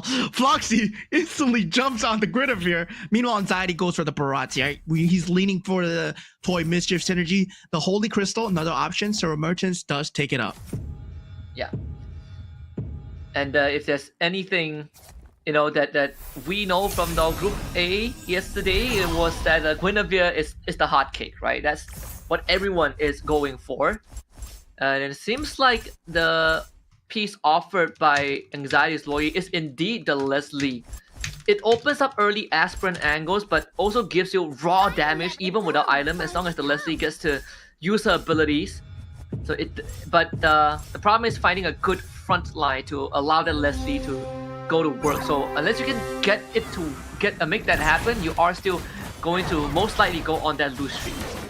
Yeah, Minotaur playing Minotaur, not something that we see every day with the Soul Vessels build, but now with the Layla 2-star, is it enough with that Minotaur taunt in that front line coming out from the side of your Redshire? Didn't do too well yesterday, but of course did make it through to that top 4. He did have a Cinderella story, getting that first place in that last game, but right now taking quite a bit of damage early on as a Minotaur, and that's not what you want. Not only that, the winds of battle are splash picking up. damage, the bounces from the Hanabi to the early Hanabi that was picked up, that's caused some problems on the back line. Not to mention that they were all placed together. A Terry Bogart picked up very early here by Chen. So it does give that a more solid front, since he does have the Dijang. Then there is some good supplementary damage to go with it. Yeah, at this point, looking at Chen's board here, and we can see like a lot of them, they want to lean towards the bruiser. We have the minimum 2 bruiser synergy with the Soul Vessel as well. So all those early game synergy is going their way at this point. So a lot of them are just banking on the early game. There is nobody that's going for the late game, I would think, other than Anxiety, who wants to have a bit of a, a lesser start, because he didn't really get the piece that he want on the Loi Yi. And unfortunately, doesn't have the solid aspirant line to go towards as well. So the window definitely is starting to close, because the ramp up, even if he gets it, it's going to be slightly late. Nia does have the Stargazer crystal there to work with, so that could allow him to, if he gets a Kadita and he goes into 4 Stargazers, that could boost his power level. Oppo instantly goes for that level 7 at this juncture at stage 2-3. Yeah, at this point, it's going to be a bit different coming in. Not a lot of them going for the economy cards, actually. Only 2 to 3 economy cards, and the rest of them are actually going for the power cards here, right? Steel Front, they gain 32 hybrid defense. They go for the Oracle as well, and fully loaded coming out from the side of SSB Anxiety. We see the Freya and the K2 for Oppo, who is who is running the Valir, if I remember correctly. Yep, has the 2 aspirants. It's a bit of a ramp up, and now starts to open up the board a little bit, going into the Starwing Weapon Master, the 6 synergies. I can't get more excited to get Let's go for going 4 now. Starwings is available with the Matilda pickup. Yeah, at this point, Matilda being picked up right now, but still, Nia going for this Stargazer that finally finds the Beyond the Cloud synergy, can start building it up. Feels like no one else has been interrupting his piece management so far. Now we see from Floxy, he's going much more into a more reserve build. Now with the Aspirants and the Scavengers, hoping for the late game economy, didn't get the good start that he was hoping for. Leslie going to work, but it's just a 1-star Leslie, so the damage not really hitting the mark. Not enough to tear through this barrage. Same as that Gusion. Sadly, that Enchanted Talisman isn't really the item that you're looking for.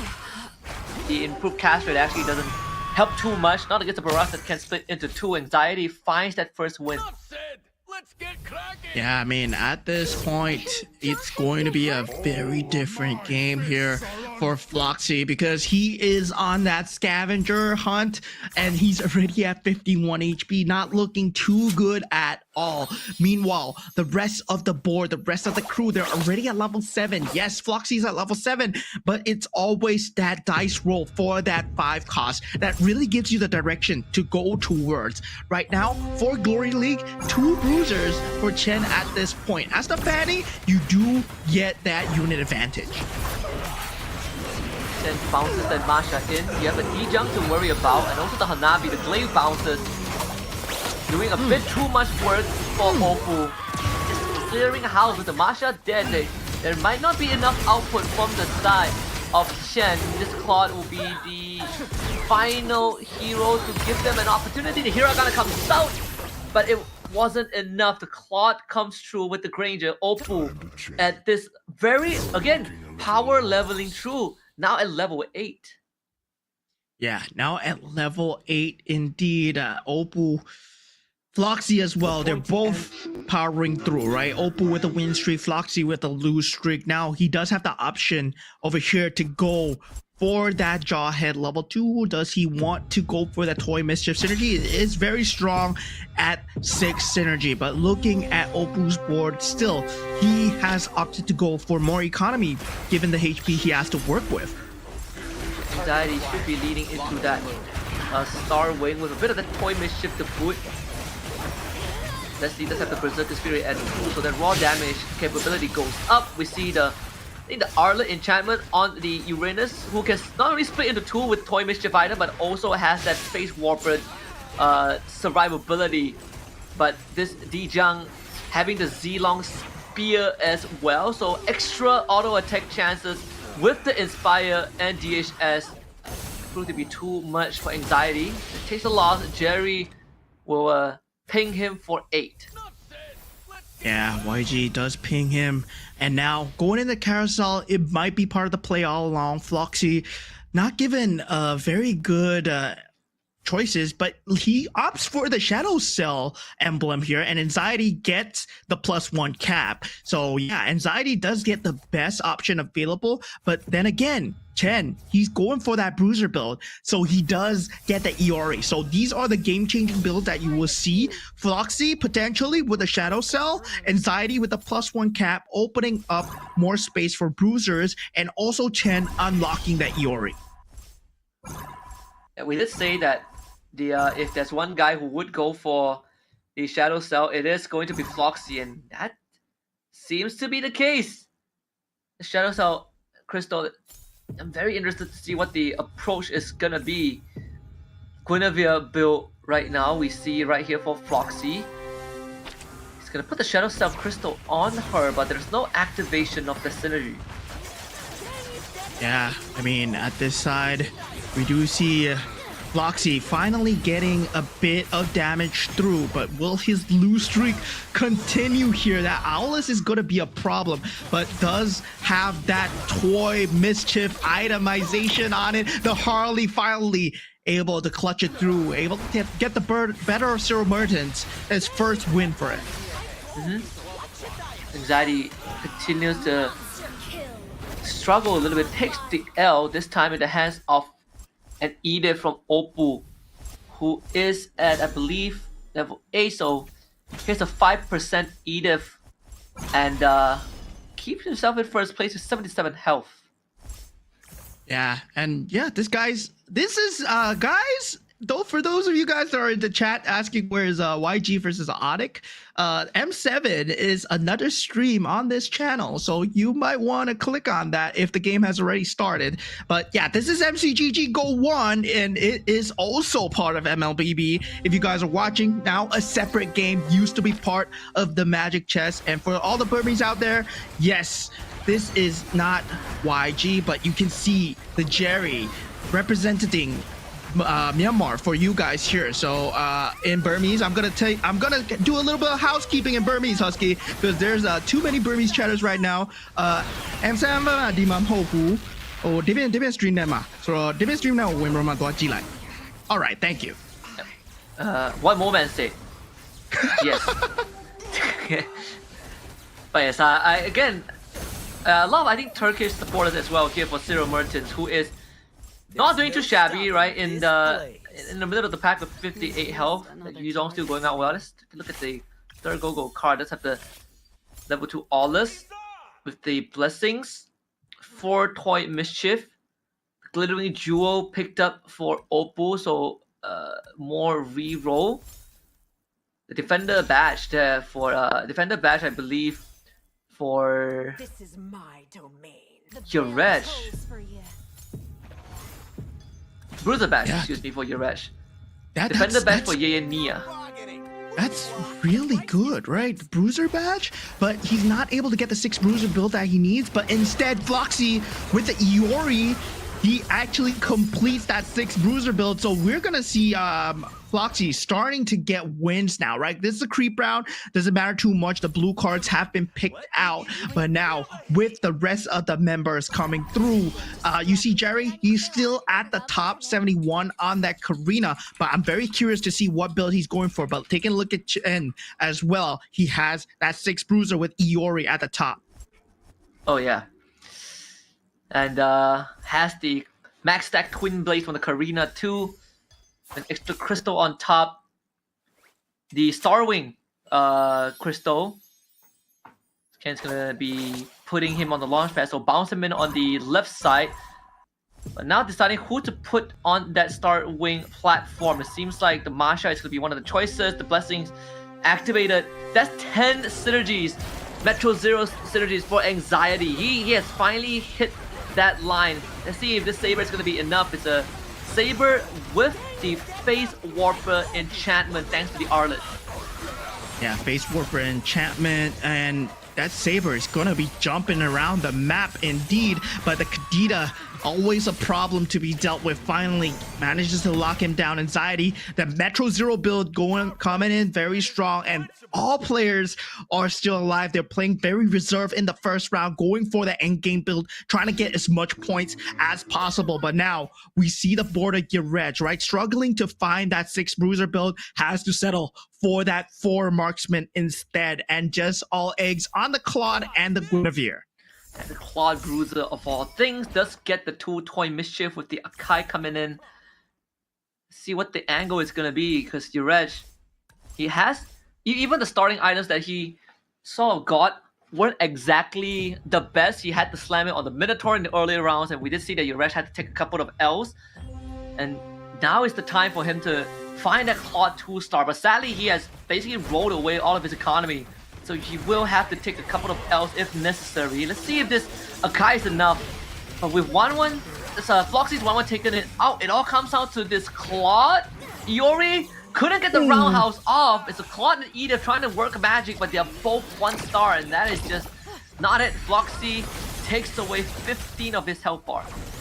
Yeah, I mean, at this point, Floxy, he was going for that lose streak with the Iori, gotten in that carousel. He managed to get that 6 bruiser build for himself. Now he really needs to roll for the stars on the bruiser, and he gets the 2-star Guinevere going already. So as the story of Group A, you know, Group B following the same timeline where, yeah, the bruisers are king, but Nia with that 6 stargazer and potentially 6 mages as well, but does not have the space on the board so far with the Kyo Kusanagi available.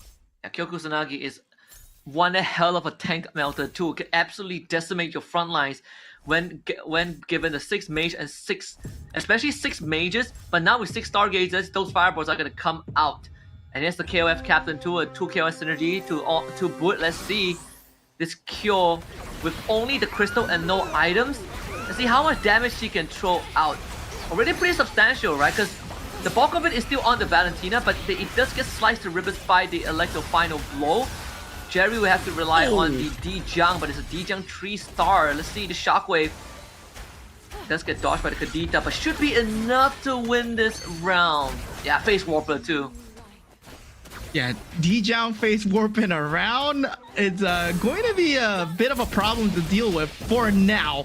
But still, looking at the side of Yayania, he needs a bit more, right? He needs that 6 mage synergy, and he will get, you know, somewhat of a space going for himself. Does he go for the Cap +1 here? No, he goes straight for the Edith to go for the Beyond the Cloud synergy, but I think it's a little too late at this point.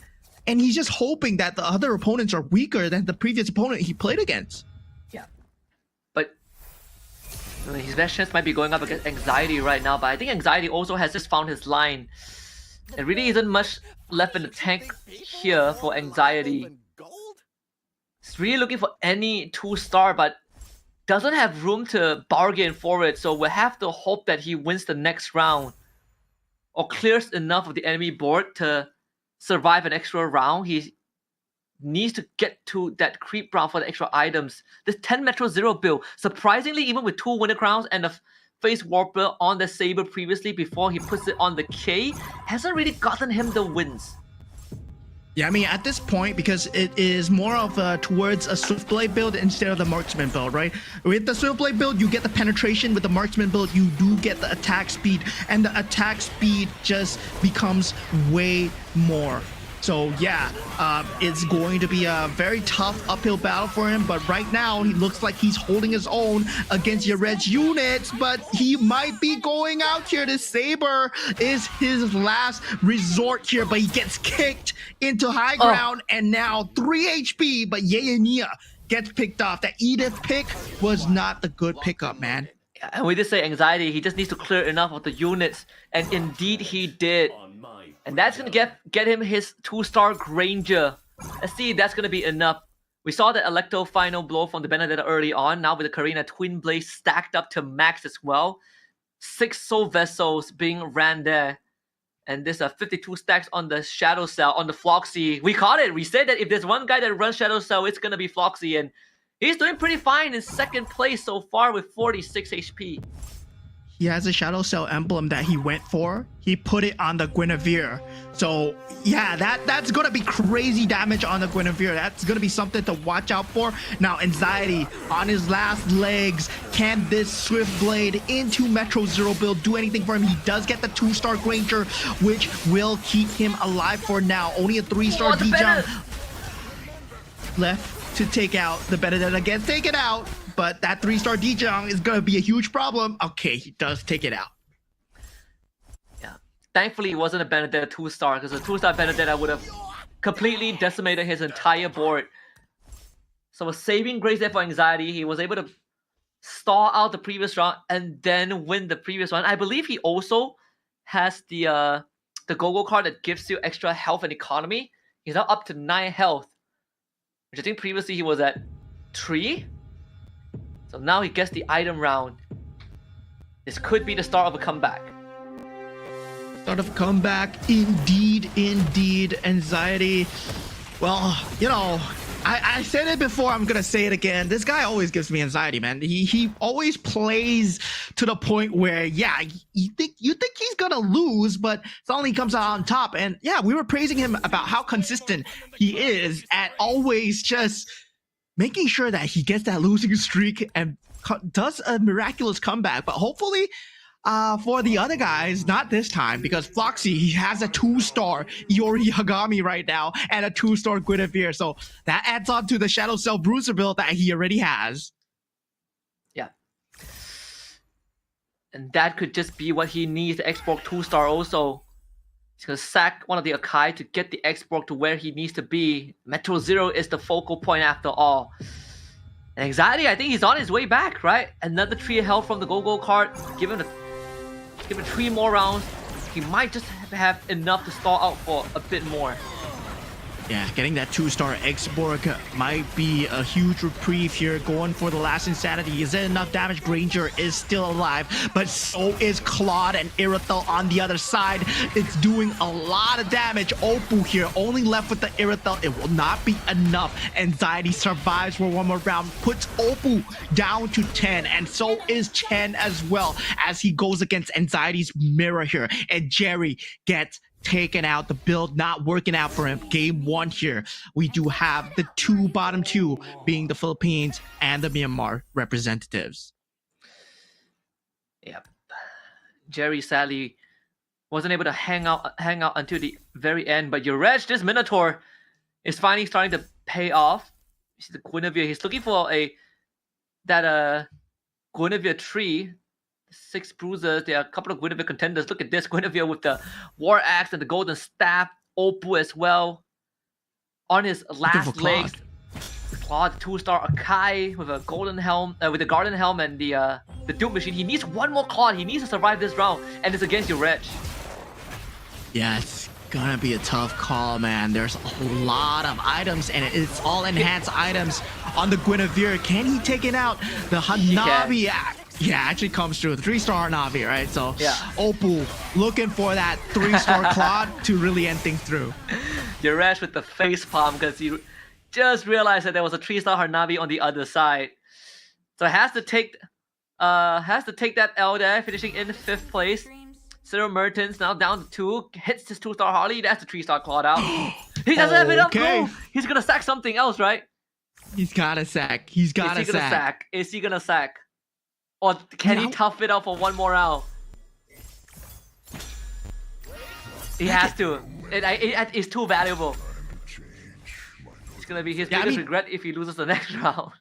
Yeah, that is too valuable, right? You don't value the what's that Metro Zero synergy over that Marksman synergy with the 3-star because you already have that 6 Marksman synergy here. Then now Anxiety somehow making a huge comeback now at 18 HP. This guy never fails to impress, man. The Indonesians are so consistent when it comes to MCGG at this point. Now 3-star Hanabi and 3-star Claude. Oppo never regretting the decision, taking out Zero Mertens, the Turkey representative being taken out. This puts Floxy in contention with the Indonesians here, the only non-Southeast Asian representative. Floxy, can he make it to top 3 as Anxiety gets taken out? Oh, and he has done just enough to bring himself to top 3. EECA definitely continuing to show the flair. This approach from Floxy has really paid off. Of course, we did say that the Indonesians are powerhouses. And both Chen and Oppo, who did get the bye straight into the semis right now. I mean, all of them are one round away from getting knocked out. It's a matter of who finishes first by the end of next round. There is the possibility that a mirror also takes one of the other players out, and then we instantly get the first place finish. Surprisingly enough, if there's anything, I believe the 3-star Valentina here is gonna be more than enough from the side of Floxy. 3-star Ala as well, so yeah, there's gonna be a lot of frontline, backline damage, right? Shadow Strikes and the final slash with a Guinevere consistently healing up with a Golden Staff and the Shadow Cell. Floxy, hopefully with the Shadow Cell synergy, can come through. The face warper from the Arlet, and now it's Valentina against Claude. Winter Crown, which one proffers? The Valentina has no Winter Crown anymore, does it? Yo, sure it No, it procced does it. not. Oh, Oppo with the first round win. Yeah, Oppo getting that 3-star Claude, sacking the unit at the correct time. We were worried about him, but luckily he sacked the unit at the perfect time. Got the 3-star Claude, 6 Marksman synergy, still proving to be very strong together combined with the Metro Zero. Yeah, very important decisions needed to be made. But even for Floxy, right, ending this, was it third? Was it second or third? But still, in top 3, either way, a great round 1 overall. But Oppo, man, the 3-star Claude and Hanabi were really what got him through, especially hitting the 3-star Hanabi first to start winning against Yuresh, and then afterwards hitting the 3-star Claude. The Arlet was only able to take out 1, but unfortunately the Claude was too much to deal with. Yeah, I mean, the Claude is just a monster when it comes to these late game skirmishes, right? The ability to jump around, the ability to have the blazing duet, and also decimate the back lines there. That was just a beautiful match to watch coming in for Floxy because he was on that 1-1 and also just not getting into very good synergy at the start, but with that Shadow Cell pickup, he did secure top 3, and of course, Oppo pulling it extremely clutch. Let's take a look at the progress and the build up from the other players.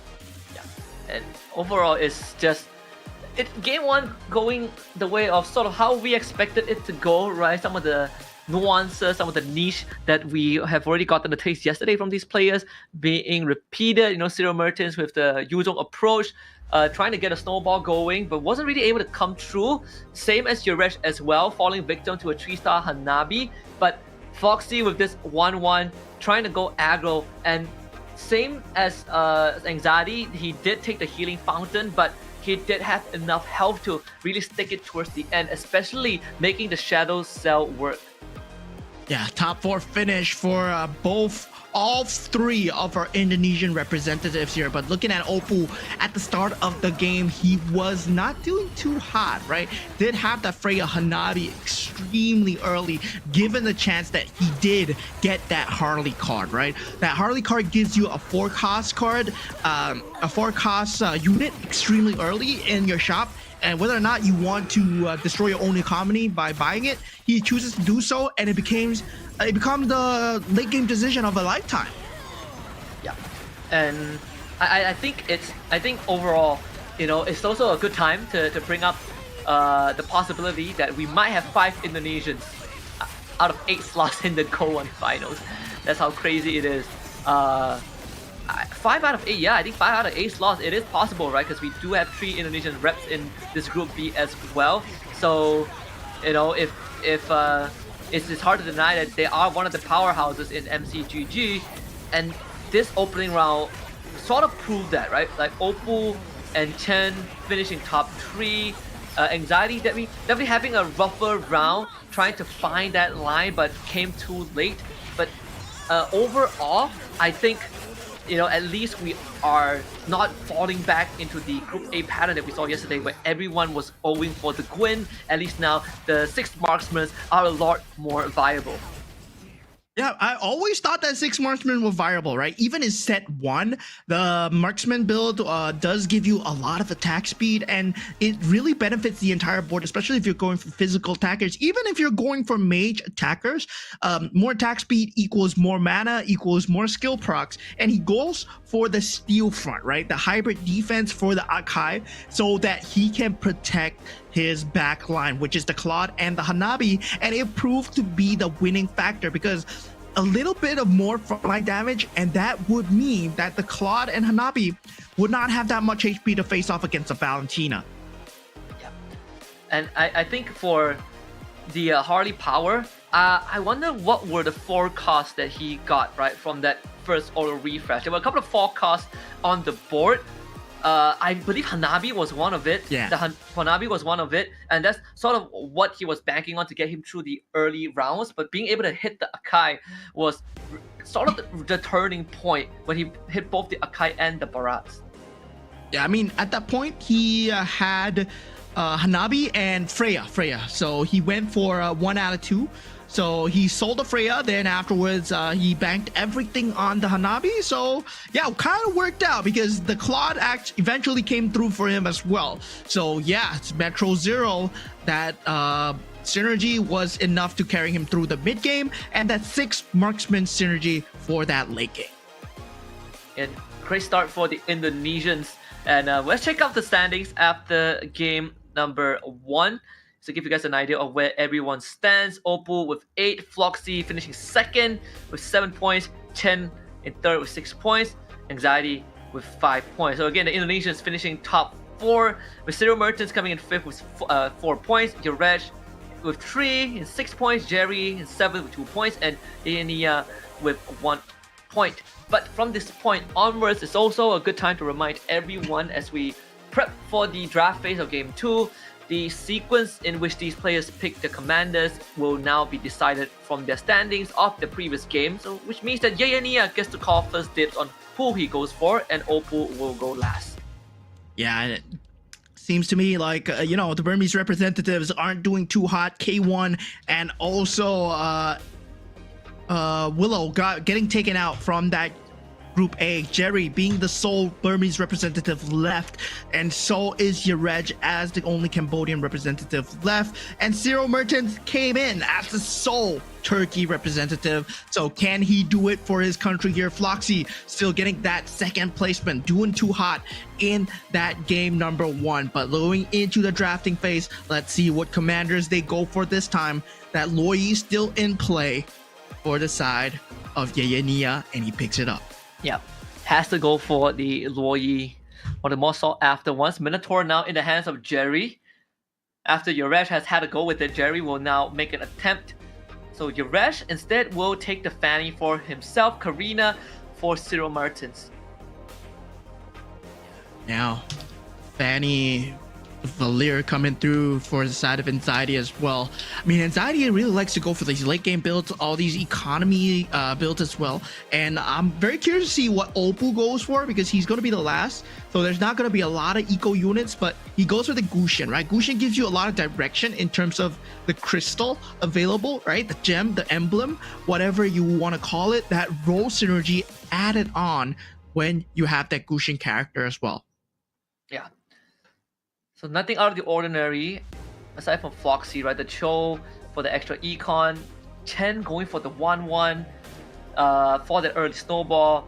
I think from the Group A itself, we also sort of have a good idea on how 1-1 can work even in the late game, where we kind of presume that it will start falling off. But players like Finn have been able to find success out of it and at least earn himself a top 3 placement.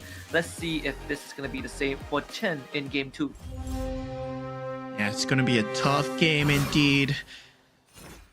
You have a very big plethora of eco units, and of course Zero Merchants now on that Karina is going to be a very big threat if he gets a very early snowball going, or if he gets a very good synergy going. But going into the first go-go card coming in, and also the early synergies that come through, that first board, very important, very telling in which direction you're going to go.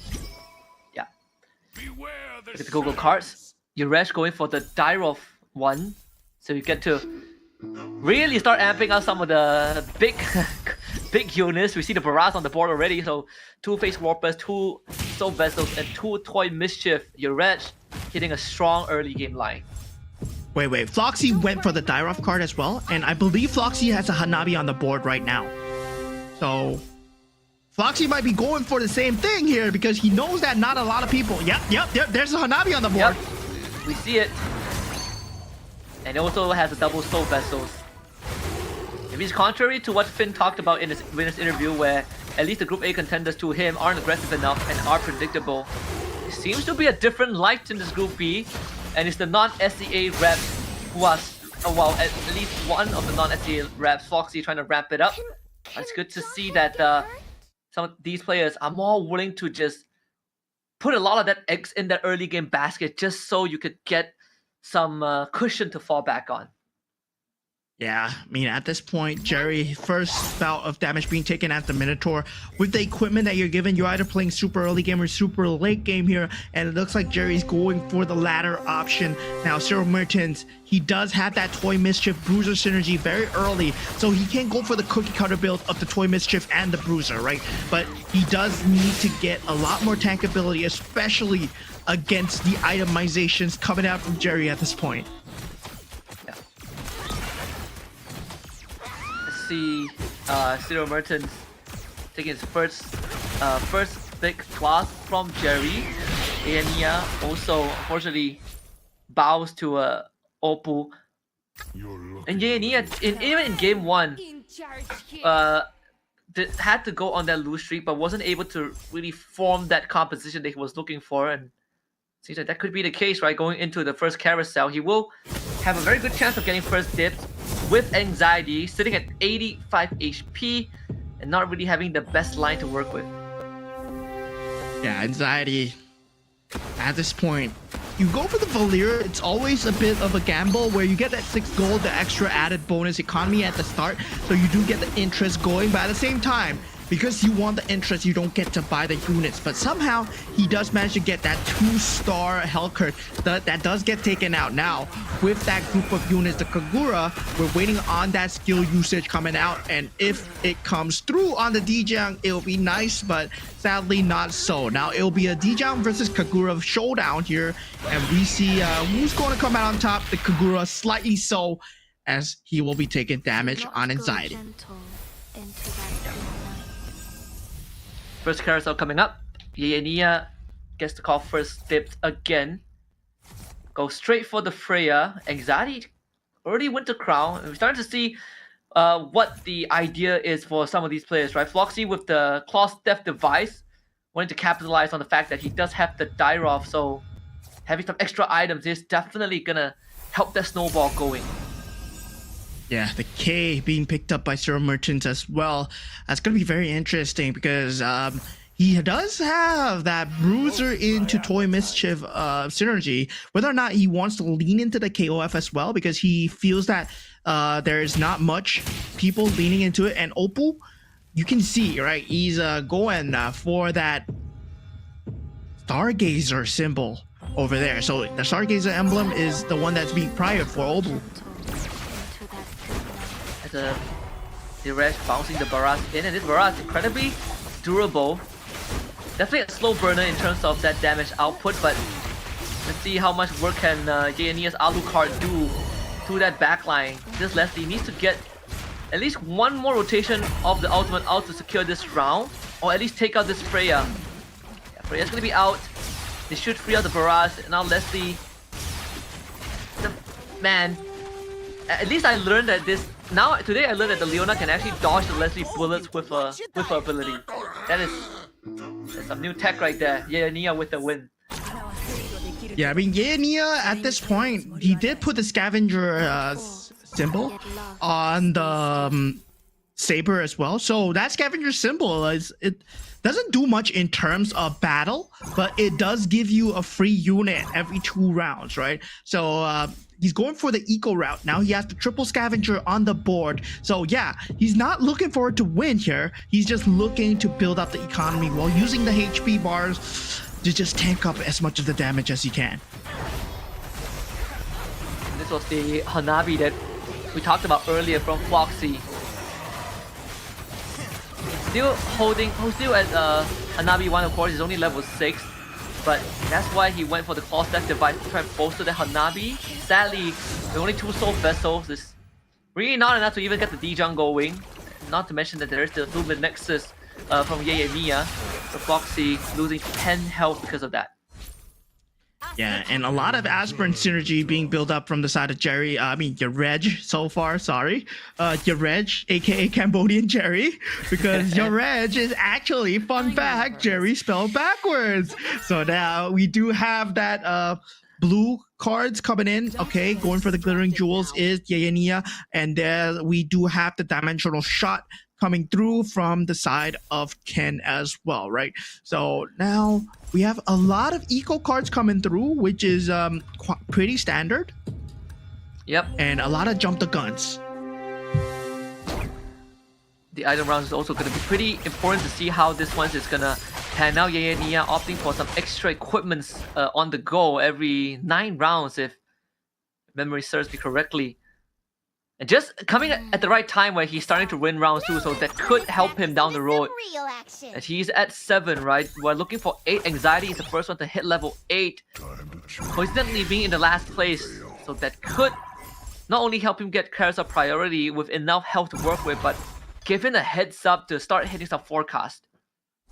Yeah, Ken at this point sacks off the aspirants units. He sacks off the aspirant synergy as well. He only had 10 aspirants energy and goes for the Freya build. Does not get the 4-star wing though. So yeah, he is going for more of a soul vessel into the defender combination and just banking everything on that Freya with that 1-1 synergy. Yeah. And that's the 2-star Leslie with the Sea Halberd. The Red pumping up some big numbers there, but the barrage needs to hang on for a bit longer. Sadly, that would not be the case. Face Whopper Harley and Leslie could be enough though. Can she pump out another cartridge? Seems like not gonna be the case. This Harley also going down. Chen able to weather the storm. Yeah, Freya dealing a bit too much there. Even the 5 cost, not enough to deal that much damage. Harley by itself, you do need quite a bit of frontline. You do need quite a bit of itemizations to get the mana on the Harley so that you have the consistent cast of the cards as well. But now we do see the Karina coming out from the side of Sarah Mertens. So he's really banking on the K, and he swapped out his Bruiser Toy Mischief synergy into that KOS that we were talking about. Yep. The K also has the Twin Blade too. Should be able to get some executions on that backline, making quick work. The majority of the pieces, you're red. Gonna lose that Leslie right off the bat. When it comes down to this Harley, K will start to work on the barrage, which is still stuck at 1 star, and that has been sort of the bane for your red, because barrage was needed to hold on. But a lot of the times when the barrage goes down, the entire composition collapses. With that execution, it should be enough for Zero Merchants to edge out the Hardy. Another loss forced to be taken by your Reg. Yeah, at this point now, your Reg still hanging on though, right? Zero Merchants and Jerry somehow at the top. Jerry, I expected him to go for that late game build, but somehow he found his synergy, and now Anxiety looking towards that Starwing build, trying to swap out from that Scavenger, removes one Scavenger, now currently at 2, does not get the 2 gold right now, but still getting that free unit. Yeah. Anxiety really trying to speed run that leveling. Let's see if you can get past the Zero Merchants with a win here, then it would benefit him even more to head into level 9.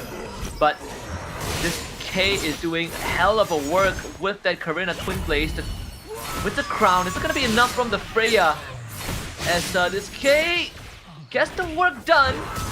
But Terry Bogard should be the saving grace for Anxiety. And that's exactly what he needs.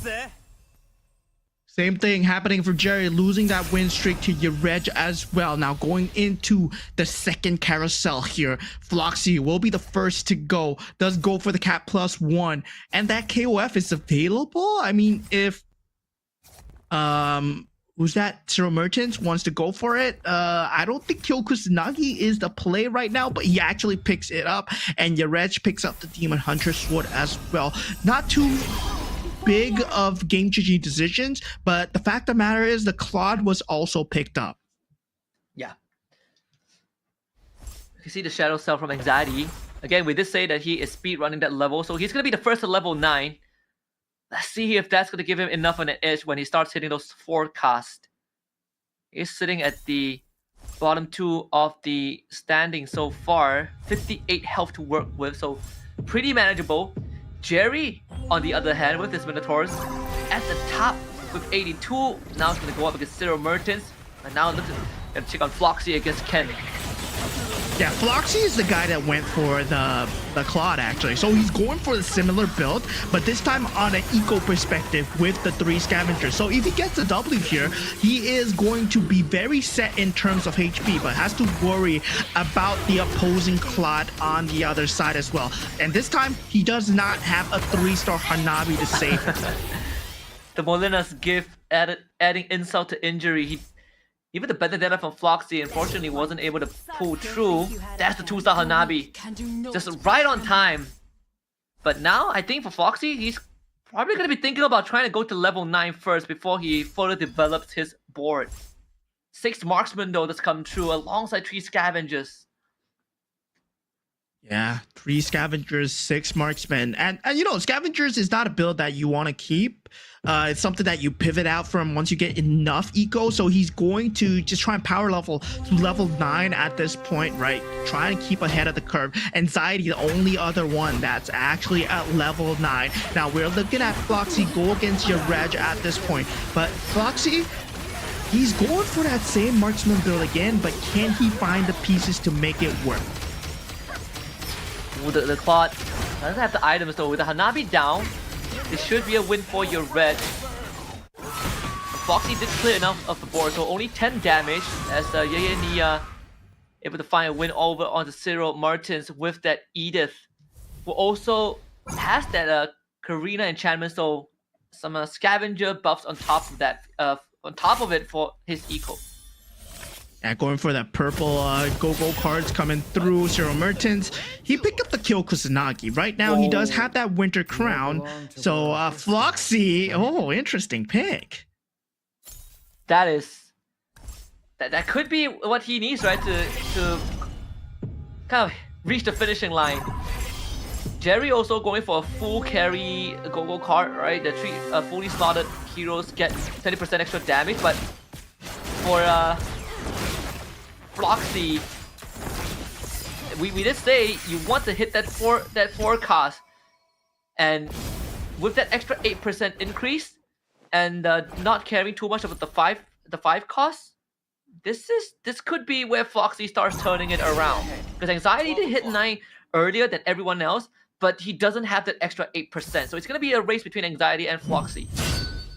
Yeah, the extra 8% really gives a very big difference here. Now, Floxy, we know that he's trying to build towards that Hanabi and also that Claude, but the Claude is being highly contested right now, so he will have to go for either one of the two so far, unless there are eliminations coming, but it's not going to be in sight right now.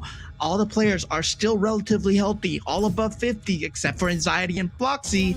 But now going into the next round here, Jerry going up against O. And Jerry is all inning on that Benedetta. Extra 20% damage. It only matters if the Benedetta can stay alive for a couple of casts, but so far, only getting one Electro final blow, and that is not enough. So, Commander Shield that he got early on is gonna be down to just one. Floxy able to win his bout over Cyril Mertens with that fat 20. And every single round that Floxy wins from this point onwards is going to even benefit that 8% increase even more. At level 9, you get 18%, but for Floxy, it's 26. Yeah, Ken getting that Guinevere level 2 right now. So it is going to be a 2-star that is available, but 6 Bruiser synergy is there. But the itemizations is not there for the Guinevere, right? Is a raw Guinevere enough for this? No, he puts the Demon Hunter Sword and also the Inspire and the armor on the Guinevere as well. Just give it some form of sustainability. Can Floxy pull this off? 8-0 Metro, 6 Marksman, classic. Damage profile is there for the Hanabi, not so much for the Claude. Was given the DHS by the false death device, but the highlight is going to be on the Hanabi. Barat has already gone down, the front line collapsed, and sadly still insufficient despite having the synergies to work with. And that's another 16 health. Floxy now going to be on his last legs. Yes, last remaining hurrah here. Needs to roll it down. Nowhere in sight for that 3 stars at all. So 2-star Irithel is the closest that he is right now. He's hoping that he gets a weaker opponent because he does not have any economy to work with right now. Does complete another 2-star Hanabi, but he's still 6 out of 9. He needs 3 more to go. And that is a very far from the that we round number 1. Yeah, he's going to have a bit of a leeway if he wins this round. Yuresh, a 2-star Irithel. So there is some contest there for the marksman build. Maybe between him and Yuresh. As Cyril Mertens still trying to rely on this K to get him the wins, but the ship has sailed for quite some time. Winter Crown does proc, but Cyril Mertens fortunately is actually I think was able to win out this round. No, Anxiety is the one that cleans up shop. And that's gonna be Floxy, the first one out. Yeah, Floxy being taken out. That is just sad news. He did get a very early Hanabi, he did get a very early direction, but still, it's a very late game build that he was going for. If he were here, he would have been going for the Irithel, and now he's not. So right now, no game-changing pieces, but Anxiety does get the Benedetta, and that leads to one more Benedetta towards that 2-star Benedetta.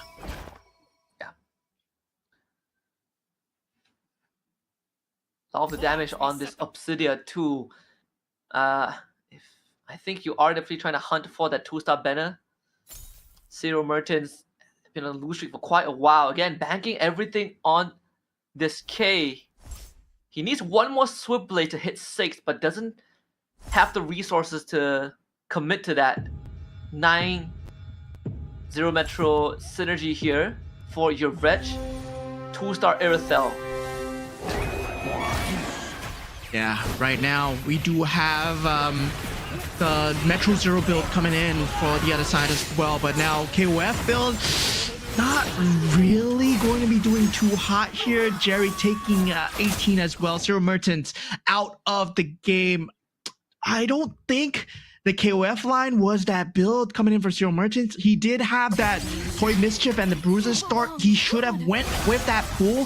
He should have went with what the game was suggesting to him instead of trying to go against the grain. And yeah, not working out too well this time. Yeah, very, very unlucky. You see the frustration too for Cyril Mertens. He really banked everything on that K, but when he started losing rounds, there was no pivot Or at least there's no attempt to pivot away from it. He doubled down and the gamble didn't pay off. As we're down to our final 6. Jerry, Yuresh, and Chen both 1 round away from getting knocked out. The chase for that Irithel continues for Jerry.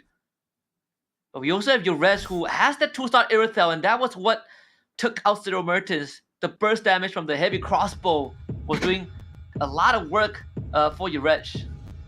Yeah, I would think at this point putting the golden staff on the Irithel would be way better, but Yarej did get the opponent that is Jerry, and you can see the aestheticness that he made a fist of glory there. He puffed his fist in the air because once he takes out Jerry, there's more marksman units in the pool. So that's what he wanted. Now, taking out Jerry -20, that's cold, but that's exactly what he needs to do. In the meantime, Nia also lost his bout, so Anxiety is the one that is leading the pack. But for Yuresh, that frees up, I believe, all of the Irithels. I don't think anyone else has Irithel. If he survives long enough, we could see a 3-star Irithel come out. The first 3-star 5 cost in the entire GO1 circuit so far. It is a far cry away. He needs, what, like, last we checked there were 4 pieces left, so in the pool. So there's a lot of go and a couple of rerolls needed. Let's see if this creep round can give a bit of that respite for Yuresh to plan his next move. The items are going to be important as well to feed into the cloth. Yeah, Ken, at this point now, going for that Bruiser, fully invested in that Guinevere build, looking for that Guinevere pieces. But now with 20, he does manage to find and pick up another Guinevere, but he's still far cry away from that 3-star Guinevere. Does pick up the Claude though, but Yarej on the other side, he does have that 2-star Akai ready and set to go. Yeah, there's a 2-star K available for Ken, but even after that, he will need 3 more pieces. Anxiety just got his 2-star Freya and Saber, but it's the 3-star Kadita that has been really pulling him across the finishing line in a lot of these rounds. That's what Nia just hit as well. No, Nia is the one that hit the 3-star Kadita. Yeah, bit of an anxiety fest here. I mean, not shoot shout out to Anxiety, but really, all these players all at low HP. Nia needs to rely on this 3-star Kadita, hope that the rough waves are dealing enough damage. The Saber is buying enough time against the Valentina, and that comes out clutch. Nia survives for now. Another takedown. This time, I believe, is gonna be Yuresh losing out to Anxiety thanks to that full send on the 2-star Benedetta. Again, the go-go card that gives you extra 20% damage when you have a 3-slotted hero. The 2-star Benedetta coming in clutch. But now we're looking to see if anyone can stop this Nia 3-star Kadita. Yeah, I mean, at this point, Anxiety, it is the Benedetta versus the Kadita. He does have 2-star 5 costs. He has a 2-star Harley and a 2-star Benedetta as well. So that 20% extra is going to do so much. But Oppo does pull off that 3-star Valentina as well. With that 4-mate synergy, is it going to be enough against Anxiety though? There is a lot of 5 cost power here. See this 3-star Valen has been quite the popular pick so far. I mean, the Terry Bogard is also just punching right through, and Oppo survives this round against Anxiety's Mirror. I think we found an answer to it. He needs one more defender synergy, and the Beyond the Clouds 99 is really coming into fruition right now because he puts it on the Valentina. It's either he gets the 6 mage synergy going or he gets another defender synergy as well. Now, meanwhile, there's a lot of pieces in contention for this man over here. He wants to go for more, but is unable to find out which direction he's going for. Anxiety making a last-minute pivot, taking out the Harley. Yeah. There was a place called home for me. There we go. Got it. Benedetta is there. Benedetta, I think is it freed up? Is Benedetta back in the pool already? Yeah, he put Benedetta back in the pool. He went for a 3-star Ah, there it is. Does have the Atlas to walk straight to the back line. As Kadida continues to do work's gonna be hit between the Kadida and the Valentina. The Rockways actually didn't connect. The terrible guard. Oh my goodness, he procced to win the crown with the punches. That was clutch. My boy Terry coming right through, and Opal looking for another potential first place finish. Yeah, Opal at this point, one of the most consistent coming through in this Group B. He's so far guaranteed top 2, picks up that Scorching Staff for himself. Inside, he does get that +1 cap. He still needs a bit more for the synergy. He does not have the 6-star ring. Finally does get it. Will this star ring synergy even matter though? He's one off from that 3-star K, and there he goes. He gets it. And Anxiety, 3-star K, 3-star Arlet. That's gonna be the play here. Hopefully it pulls through for him. Man, Cyril Mertens seeing this board and just punching his fist in the air because that K life was what he wanted to go for, and it was Anxiety that hits it in the end. One of the biggest problems right now is actually getting through this Terry Bogard. Rather than trying to deal with the Valentina, you have to deal with Terry first, and this K, is he going to find a jump? That first jump is important, straight onto the Valentina. But the Valentina has to defend the crystal, so the extra resistance might be enough. Oh my lord, indeed it is enough. The legendary streak coming in from Opal, the Valentina. Very consistent performance. Opal 2 times first in a row. Yeah, 16 points already. Really putting himself ahead of the curve. Not just the Defender Crystal with the enhanced defense, but also the Ice Queen with the Spell Vamp as well, really coming through right down to the dot. And Opal, you know, showing himself to be a fierce contender in this Group B so far. Yeah, really consistent. I mean, 2 first place finishes. That's already 16 points in the bag. That's a lot of points, man. Opal really going on that royal road so far. Of course, there's still 3 more games to be played, but looking at the rest of the builds coming through, we saw Floxy getting the Hanabi extremely early, going for that 6 marksman build, and you can see him at the bottom here did not really perform up to standard. Floxy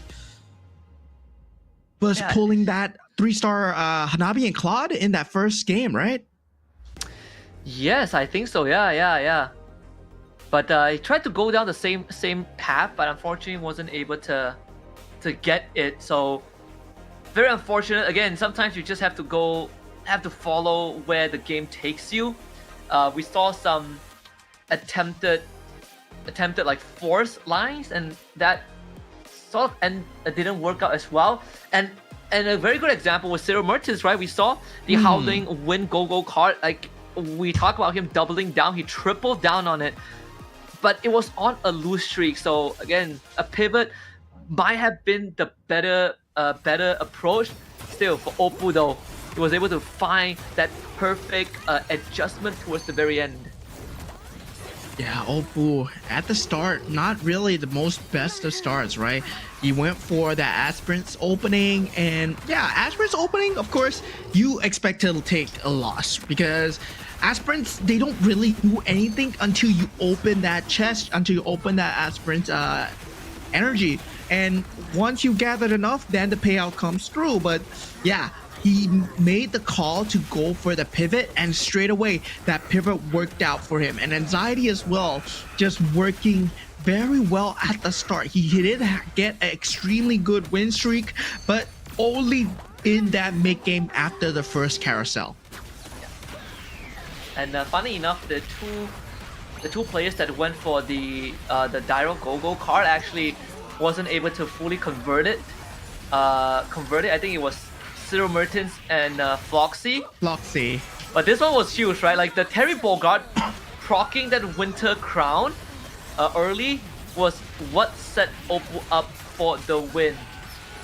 Yeah, I mean, Terry Bogard is such an underrepresented unit, right? We were talking about him being such a good forecast yesterday, but he did not come out into much contention into the eyes of the players. But right now, Oppo just fully displaying, right, what the Terry Bogard can do in terms of that front line, and Valentina just pulling through in terms of the damage in that back line.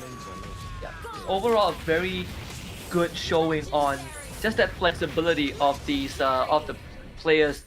Truly enjoyable. Oppo now in a very comfortable position.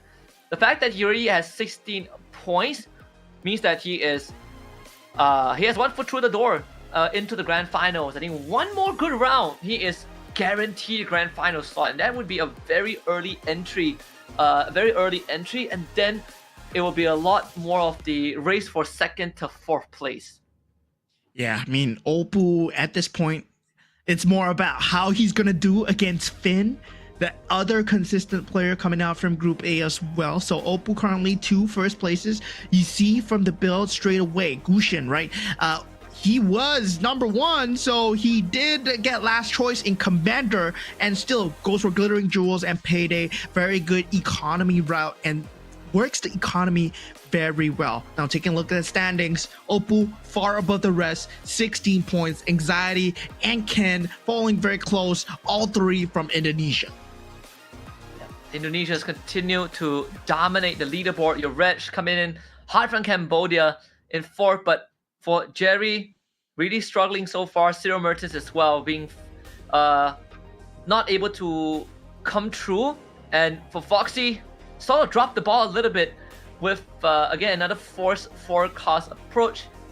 8 points is tied with your Reg, so there is going to be some catching up to do for these players. But so far, the only person that has really pulled ahead is Oppo. Everyone else has a fair shot.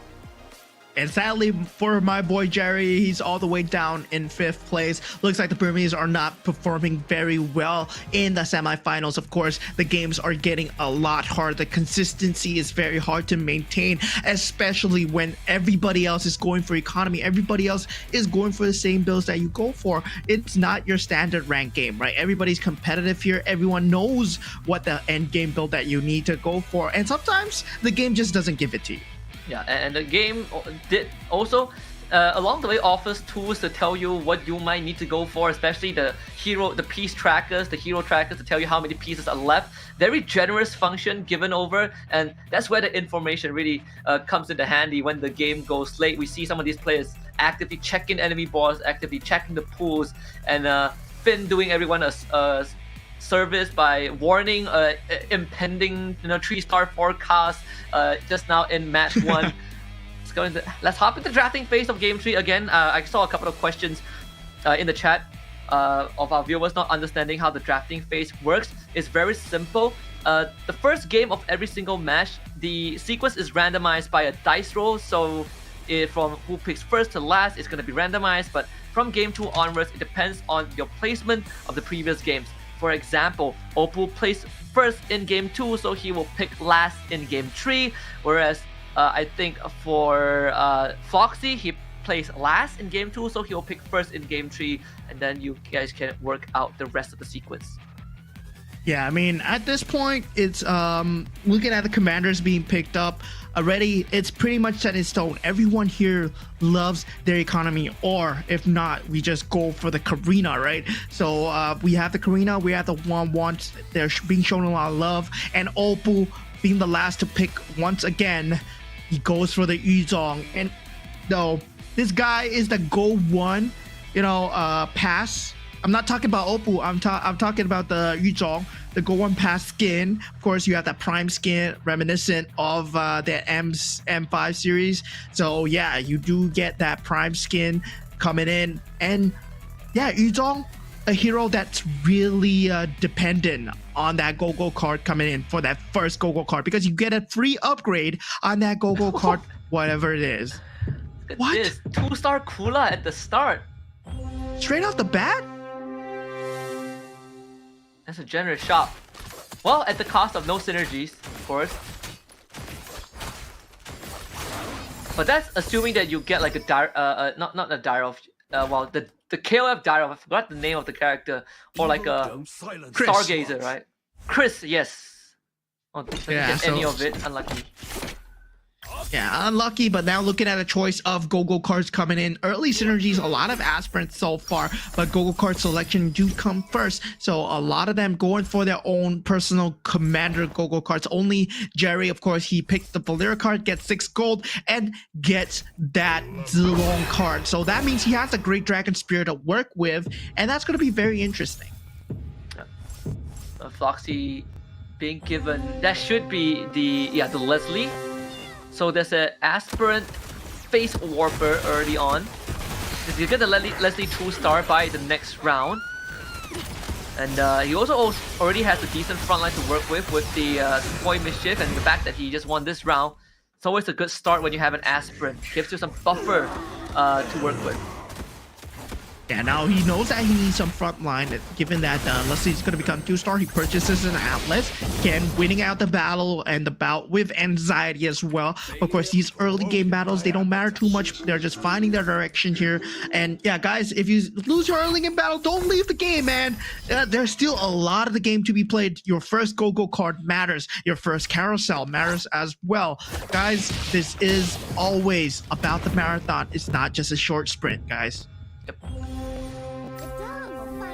Glory League, I believe. Glory League and the Bruiser build here for Zero Mertens. Let's see what the approach is gonna be, right? He is going for eco with this Cho approach, but the more important thing is how is he going to change up how this game tree? Because we just see him try to really hardcore double triple down a piece in game 2. And that didn't really work out. He was dedicating his go-go cards to that 1k piece. And now that he realized that it doesn't work, and he is running eco with the Cho, this game tree should be a very good time to reset. Yeah, I mean, going for that K piece, understandable, but the thing is, he did not have that, was not there. That was only the 6 KOF synergy, yes, but the 6 mage synergy or the 6 swift blade synergy, it was not there to make the K work. So yeah, just jumping the gun a bit too early there. Now Jerry with that early Toy Mischief, Soul Vessel, and Bruiser. This is the best possible early game synergy that you can get. All 3 very highly sought after. And yeah, I mean, Jerry gonna start to get that early game lead bit by bit. Foxy losing that round, very much expected when you have aspirants.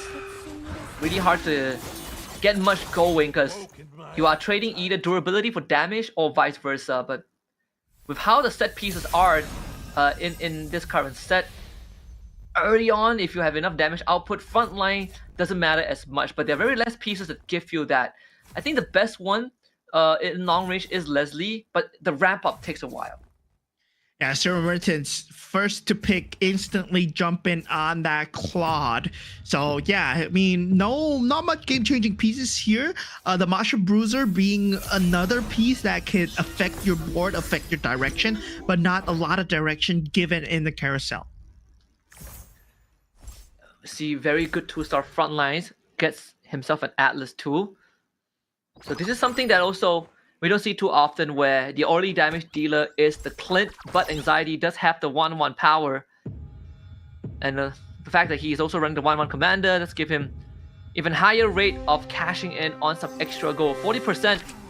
It's going to be up against Zero Mertens, who is also on quite a loose streak, and Anxiety looking to continue that. Yeah, right now he did pick up the Claw, the 1-1. Can it deal enough damage here? But he has more 2-stars, and this 4 cost is not going to deal too much, right? Because the front line is not there, the itemization is not there.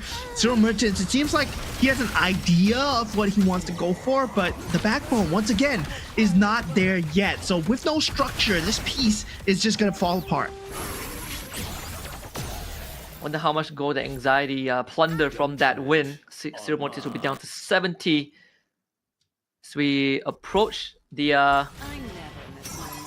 round before 2-3, which is going to be the next creep round, the next item round. Yeah, the ecos starting to be the focus of these players. Look at the level 6 approach. So far, 5 out of the 8 players have already hit level 6. At this point, the next card that is coming is the purple card. So all eyes on Oppo, as he will be the only one to get that orange card as the Yuzong here. And of course, also because he is leading the leaderboards at the moment with that Soul Vessel Phase Warfare as well. So yeah, he opts not to go into the Aspirant synergy anymore. Instead, he's trying to mitigate the damage with the Soul Vessel and the Star Wave. So he does not want to take too much damage early on before he gets the card, before he gets some form of direction. It's going to ping him for another 10. Very manageable state of the game. He's going to be in the I think in the bottom. Actually, no, comes in third because everyone else has been taking quite a beating. Plenty of lose streaks going on. A lot of back and forth with the trades we've seen so far. Okay. So Oppo goes for the technological revolution, right? So that it gives him 25% less cap to level, easier to level as well. So, and he gains 5 EXP instantly. So this reduces the level cap for him. So Oppo is aiming to hit that level 8, level 9 earlier. Now the Manic Slam being picked up by Zero Mertens, he's definitely just all inning on this claw that he picked up from the carousel. I would say it's definitely a lot more reliable than all hitting a K. So there's a more build path open, right? Like Marksman, Glory League, can function decently even if you are not having 6 Marksman, but you need to at least have that synergy activated. We did also see the full throttle for Ken. So Chen and Oppo both are looking to hit that high, those big units as fast as possible. Yeah, I mean, at this point, he does have that free reroll. Yayania Ken on that win streak.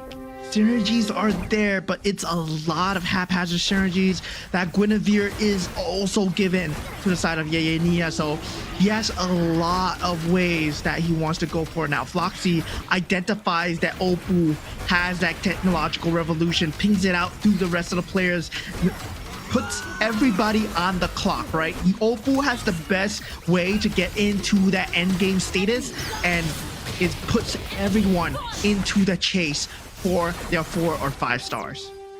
And Zero Mertens, with that Manic Slam, doing just enough to take out Yayania. Anxiety starting to get his win as well. And even Chen taking that early loss. And the Grange is going to be picked up. There is that Beyond the Clouds, Stargazer, and also 4 defenders for your Resh. Now it's time to figure out where this Granger stands if he wants to put the Granger in. I think there's no space now. Maybe level 8, but even then, for the Thunderstone, you have to decide on which units gets it. And it seems like with the items that he has, the Xavier still makes the most sense. I mean, Xavier makes the most sense, especially if you have the itemizations on the Xavier. You get to consistently pump out the damage. If you take a look at how he's pumping out damage right now, looking at your Reg, yeah, Xavier's going to be doing a lot of work. But whether or not he can reach that Claude, right, especially in the hands of Jerry, who does have the golden staff on it, and Zero Mertens, I would like to see his board as well. Hopefully with the Manic Slam, with the golden staff that's been given, he's starting to get a win streak, but turns out he's not. Ever since Uranus that punches hard, godlike right there as Chen wins out his bout. And now it's 8 for Yayania. Star on the battle rate, activate the Starlight Blessing too. The Starwing Blessing. Yeah, Starwing Blessing activated, but he's only currently at 2, right? Do you want to sack another Starwing, or do you want to add it on? Now, with that added on Toy Mischief, you do get your second piece of equipment. Now, eyes on Oppo here. He hits that level 8 threshold, but so has Jerry and Yayania. So he's searching for that 5 cause, still unable to find a bit of direction. Does have 4 Starwing and 3 KOF synergy to work with, but still all over the place, as he does not have too much of gold to work with, sitting on 17 at this point. Yeah. There's a small price to pay. And you can clearly see that Oppo hasn't really committed fully to that final composition. All of the items were actually slammed on the Matilda. But he is gonna get caught dips on this carousel. There's the Granger Vendetta. goes with the +1 capacity as well. Very much needed considering that he is kind of down in the economy. So having that extra hero slot at this point of time is gonna kind of smoothen out the recovery process. Yeah, he needs to recover, but the pieces need to be in place as well. Taking a look at Oppo right now, he does pick up the Chris, goes for an added KOF synergy, hoping for that 6 KOF synergy with that crystal that he picked up. And he's actually places it on the Matilda here. So Matilda will be his main damage dealer, which is not ideal. And so far, not finding a good direction. So Oppo not looking to finish strong in this game at all. Meanwhile, eyes on Jerry as well. Marksman and Bruisers yet to find a direction. Needs that Metro Zero. 4 Marksman, 2 Bruisers. Kadita level 1 for the extra punch in the damage. Again, a lot of it is going to be on this Claude. Has the Zilong Dragon Spear, so a lot of attack speed, but the output, not so. Right? He doesn't have items that give him raw damage, only just pellets. But he does have a strong front line, and the 4 Marksman synergy, reducing the defenses of the enemies, giving him that extra bit of damage that he needs to win this. And this Matilda for Oppo comes through. 13k damage on Matilda. Okay, I'm sorry, I take that back. Captain Matilda doing a lot of damage at this point, but still, you know, it's not the best endgame beast that you're looking for, right? Matilda's, even in MLBB, you don't want Matilda to be your main damage dealer. But yeah, at this point, you gotta work with what you get, and Oppo is playing the cards that he's dealt with. But right now, taking a look at your Reg, he's still starting to build up the Beyond the Clouds synergy, but he's yet to find the Stargazer or the Mages or the Star Wings to make it work. He only has Beyond the Clouds and 4 Stargazer synergy. But he does have a very solid front line, right? Now he's aiming to get some tank items just so that he can safely protect this Xavier. There are pieces that can get to him, but you need the front line to hold. And right now this Benedetta is going to be quite a problem with the Electro final blow. Too many targets to go for. Zero Mertens looking a whole lot more comfortable in this game tree. Still forcing that Claude with the golden staff, but at least has a way out because he was able to get a couple more pieces like the Benedetta. Yeah, but the synergy not looking too good now. Hopefully this gives him an out here. The last Goku card, it will be orange as well. And Oppo goes for the premium client. Meanwhile, Breath of Berserk being picked up by Floxy. Now Copycat, being picked up by Anxiety. That's an equipment duplicator. Yep, the more the merrier too for Zero Mertens. And that's his way out. The economical boost. Nia with the extra juice, extra nitro boost as well when the hero drops below 50% HP. This is very different from what we saw yesterday, even compared to Group A earlier on, right? Where we're seeing a lot of just raw stats of getting hybrid defenses, getting econ, getting free rerolls, but that has completely changed. 4 Winter Crowns here. For Anxiety. Anxiety, dude, he's super safe. Okay, 4 Winter's Crowns, yes, and he's still a Demon Hunter sword to work with. So yeah, Anxiety, we're looking at him possibly going towards that Swiftblade angle. The Winter Crown does very well with the Swiftblades, but at the same time, you don't get enough physical damage. You do have the penetration, so you're really relying on the backline mage damage to come through. How many Winter Crowns do you need? And Anxiety says yes. You need all your stocks. That is like, yeah. Give me every single Winter Crown that you have. I'm gonna take it. I'm a winter type of man. I like ice. So now your Reg, 25 HP. Floxy falling even lower. Floxy, our top 2 in that first round and bottom in that second. Now he's looking closer to the bottom as well. But looking at this, Anxiety taken out by Zero Mertens, who has found somewhat of a direction. It's kind of sad that having 4 Winter Crowns still doesn't stop that the Benedetta from just Julianing your entire line. And look at that, Toy Mischief Captain Terry Bogart for Floxy. I mean, this needs might 6 work. KOF. Yeah. Yeah, this might work. He needs that extra, like, +1 hero slot, but he needs to wait out 2 rounds to get to the carousel. If he gets the +1, then he's gonna hit 6 KOFs, and then we'll have a game for Foxy. But until that point, it's gonna be quite a tough one to survive. Yeah, it's gonna be tough. Indeed, we're gonna see what's going to happen here. Now Terry Bogard taking a gander here, walking around, taking a lot of damage, but does not matter. He shrugs it off, man. He hasn't even split yet. Terry Bogard coming in with the jabs, man. Just procs all the winner crowns. Anxiety. Sometimes playing it too safe. Not really the way to go. Like you said, Mo, man, there's just not enough damage. So, it buys Foxy one more round. He needs one more round to be certain, to be safe. The point. Yeah, Foxy. At this point, he does get a good reprieve for now, but looking at the side of 1-1 Commander, he does get that 2-star Harley. No, it's still 2 1-star Harleys for Anxiety. So yeah, not able to find that full build, but the Star Wing has been activated. He did get that 2-star Saber and that 2-star Freya as well, so hopefully that's enough to carry him through this round. Diresh also has the Valentina, so that is another line that he can go into if he starts hitting 2-star Valentinas. But right now, he's gonna have to face the wrath of 4 Winter Crowns. Anxiety seeing light at the end of the tunnel. That having enough Winter Crowns might just be enough. The Saber dodging the rough waves with the ult. Talk about timing. But now it's gonna be between the Harley and the Khadija, and that is gonna be just enough. Anxiety edging out your Reg.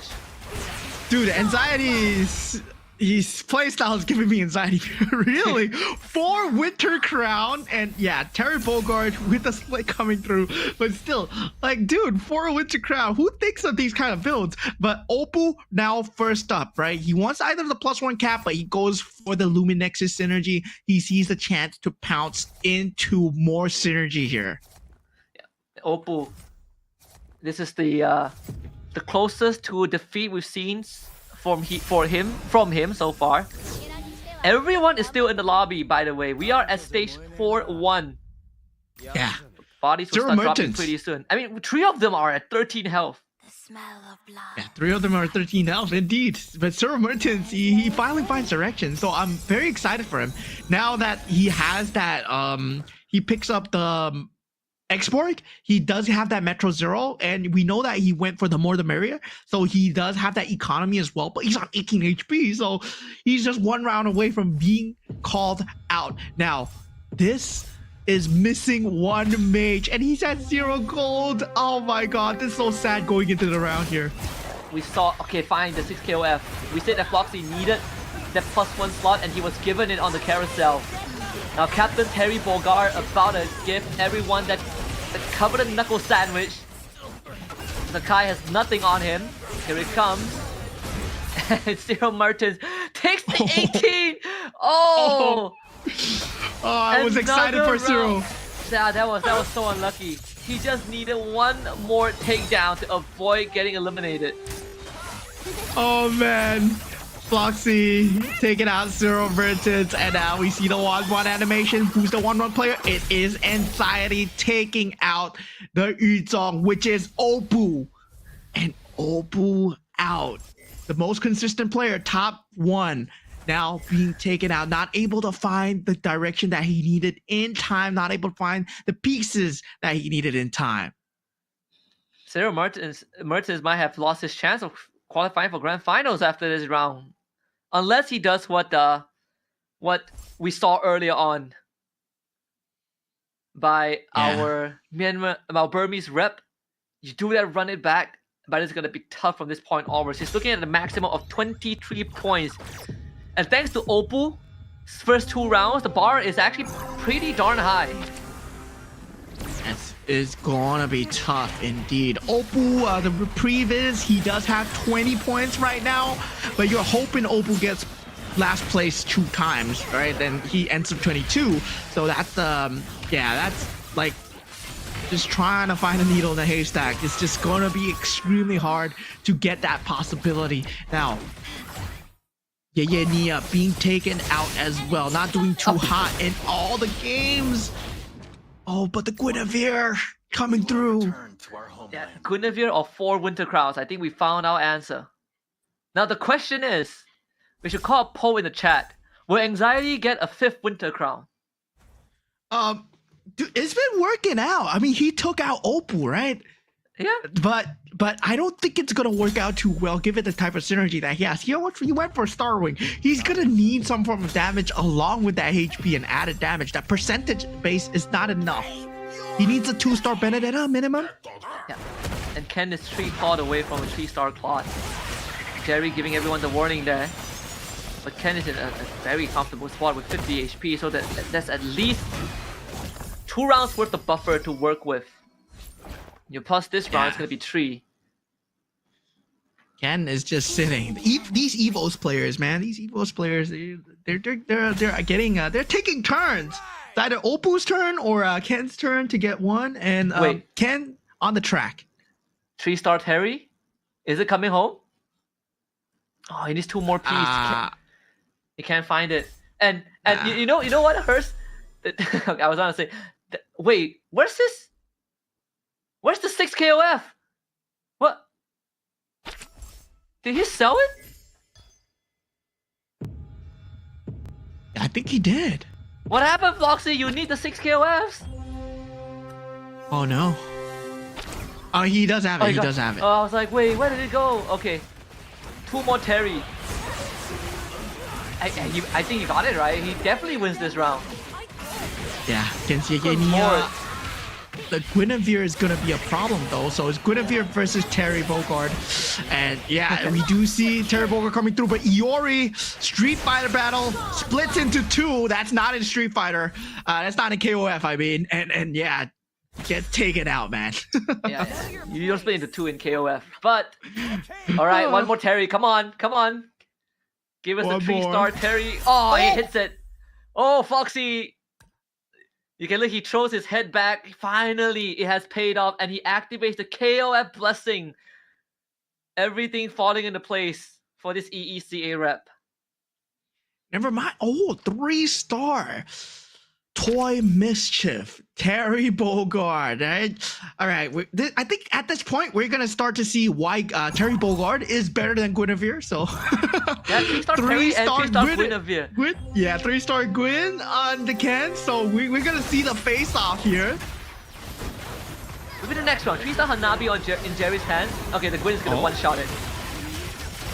Wait a minute. Wait a minute. The shield. Oh my goodness. Jerry with the 3-star Hanabi. Dude, 3-star Guinevere, your reign is over, my friend. Your reg gets taken out. Could not find a single 3-star. Cannot compete with the big boys, the top 3 that all have 1 3-star forecast each. So this will be the final skirmish. Which 3-star comes out on top? Is it gonna be Terry Bogard or is it gonna be the Claude Hanabi for Jerry? All right.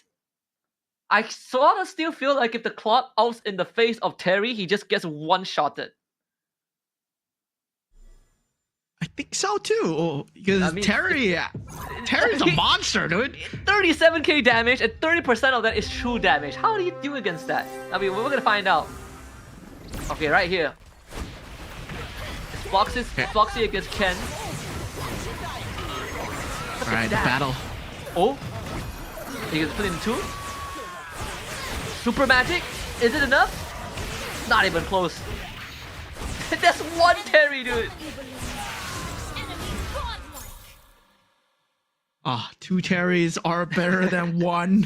Foxy takes out Ken. Ken was looking poised to go into the top 1. He was at 50 HP. He was comfortable. He rolled for the 3-star Guinevere, but that's taken out by Captain Terry Bogard. Foxy picks up another Bruiser synergy while Jerry picks up that +1 cap. So it will be now Captain Terry versus Hanabi here. So now the Marksman synergy going up against the KOF synergy.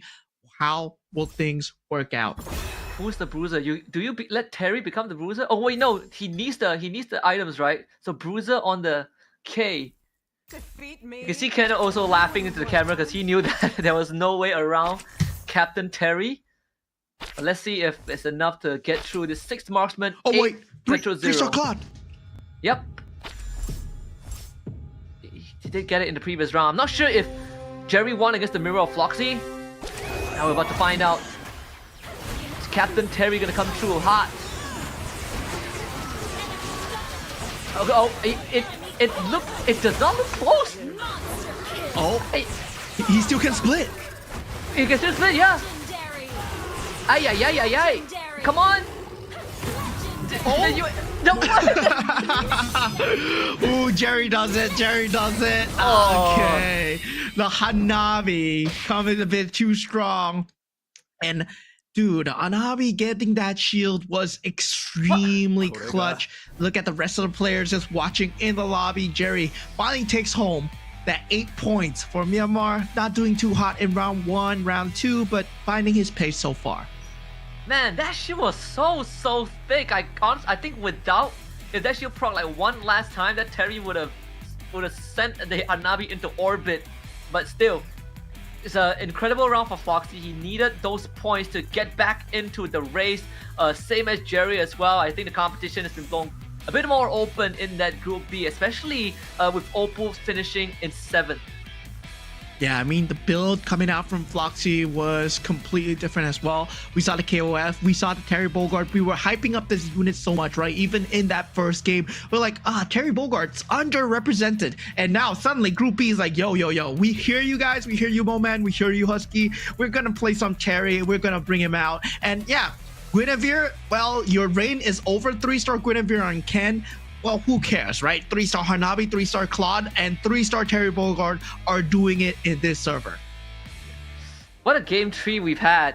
This is the first 3-star Terry Bogard we've seen as well. But well, it was also the go-go cards that allowed Jerry to really edge out in the end. That explains the extra damage that was given to the Claude and the Hanabi. But it was really hinging his bet on on his cores because the rest of his pieces are only 1-star. Yeah, he did get Zilong's power as well, so all he needed to do is place it on the unit that deals the most damage. And yeah, being on the Hanabi or the Claude, it was a very good move coming out from Jerry. Floxy, I mean, huge shout out. Ken as well, 3-star Guinevere, but the rest, I'm just surprised that Cyril Mertens is out last. Once again, he had good direction, he had good moves, he had good economy, but the recovery was not enough. Yeah, that was funnily enough, game 3 was his best game, and he ended up still finishing last. So again, the chances of finals slim to none. It really comes up to the last 2 rounds, but even then, even if he maxes out his points, it is still quite tough. And funnily enough, we saw the full throttle and the technological revolution being picked up by some of our players, but both of them were not in the top 3. Yeah, I mean, at this point, it's just very tough. Opal, he did have a sliver of a chance, but there was no direction from him at all. Even when he was down to his last 20 HP, could not find any form of 6 synergy, could not find the Metro Zero to help him out. But Jerry, at that point, was able to deal a lot of damage to the rest of the opponents, giving that Claude, making sure that marksman buildup is on time. And Ken, even though he had that 3-star Guinevere, it was not enough for the Hanabi. Definitely not enough, but man, the shield was actually incredibly thick. It actually soaked up all of the damage. I mean, right here, the kill streak was actually blocking the health bars, but this was 2 Terry Bogards against a Hanabi. Yeah, this might have been the strongest Hanabi that I've seen. But taking a look at how Jerry built his insane lineup, we were talking about him getting that Zilong, right? The Great Dragon Spear, the Zilong's power. And afterwards he went for Rising festivities, and also finally he went for Frontier Blitz. So both ends of each lineup role gained 28% hybrid attack. You were talking about it, and he put Claude on one side, he put Hanabi on the other, and those were the only 3 stars that he needed. Yeah, and not only that, right? Having the Claude take the punishment from the Terry was much needed as well, because if the Terry jumped the Hanabi first, I think that could have been a different story, but he basically sacrificed the Claude, right? We saw the 3-star Claude jump in with the Blazing Duet and instantly just got one punch, but it bought enough time for the Hanabi to really ramp up the Golden Stab and just go ham on Floxy's line. Yeah, I mean, the economy side, he did very well in the early game as well. We saw that he did have a very strong early game start. Toy Mischief Scavenger into Bruiser. Then afterwards, he started to swap towards the Marksman. And finally, when the Metro Zero and the rest of the synergies were available, started to slot that in when he had the chance. Now, looking at the standings coming through, despite getting that first place, Jerry is still a far cry away from that top 4, but inching ever so closer. And Foxy also getting enough points to be in that top 4. But this is, again, anyone's game. Even Cyril Mertens still has a chance to get into top 4, but it has to play the game of his life in the next 2 games. And I mean, again, this Group B a lot more different because of the diversity of players that we have. You know, we saw a lot of like Turkish fans, a lot of the Burmese fans here cheering for Jerry as well. And I think after that Game 3 win, I think a lot of them were definitely hopeful that Jerry is going to be one of the finalists. Yeah, I mean, 2 of the Burmese representatives have been taken out. Cyril Merchants, the only Turkish representative. Well, it's going to be hard. It's going to be a great uphill battle for him. But with a 2 first place positions, it's still possible. So we have to go into round 4, where Cyril Merchants will be drafting first in this drafting phase. Did run the Cho in the previous game. So no Cho, no Karina, no Yu Zong. The Lawyer is open for Cyril Mertens. It's not one of the prime commanders he goes for. The Minotaur is also up if you want to commit to a line. Just opt for the Valir, which is also a pretty good option. Yeah, I mean, at this point, Valir being picked up by Cyril, Opal straight up going for that Karina, starting to ramp up in terms of that tempo. And let's see what the others go for. Anxiety picking up that Fanny as well. I mean, shout out to him, right? 4 Winter's Crown. Does he even get a 5th? We did not have time to find out because he got eliminated, sadly. But now the Cho coming out from Yaya Nia, who has not had too good of a showing, despite being the runner-up for the SEA Games. His counterpart, Finn, doing extremely well. Yeah, Cho, Karina, Cushion, Loi, Fanny. For 3 games in a row, we have seen Yu Zongs, but if we look at the placements of all the Yu Zongs, it hasn't really been the sweetest, right? Like in Game 1, it was ranked 5 by Cyril Merton. Game 3, it was ranked 7 by Opal. Who is gonna have the Jerry going for the Amon instead? Okay, so you get that. He's definitely going for a slightly different approach in this Game 4. Yeah, I mean, mirror device created when you build an Amon, right? So yeah, I mean, you are going for the 2 stars, and sometimes it's good direction if the game gives you the 2 stars that you need, but sometimes it's just a double-edged sword because you end up going into a build too early, and then suddenly the game shifts and your build doesn't work out. That's the armor for you. Yeah, but the mirror device also gives you that potential to kind of find that line quicker than everyone else. You do get some economical injection depending on the go-go card that you go for. But I would say that all eyes again fall on Cyril Mertens and how he wants to play out this game. Because so far, I think he's the one that has been struggling the most. Even with rankings, previous rankings aside, he hasn't really been pivoting much today's games. Yeah, I mean, 7 points, just not too good in terms of overall point standings. Whether or not he makes it in the top 4, that's on him.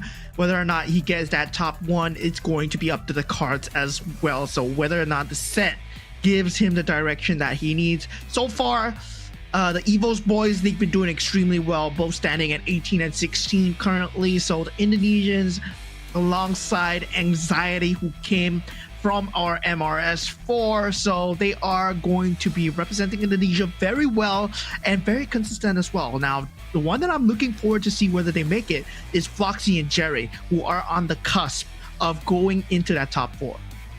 Yep.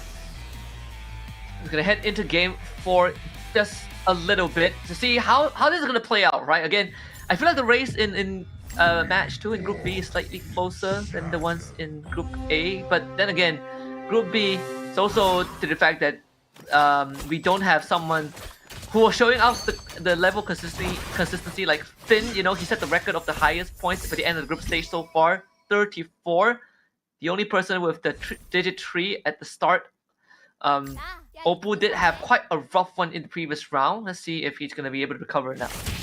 Yeah, early game, Shadow Cells being the one of choice here, aspirants for Oppo and Yayania, but we do see the commander cards coming through. Zero Merchants does get the Lunox card from the randomizer, but Anxiety goes for the Kagura card, which is very surprising. Now, with the rest of them, they do pick up their own standard Go-Go commander cards, so we'll have to see how this plays out for the Kagura card coming through for the side of Anxiety. Getting the early KO F2 with the Chris. Again, Chris works best when he's able to stay in the fight for long. And Oppo having the Karina on the Chris, we did see this yesterday, where it gives you the potential to ramp up very quickly because of your AoE damage. So that could allow Oppo to snowball slightly quicker, although KOF pieces are pretty expensive to get. Yeah, Anxiety, it feels like he's going for a very early win streak, right? Picking up the Kagura card gives you 25% attack and also 25% hybrid lifesteal and 32% hybrid attack. And of course, you get the 8 gold that comes with it as well. But you are very much in that win streak zone. When with that Fanny, yes, it does give you an extra unit, but the unit that he got, the Harif, I don't think that's going to be a great out for him. One of the weaker units too, even when given the items. Of course, there's the Amon power. Every time someone reaches 2-star, you get 4 gold. That's the route that Jerry is going down towards. So there are some early snowball angles here for Jerry. It's just going to come at the cost of trading that HP away. He is looking at some of the potential 2-stars, but the problem is he's not hitting in first. Yeah, currently right now taking a look at Zero Merchants and Yayania as well. Going for that early Soul Vessel Starwing. Very good early game synergy. I'm more curious to see, right, whether or not the Aspirants synergy built up that's coming through from bottom 2 players, they will want to go for the Aspirants in the meanwhile, Zero Merchants, of course, we said it before, we'll say it again, he's the one to watch because his points are just way out of reach of top 4. Yeah. And his maximum points is going to be 23. So the stars have to align for Zero Merchants to make it, but until that point, gotta still fight for that potential slot. 4 Stargazers very early on for Ken, along with Beyond the Clouds, is really gonna stack up the Thunderstorm quickly.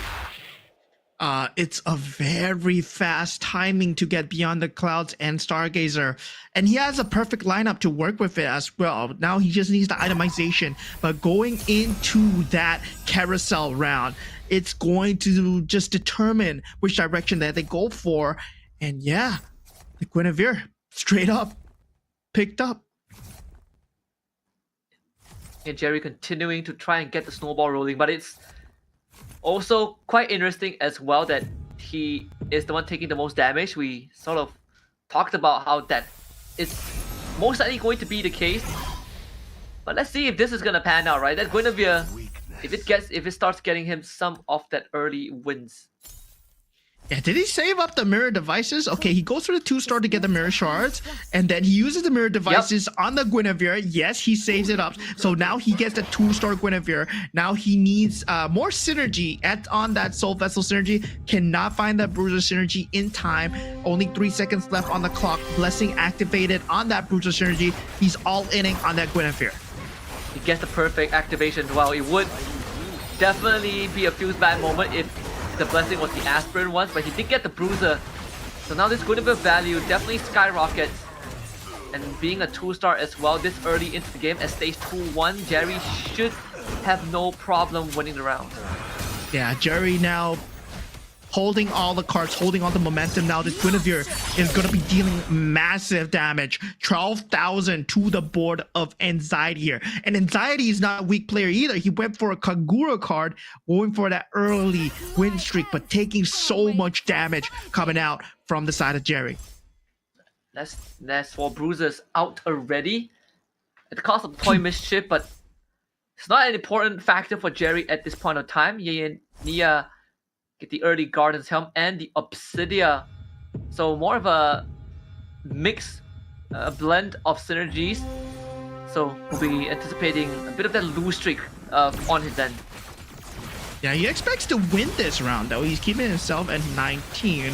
Now, Ken is letting everyone know that Jerry has a 2-star Guinevere. And yeah, it's still early days, so there's not a lot of things you can do about it till you reach that level 7. Everyone's still at level 6. He got it from the carousel, and he got it through the mirror devices. So the next Go-Go card is going to play into their hands right now. It's going to be the blue card after the creep round.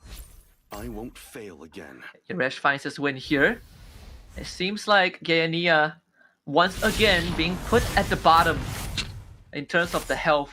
He's gonna go for some extra punch with the diverse synergy, the purest power. I think he also has the chill sack that we just saw. That's why we saw that item coming out in the middle of the round, the breath of the berserk being picked up there for Anxiety. Rogue's aid for Zero Mertens for the extra power. Both Floxy and Yaresh going for jump the gun, and the Dark Blade for Oppo. We don't see that often, but when you have a Karina that can execute targets, the Dark Blade actually has a lot more value because of the health regen reduction, but also can free you up, and you don't have to go for the Sea Halberd or the Glowing Wand. Yeah, you don't have to go for that anymore. But the crazy thing is, right, Jerry, he went for the Uncertain Fortune, which is you either get 7 gold or you get 15 gold. So I wonder what was his outcome, right? Whether he got the 7 or the 15. We won't find out until we see his gold count, but it's okay. Meanwhile, Yarej is on that win streak on the Loi. Now, Floxy's board looking like a full aspirant build up. He's going for that full late game. He does have the itemizations to back him up. At the early Valentina too, with the Molina's Gift and Enchanted Talisman here for Floxy.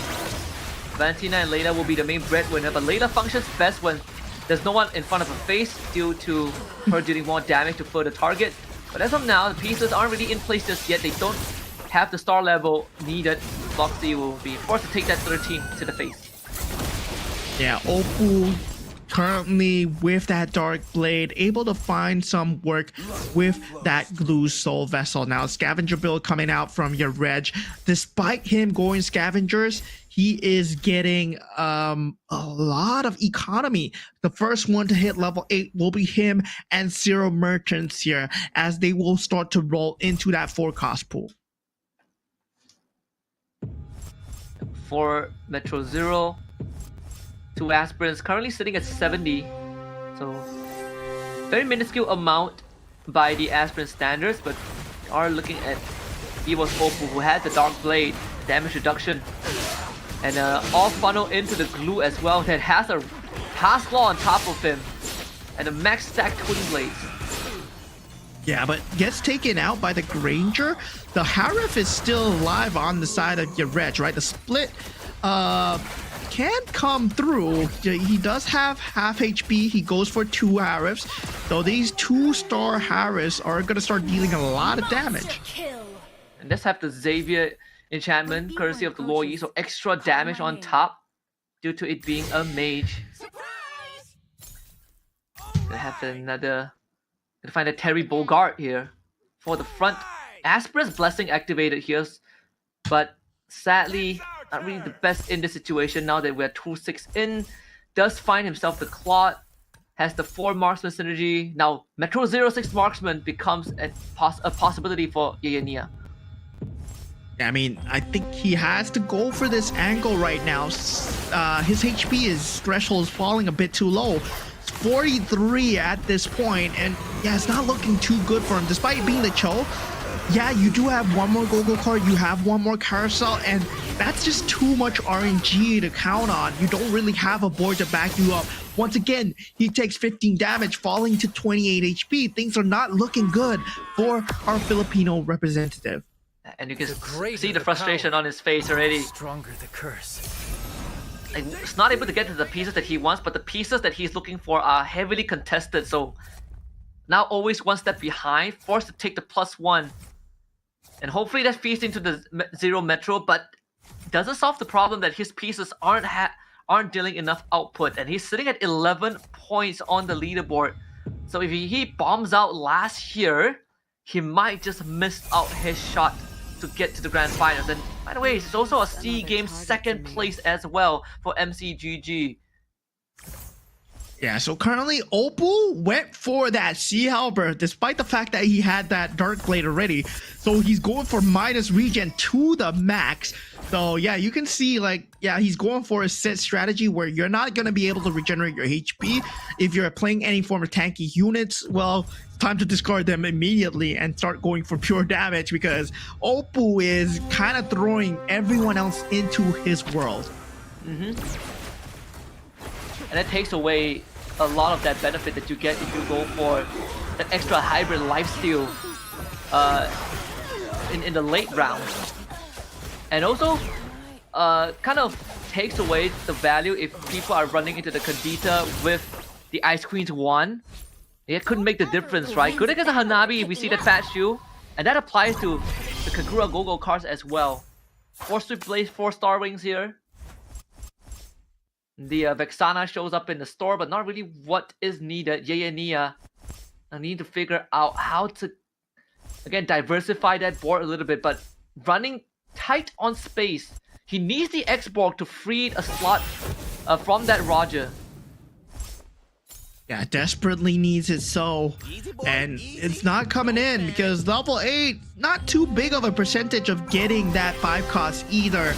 You really want to hit that level 9, but yeah, he doesn't have the board space to make it work. Now, Cyril Mertens also slightly on the ropes. We needed to watch him here, but still, he's able to find a win onto Foxy, who has not managed to find anything with the Beyond the Clouds combo so far. Yayania down to his last life at 12 HP. There's 2-star Juicing possibility. We did see Cyril Mertens. He did have the Claw Death device. And being able to find that Granger as well. 13-shot refreshers for Anxiety with the Glittering Jewels. And the Trust Fund there for Jerry. So trying to amp up the economy. Blood Claws for Opal. Magic Immersion for Yuresh, who's going for a lot of casting. But for Cyril Mertens, another attempt to really bank on the big pieces with Leaf and Flower. Yeah, Leaf and Flower, 4 costs, 5 costs, you gain 25% attack speed. That's what he's trying to go for here. So hopefully that plays into his favor. He does have a lot of 5 costs, a lot of 4 costs here, but hopefully he gets to find the synergy. And even Yayania, right? This is just a bit of desperation. A bit of desperation thrown into it as well. He also went for Leaf and Flower on his last legs. 6 Marksman hits the X-Borg in time, but not sure if this is gonna be enough. 2-star Barras comes out. 2-star Hanabi. All the crucial pieces falling into place, but is it too late? Yeah, 9 out of 9, level 8. Next battle coming through. Might be his last or might be his battle cry here. We're gonna have to see as he goes up against Yarej, who is having that Beyond the Clouds combo. Iresh getting mopped by Nia. Again, the crucial pieces My new life. coming in just in time for Nia. And not only that, they also all benefit from that leaf and flower. So this could be the comeback run Me harness for our you. Filipino representative. Yeah, does manage to get the Irithel as well, but still, it only offers a replacement. His main piece is still on that 2-star Hanabi and that 2-star Barrage that's dealing most of the damage here. Now, the Guinevere has been picked up by Jerry. Now, two 2-star Guineveres, ever so close to that 3-star. He already has that 6 Bruiser synergy with 2 Guineveres on the board here. Kadita 2 for your Reg there. And Jerry looking mighty fine with the streak that he's got there. He'll be going up against Chen, as Zero Mertens will face off against your Reg. The Kadita and the Arla dead. Big AoE to wipe out the front line. Having the Atlas really draw attention from the back line as well. That Irithel being held hostage. And your Reg finding a very, very big win there. Nia though getting knocked out. And that's another last place finish. Yeah, that puts him at 12 points, which is not looking too good. Even if he gets first place at 20 points. And we saw the cutoff for Group A was way more than that. It was up to the levels of the 24 points, I believe. And now, 23 points for a tiebreaker. Yeah, 23 points for a tiebreaker, but Arvin did manage to get 24, right? Yeah, that's right. So Jerry completes the 3-star Guinevere. So we're going to have to see whether this Guinevere build is going to work out. But Opal does have a very good minus HP regeneration. So he does go up against Opal. Jerry with the 3-star Gwyn. The beginning of the win streak. And Jerry did finish first in the previous game. We did talk about a potential miracle run. And this is looking to be it, right? Jerry hitting his stride in the second half of Group B. It's a correction as well. Actually, Arvin hit 23, I think, but Finn knocked. But the tiebreaker didn't happen because 5th place of 22, thanks to yes, Finn. Yeah, So the cutoff point here. I don't know. It's looking to be a bit higher than game 1 based on the state of things. So Nia maximum of 20 points is definitely not looking good, like you said. Yeah, not looking too good indeed. Zero Mertens also in dire strait as well. He does get the +1 kept together with Chen as well. No game-changing pieces, but Opal does take away the Iori. He picks it up for himself, but it didn't do too well in the hands versus that 3-star Guinevere. And right now, we're looking at Opal's board. He does have the Guinevere Bruiser build for himself, but I don't think this is enough. He's banking everything on the Iori. 3-star Guinevere versus 3-star Iori. Going late. I feel that, 3-star Guinevere takes it over 2-star Iori. My mistake. He's not going to be hitting Gwyn 3 anytime soon unless Jerry gets knocked out, but it doesn't seem likely to. And he needs one more KOM for 4 KOFs. Zero Mertens, 9 Metro 0, 6 Marksman. Since coming from a mile away, has the Vexana to boot as well. It all comes down to this Irithel, but Anxiety just mopping the floor. He needs an Irithel too. Zero Mertens, again, not able to get the ball rolling. Can't even say he can't get the ball rolling. He got the ball rolling, but it always seems to fall short at the last minute. Yeah, it's always about that timing coming slightly too late for Zero Mertens, and he finds himself at a very big point disadvantage in the same street as Nia, who is very close to not qualifying here. Depending on the point cap here, I doubt it, but still, looking at the top few players coming in, Chen, currently sitting at 16 points. He has a very good lineup so far. Opal not able to find the Guinevere level 3 or level 2 in his sights.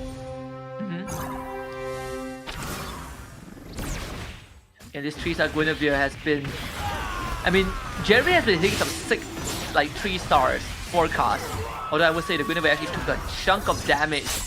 But output from Opal insufficient. Jerry knocks him out. Opal getting finishing in 5th spot. And now Jerry puts himself in a very comfortable position. It's him and Anxiety.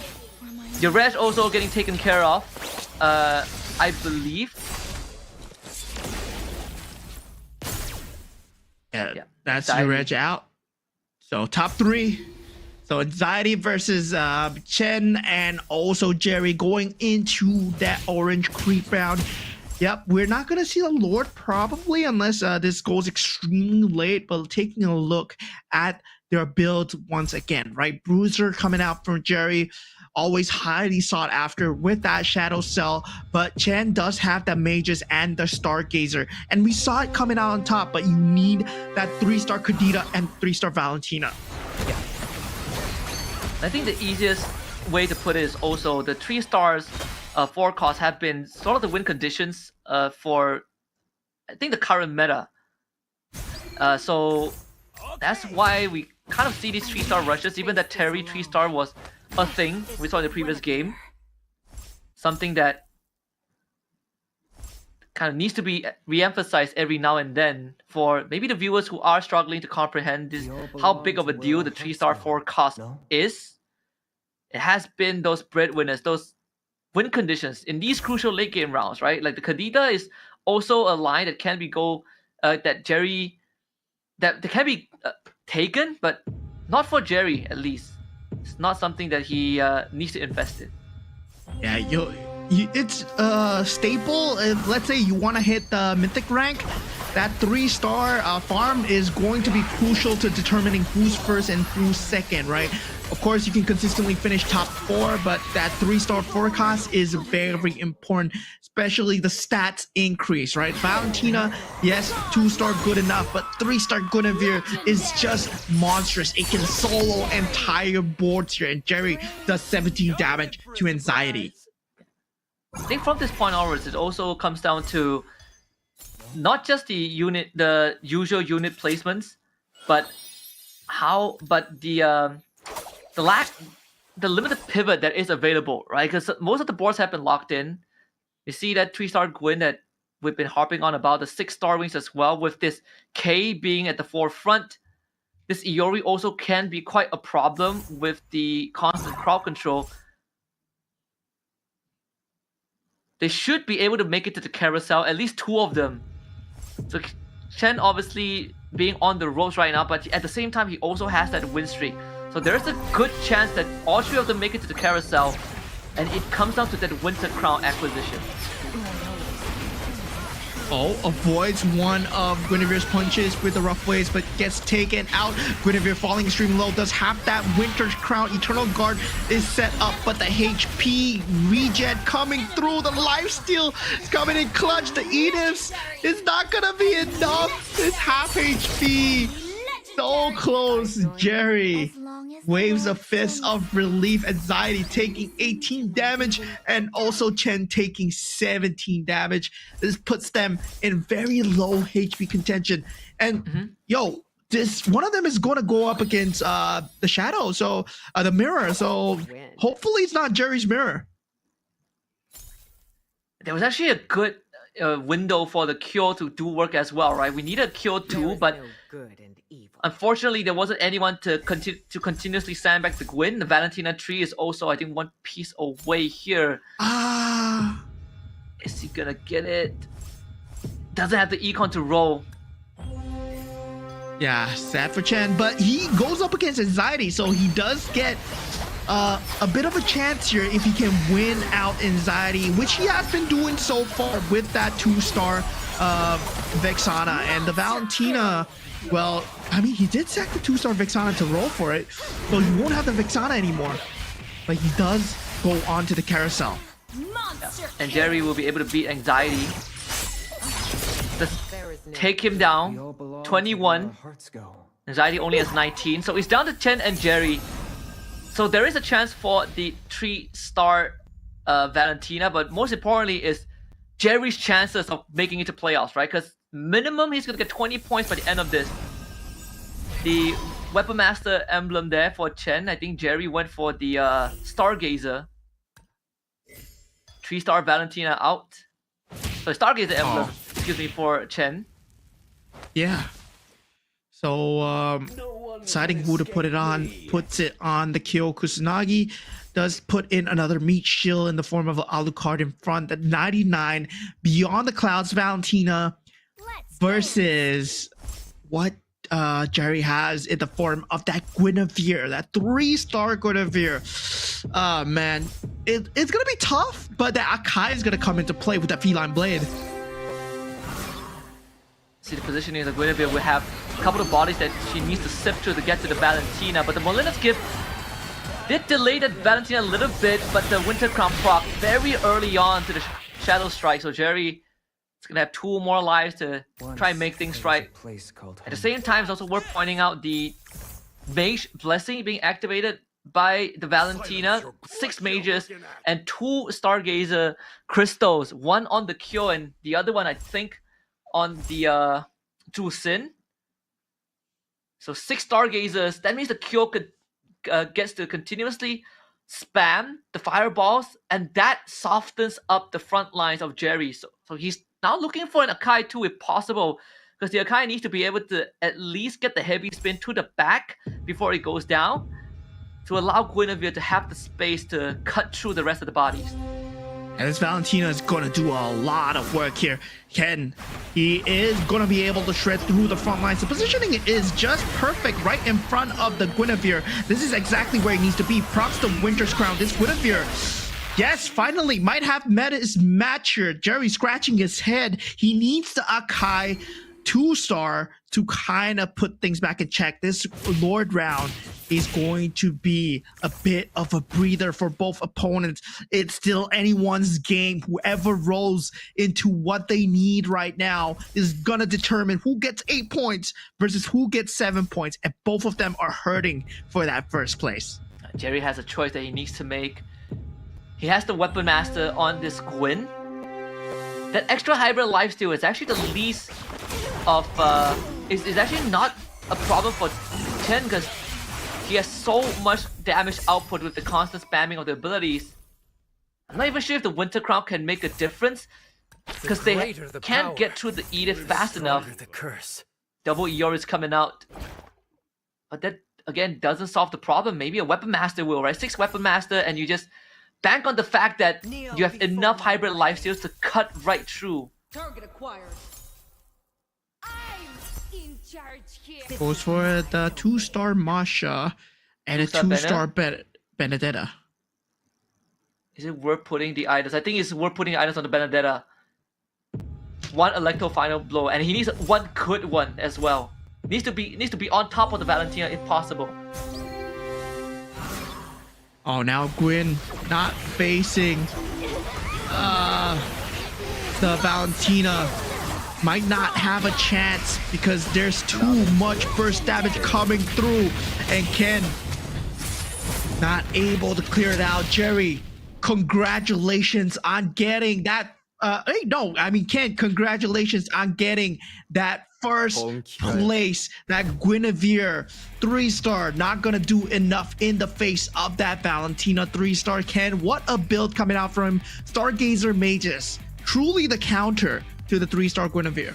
Yeah, we've seen a couple of answers to the 3-star Guinevere, which, we were scratching our heads to figure out from yesterday. There were some theories that we brought up, but today we really see it come to fruition as well. It's also worth noting that I think that puts Jerry, I think 20 or 21 points, and Ken at 24. So the race for the grand finals is still pretty tight. We now see the threshold for first, I think it's currently 24 or 5. And this also eliminates some of the possibilities for, I think, Yenia and Sarah Martins. There's almost no way back in the contention, but it has been quite a well-spread competition in that top 4, especially in that late game. Jerry really stepping up in the second half. Yeah, Jerry really coming out hot since game 3 win, of course. And of course, game 4, he's been doing extremely good. And hopefully he gets to go to the grand finals, because there's not a lot of representation left for the rest of Myanmar, because K1 and Willow just got knocked out in Group A. But meanwhile, on the side of Group B, not looking too good for our representatives from across the globe as well. Yenia, the Filipino representative, the only one left not able to perform well, and as well as our Turkish representative, Cyril Mertens, who has not a lot of points to work with. So it's going to be hard, but taking a back at the match overview here, all these 8 players, what did they go for, what went wrong, and how did Ken and Jerry come up on top? And I think Jerry was also, you can't really fault him, right? We saw that confidence when he hit that Gwyn tree. There was no one to stop him. But at the same time, gotta give props to Ken for leaning not just into the Valentina, but also having the trust fund. He was only him and Jerry went for the trust fund, but having your Resh out of the picture basically freed up Ken to lean fully into that Valentina, and getting 2 Stargazer Crystal as well really sealed the deal for that game. 6 Stargazer, 6 Mages, 3-star Valentina proved to be too much for Jerry, who needed to slowly peel through the front line. Yeah, just like RL, guys, get a trust fund for your kids, please, because yeah, your kids will thank you for it, especially if you're able to afford it.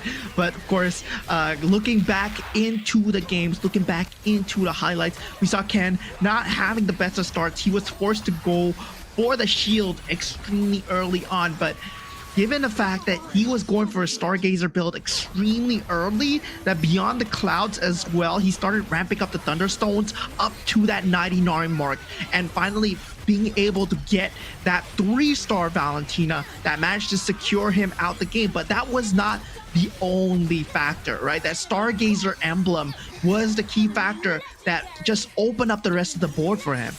Yeah, and even the items that Jerry put on the Guinevere, you can see is really centered on just the Guinevere being a freight train. So one of the glass cannon, it's a glass cannon more than anything, right? The Purify was to make sure that there's no crowd control, but against Ken, crowd control wasn't really necessary with the build, with the composition that he's going. For him, it's all about raw damage that stiff arms you, right? Takes you down before you can even hit the backline, and sort of that was the story. So it sort of negated what Jerry brought to the table as well, despite his best efforts in giving that Guinevere hybrid lifesteal. But it doesn't really matter if you can't survive long enough to deal with the damage. Yeah, 50,000 damage, 49,469 on the Valentina.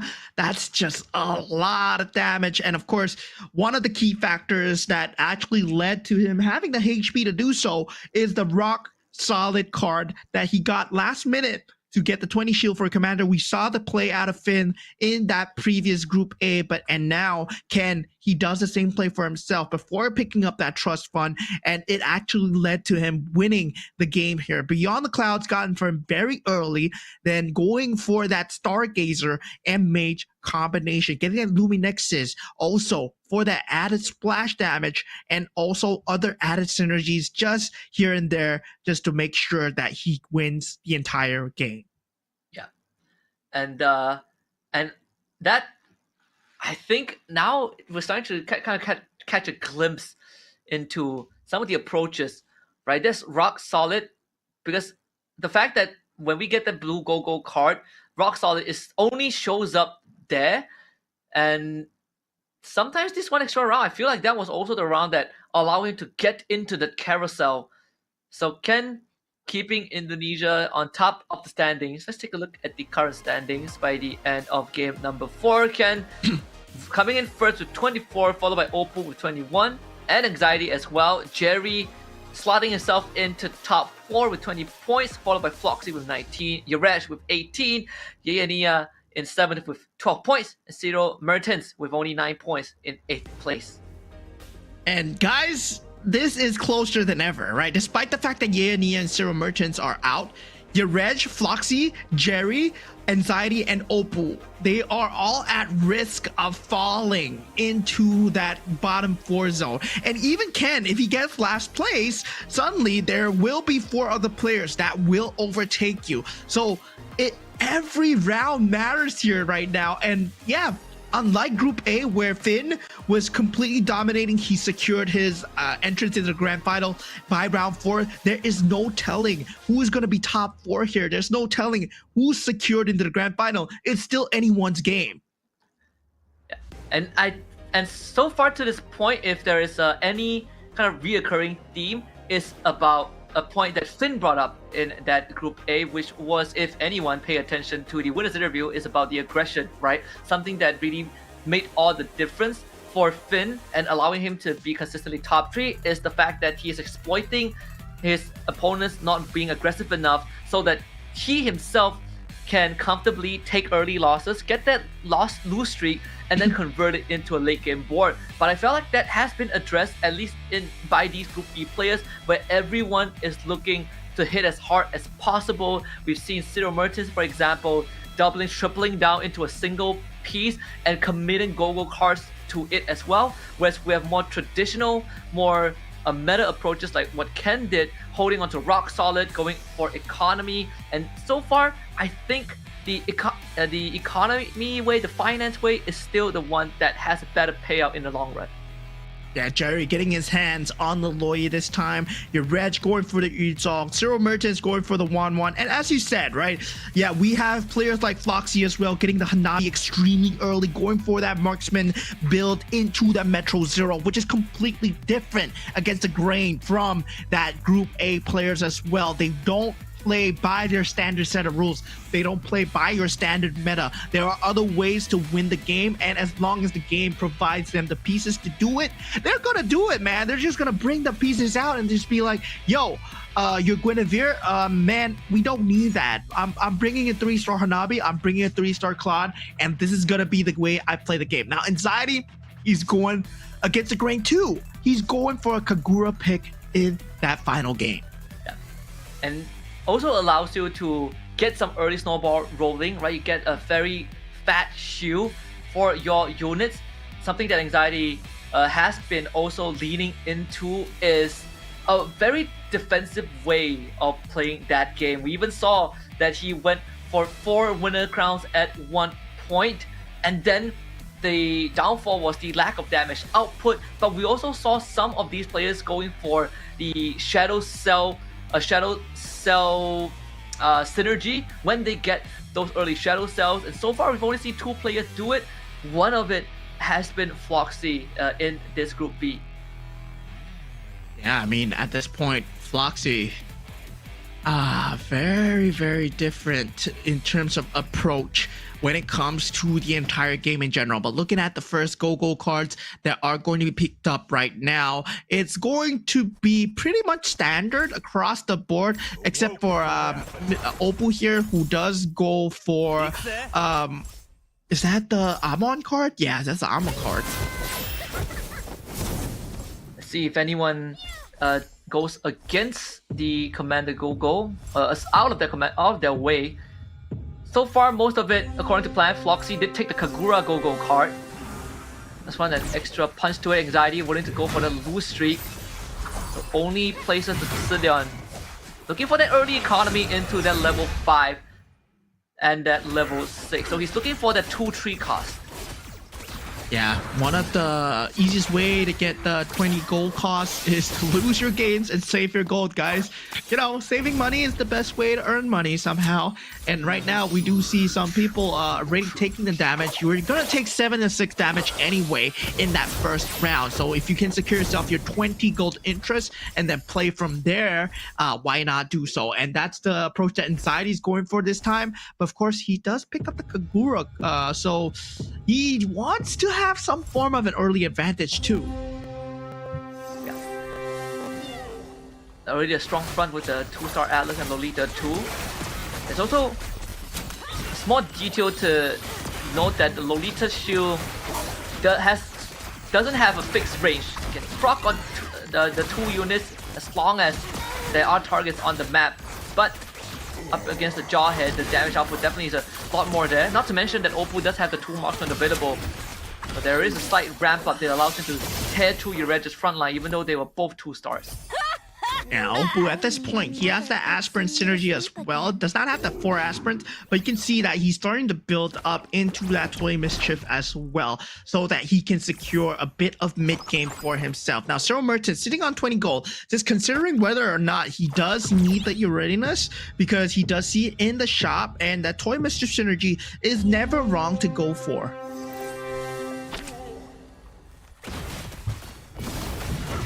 I believe it's been 2-3 games. I think the last game and the last game we haven't really seen the Toy Mischief as much. The players so far at least haven't been leaning into that, but early Kadita for Ye and Nia, having some of that extra magical damage too, I believe has Beyond the Cloud.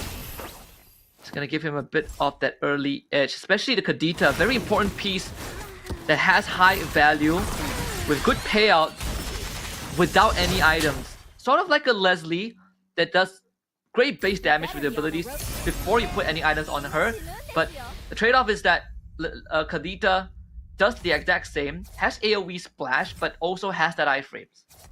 Yeah, but the difference is right now, there's a Xavier in the shop, there's a Xavier in the carousel, and I'm curious to see if anyone goes for it for that early Beyond the Clouds combo, but no, they're just going for a different kind of items, and only Cyril going for that character piece, which is the Saber. Now, the itemizations help a lot more in terms of having the flexibility, having the openness of just going into anything that you want, depending on whether you pick the magical item or physical item. But meanwhile, if you pick character, if you pick chess piece, you're really set into that forecast, or either that, or you're just going for economy. There's one thing that, you know, in future tournaments that I would like for the QOL is to see the current goal that the players have in the HUD. That would be a good way to kind of gauge the current economical stats without having to look at the players. But for now, it is fair to assume that we are looking for at least a 30 goal cap so that you could safely hit that 6 by stage 2-3. It has been the trend for the entire set so far, and then you can start having some mini chances of hitting the forecast, but also gives you a good opportunity to go into that carousel and start working on your synergies. Yeah, at this point, it's gonna be a tough look coming in from the side of the Kagura here. So yeah. He went for Anxiety, went for a very early lose streak. Right now, he's hurting a bit on HP, but not as much as Jerez though, right? On the Yuzong, you really are banking on your first Go-Go card. It's coming in the next round, but already at 67, the Cambodian representative not really having a good time against the early aggression coming out from Ken and also Jerry at this point, who are at 100, and Opal as well, who's also at 100. One of the streak is going to break by the end of this, but we are seeing that Golden Staff on the Dijang. It's just 2 Soul Vessels up against a Dijang that is decked out in 3 items. The AoE damage should be enough. The Matilda is able to get the Soul Bloom off as well. This OT favors Chen, and he finds that win. So putting a stop to that health loss and bringing Anxiety down to 77. As we near this item round, we talk about them. The players usually hitting that level 6 at 2-2 and 2-3 latest. Frontier Blitz for Jerry. So leaning into the full damage. He does have the Loi, and he's given the Aulus as the Loi's choice of 3 cost. So the Toy Mischief looks very juicy to lean into. Yeah, and Jerry ate a scavenger unit as well. The Karina being eaten up, the Leona on the Aulus, yeah, that gives him an extra unit to work with. So 28% hybrid attack. The Aulus with that Toy Mischief, he's leaning towards eco now. Given that the fact that he's on a very comfortable amount of HP, he can work towards getting the level. So he's gonna start saving gold, not buying any units unless he sees something that he fancies in the shop, like this Barrage here. Yeah. 3 scavengers and let's have the Mischief Gachapon. So this is also very telling of the direction Cyril Mertens wants to go into, and it has been the theme for today, at least for him, where he heavily leads into a strat.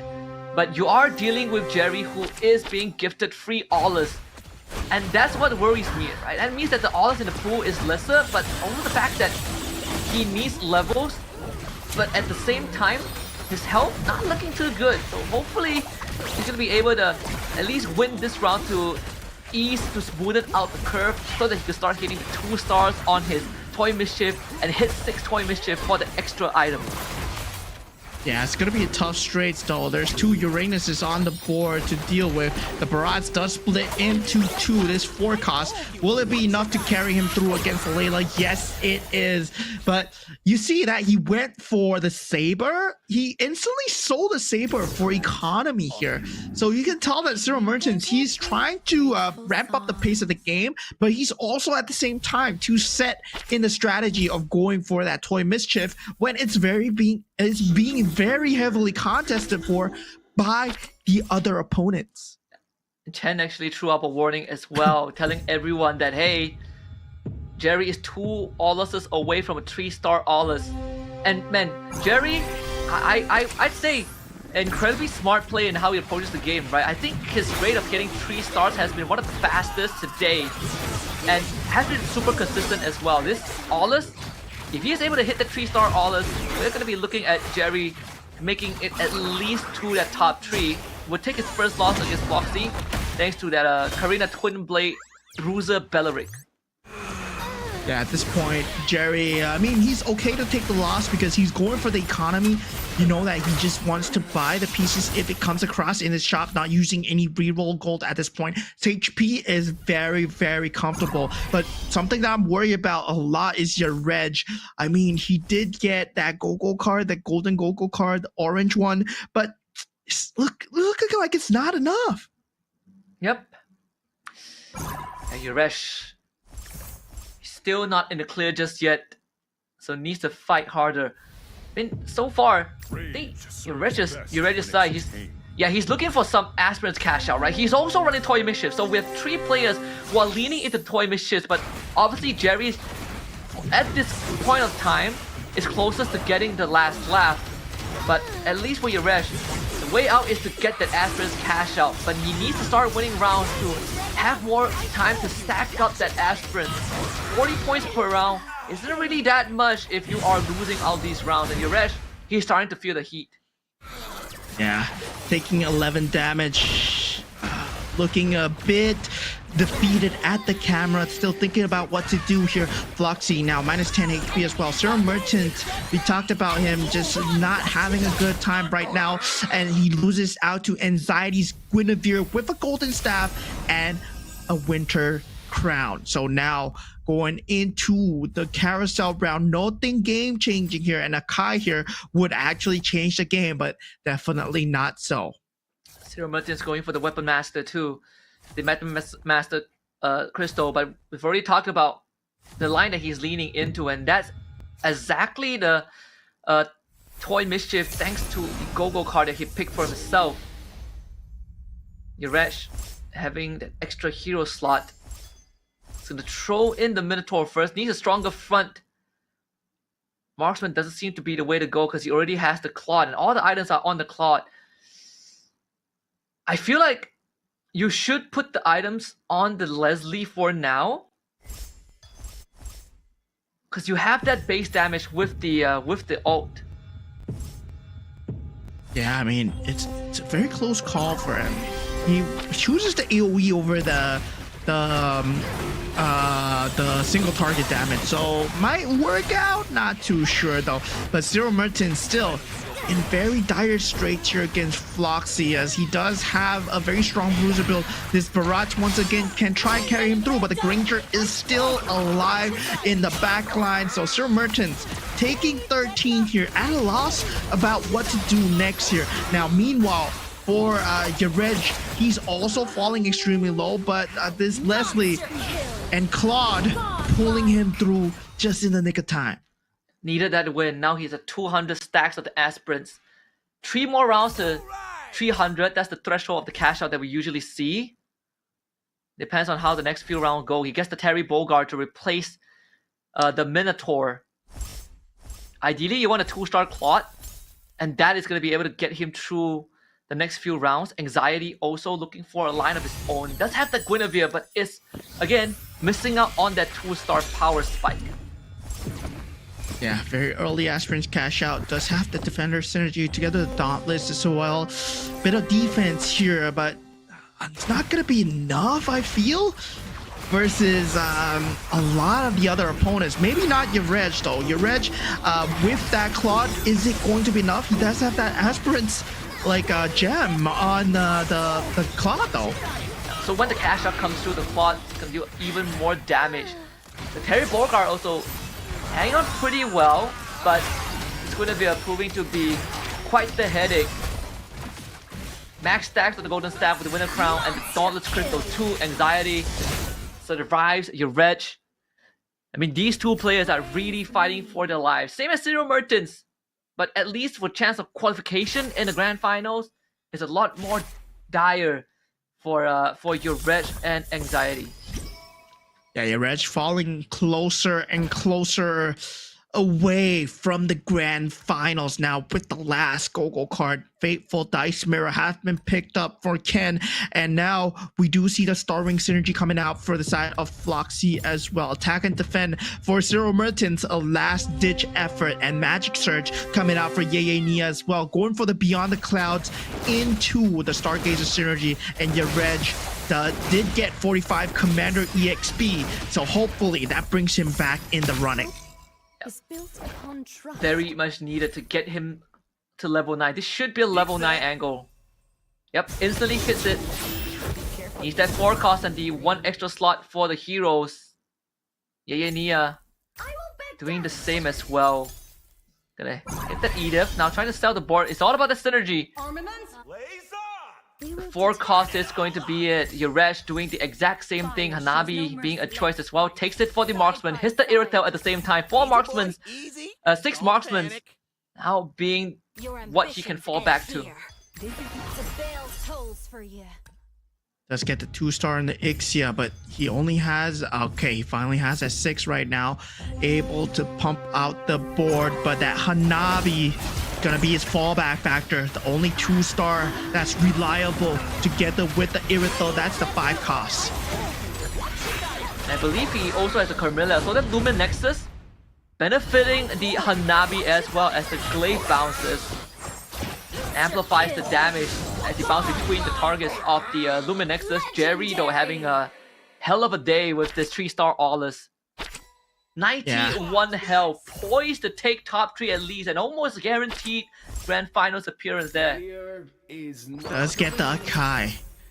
So it will throw a wrench into the works of people that are building up into that Toy Mischief, right? So now he sees that, yeah, there's not a lot available for the side of Zero Mertens. He does have the 6 Toy Mischief, but now for him, it's more about rolling into the Akai. Good for Anxiety. The Gwyn 2 is not coming home. This is a bit of a headache. The 6 bruises needs to survive long enough. It's gonna be up against Ken. And look at that Kadira. Double Ice Queen's 1 and a Holy Crystal. But the magical burst damage is gonna be enough to carry him through. And for Anxiety, it's all about this Guinevere. There's 6 bruises. Can they hit fast enough? There's a Kadira to deal with. The Guinevere is gonna clear that back. Between him and the Kadita, that's the first rough wave. This 50 stacks Golden Staff coming right through for Anxiety. Anxiety is still banking all his eggs on that Guinevere train. Somehow, some way, just clutching it through on that 1-star Guinevere. That shield value providing a lot of value together with that 25% hybrid lifesteal that he has. Now Yeye Nia on his last legs here does have that Starwing into Stargazer with the Beyond the Clouds combo. Now hurting for either that 2-star Harley, 2-star Vexana, or the eventual 3-star Kadita. And the main problem right now is that he doesn't have the best items for his carries too. Just now what we saw was Holy Crystal, Ice Queen's 1, but this Kadita, at best, it's just a Winter Crown and the Enchanted Talisman, but they don't contribute too much to damage. It's more on being able to cast the rough waves more often and relying on just sure disruption there so the Kadita can go to work. The Kai needs to go first, but he splits into 2. As long as the Winter Crown doesn't proc on this Kadita too early, he might have a chance. He needs 1 more rough wave for this Aulus to go down. The cast needs to come through, but the Aulus split just enough, and Yenia again falls. Yeah, that puts him out of contention here. Cyril Mertens and Anxiety also out as well. So we do have 5 of these players contending for the points here. Anxiety, I'm not too sure. 23 is the good cutoff point here because you Reg, Floxy, and also Jerry. They are lacking in points, but currently they are still in the running for this. If only the Kalita for Yenia wasn't holding onto a War Axe and was an actual magic damage item, that would have been so much more different. Top 5 it is, Jerry and your Reg. The Group A wildcards to a certain degree. Floxy as well. The unconventional, this is more of an unexpected top 5. At least in the running, all of them are looking for that Grand Finals appearance. And the best part is that all of them can actually kick Anxiety out of that spot. So Anxiety, he's definitely living up to his name, waiting to see what this final result is going to be. Yeah, dude, even till the end, he gives us Anxiety. But now, with the double Ice Queen wand, Kadita, is it enough here? Now, the Guinevere is carrying through from the side of Floxy. Ken gets taken out. Floxy puts himself even higher. Now, Ken, a bit in danger as well. 24 points. That you're not safe, my man. Yeah. Anxiety, all of them. I mean, your Resh is going to tie with Anxiety if he goes out next, right? So Anxiety now, he's going to be watching with bated breath. And 28. 20. Yeah. Well, I mean, like Anxiety, the cutoff, right, is 23. Yeah. So like that, like if your Resh makes it to top 3, he overtakes Anxiety. But if your Resh makes it to top 3, everyone overtakes Anxiety, and he's out of contention. Exactly. So Yuresh just needs to survive. Yuresh needs to survive here. Easier said than Yuresh done. survives. Can he do it against Oppo? Oppo trying to bring his other Indonesian teammate through into the grand finals now. So far, so good. The Luminexus with the Claude takes out Yareg. Yareg falls short by 1 point. There is going to be a tiebreaker that we need to look at as well, as we'll have that tabulated in just a little bit according to the rule book. So we're looking at total tournament points. They are both same. And then we look at the number of first place finishes. I don't think Yuresh or Anxiety has first place finishes. So nope. We're looking at the number of top 4 finishes. And that will come to light by the end of this game. So if anyone has been keeping track, we are going to have the answer. Yeah, Anxiety has a bit more, I would say, but I can't be too sure right now. So really going into the top 3 here. Now, Floxy and Jerry, they're coming in very close. Jerry wants to get that top position at 28 points to tie it up with Ken and also secure himself a better placement in that grand finals. And of course, 4 players from Group B. We've already seen the Group A players that are making it to the grand finals, but now we decide the final 4 coming through here. Now, Jerry, Floxy, and Oppo, they're all in contention. Hold on a minute. This is the final 4, right? Because you have Ken in, and then the minimum now is 6 points. Floxy is going to cap at 25. Oppo 26. Oppo 27. Jerry 26. This is our top 4. We are already looking at our grand finalists. Unfortunately for Yuresh and Anxiety, the tiebreaker doesn't matter anymore. Now it's for bragging rights. Jerry has a chance to tie with Chen, and Oppo has the chance to overtake Chen by the end of this if he finishes first. But Jerry doesn't seem to have the best round so far, with Oppo taking 24 out of his health bar. And Oppo also took down Floxy with the mirror. So it seems like Oppo is poised to finish first at this point of time. Yeah, Oppo with that marksman build looking extremely strong. This is the build that Floxy brought out in that first half of this game. And also, he did actually run into it in the second game. Didn't really work too well for him. But now the Hanabi pieces are being opened up right now for Oppo. But he doesn't have the space to work with. He's choosing between the Kadita and the Hanabi.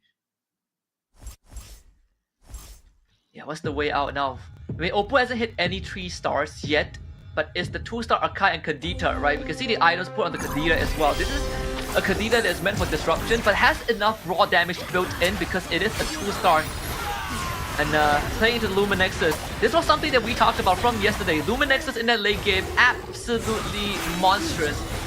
You pair it up with AoE damage like Hanabi and Benedetta, suddenly it looks like an unstoppable force. Yeah, it's gonna be crazy here. Irithel 2-star coming out for Oppo as well. Jerry, with that 3-star Alucard that he had all the way, same thing is gonna, the crown is gonna be snatched from him just underneath his, you know, watch. But yeah, it's not looking too good. Doesn't matter though. He gets into the grand finals, and I'm proud of this guy. I'm proud of Floxy as well. Yeah, Floxy really has been working against the grain even from yesterday.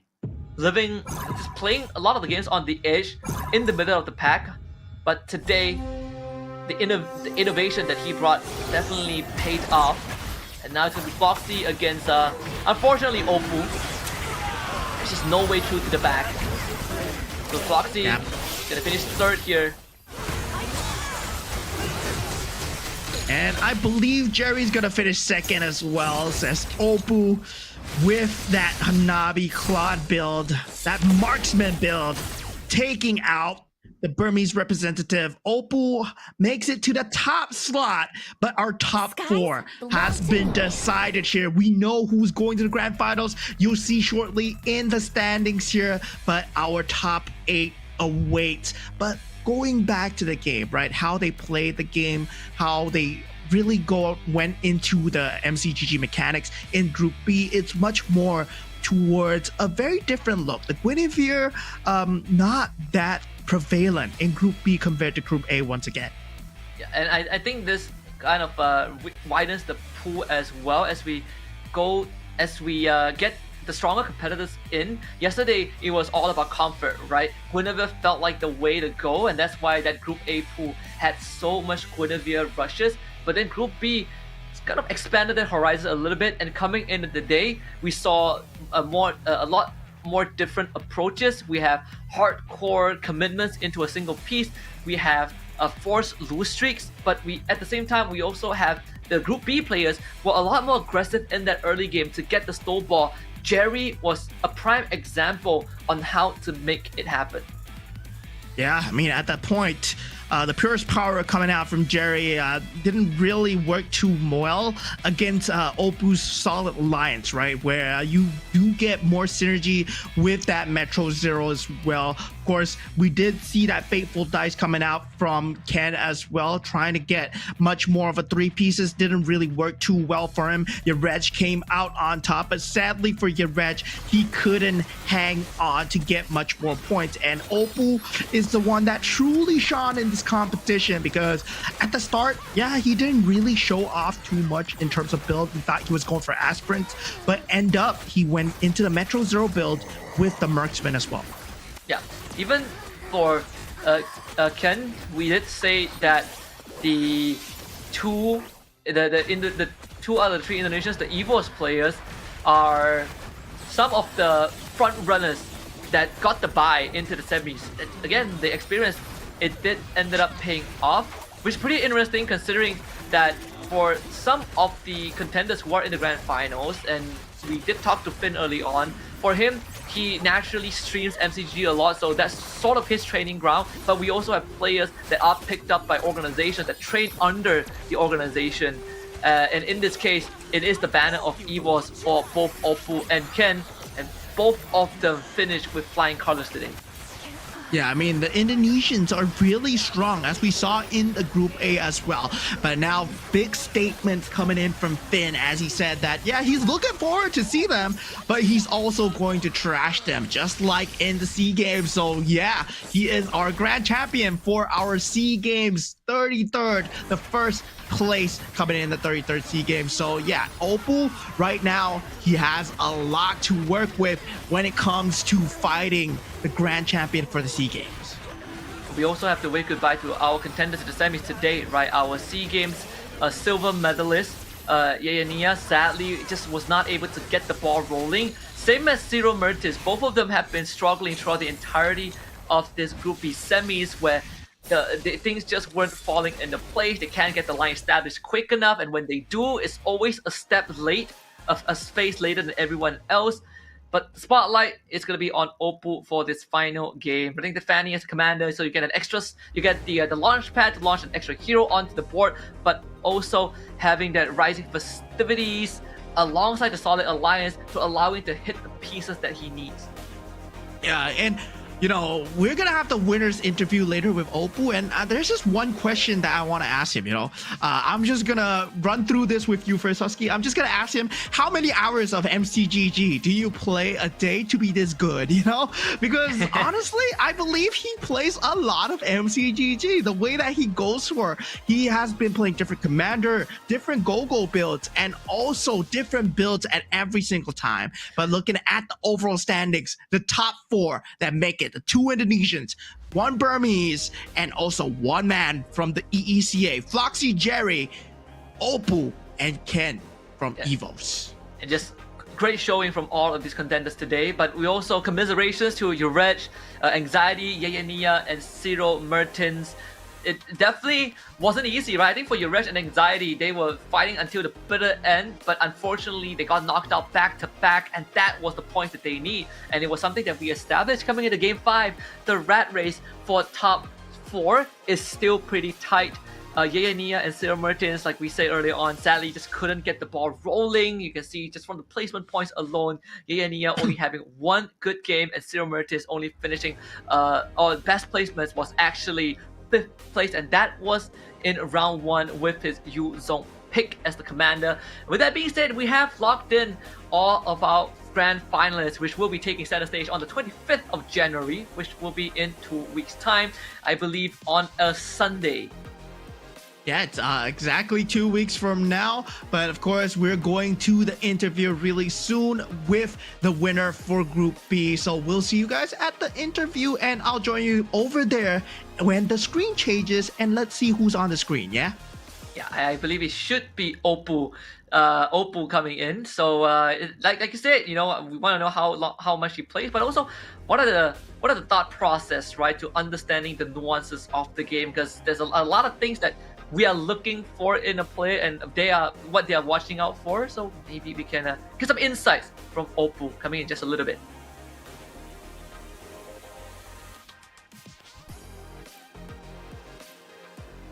Hello everybody! Hello EVOS Oppo FXL! Hello Moeman! Hello bro. Hey, hello Jeremy. Hello, Hi, how hi are you? Oppo. Hi Tiplox. Hi Chiplox. Hello. Oke, sekali lagi congratulations buat EVOS Oppo FXL. Udah berhasil menang bro di posisi pertama. Luar biasa sekali, gue bangga sama lu, sesama FXL ya kita ya. Oke, maybe you have a question, maybe moment for EVOS. I can help to translate. I have a question. Yeah. Oppo, I have a question for you. Yes. Very simple question. Yes. As a pro player, how much MCGG, how many hours of MCGG do you play a day? Oke. Berapa lama sih lu main game Magic Chess GO tuh per hari? Lu tuh ngeluangin waktu berapa jam kira-kira? Every day untuk latihan? Hampir 12 jam lah mas. 12 hours a day playing Magic Chess GO. FM. Apa lu mainnya emang main gamenya doang sama temen, atau memang lu yang itu 12 jam itu scrim sama latihan? Ya latihan emang. Oh, it's a scrim. It's a scrim for 12 hours a day. Wow. Wow. And you're not climbing the rank servers, you're playing against other pro players. Yes he does. Yeah. That's a lot of hours, man. That's a lot of hours. Respect, bro. Respect. Respect, bro. Ya, tapi sekali lagi ya, bro Oppo, lu luar biasa sekali. Gua sebagai caster Indonesia di sini bangga sama lu ya. Kita sama FXL, kita sama-sama. Mungkin aku punya pertanyaan Bang Apa Jer. tuh kira-kira? Nah, FXL. EVOS. Wah, gue lagi gak pakai lagi. Gak ada lagi kita ya. Mungkin nih, tadi Oppo di call out oleh RV Alvin dari Malai. Gimana tanggapan dari Oppo? Tadi nonton nggak call outnya? Karena pengen banget tadi melawan player-player dari Indonesia, apalagi di kandang Indonesia. Ya, gimana? Ya nanti kita buktikan aja lah di Jakarta. Wih, nanti kita buktikan aja lah di Jakarta ya. Katanya ya lu udah gak sabar. Dan kalau pertanyaan dari gua punya pertanyaan. Kira-kira nih, lu kan lu udah tahu dong berarti finalnya siapa aja dong nanti? Udah mas. Udah tahu. Nah kira-kira dari ke-8 peserta itu yang paling lu takutin siapa?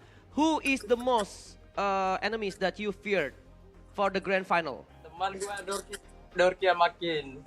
What? Siapa? Dorki dan Kin. Dorki dan Kins, oke. Dorki. Dorki and Kins is the most ya, paling ya. Ya. The most scary enemies, right? Bener ya? Betul katanya. Karena Betul ya. Karena kedua player ini Nggak tahu, Mas. yang selalu tiap hari, tiap jam tadi selama 12 jam mereka selalu bermain ke arah fun match. I see. Fun match in Indonesia is scream, bro. Oke. Scream terus ya. Oke, so Moment, maybe you have another question for Evos Oppo? Yes. Yeah.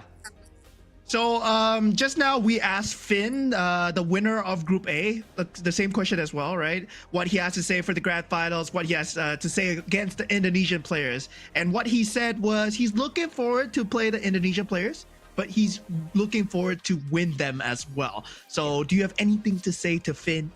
Ya mungkin lu ada kata-kata untuk si Finn karena tadi Finn juga secara tidak langsung dia kan menantang Indonesia. Dia pengen bertemu dan dia untuk mau melawan Indonesia. Dia datang ke Indonesia mau lawan Indonesia dan kira-kira nih dengan ada ya dalam tanda kutip ancaman dari ini ya. Ancaman dari musuh lu nanti ya. Pembuktian rival lah, ya, rivalnya. Mungkin ada kata-kata apa lu ke Finn? Gak ada kata-kata, yang penting bukti nyata. I don't need to say any words. Just prove it. Prove it when you Very arrive in professional, Jakarta very and professional. yeah, we prove. Prove with skills. Wow, luar biasa sekali. Yeah. Thank you so Very much, professional, Moment. Oppo. Thank you so much. Moment. Thank you, Thank Oppo. you. See you again and sekali lagi congratulations kepada Evos Oppo. Selamat see you nanti di tanggal 25 Januari di Jakarta ya. Stadion Madia. Bye-bye. Thank you Bye. so much, bro. Thank you, My good God. luck Oppo dan juga teman-teman yang lainnya. Thank you very much to Chiplock, Jeremy, and also Oppo, the first place out of Group B in the semi-finals, joining 7 other grand finalists who will be in Jakarta in conjunction with the ongoing M Series.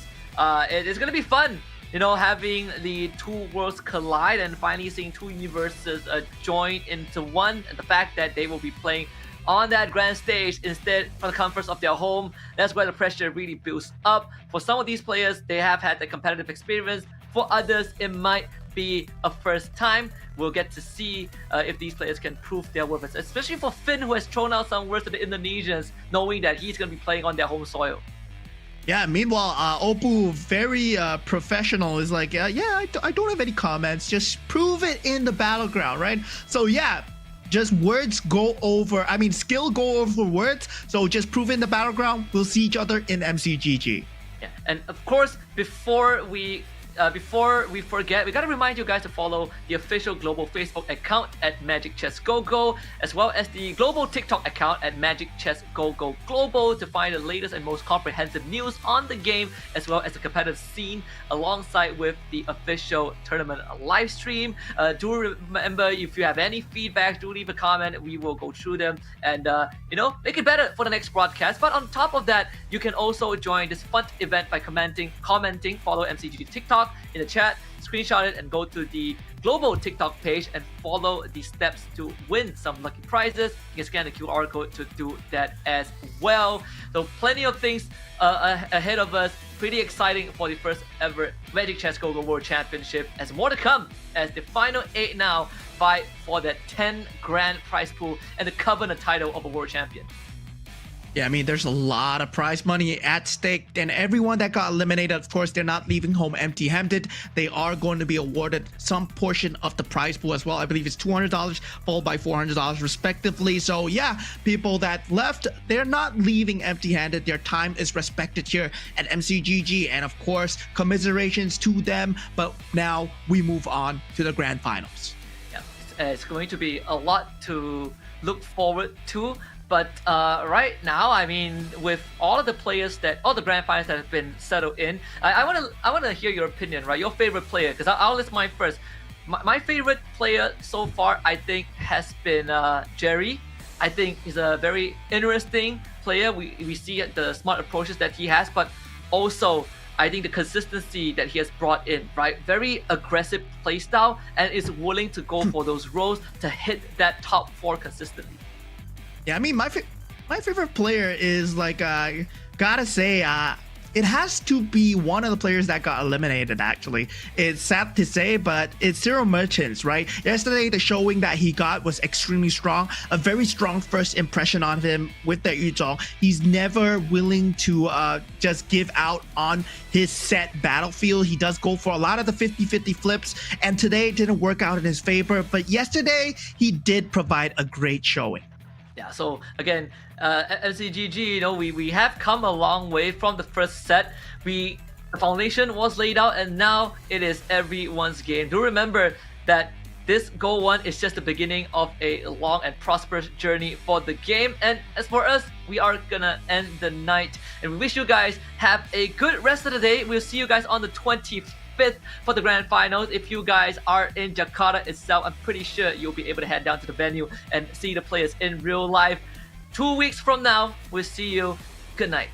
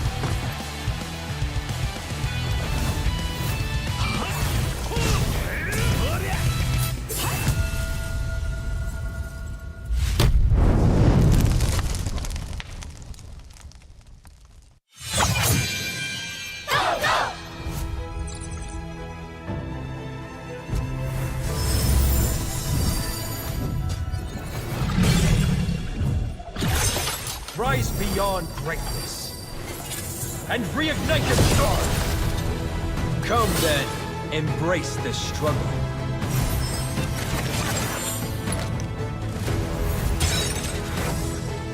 Hold on. Let it become your strength.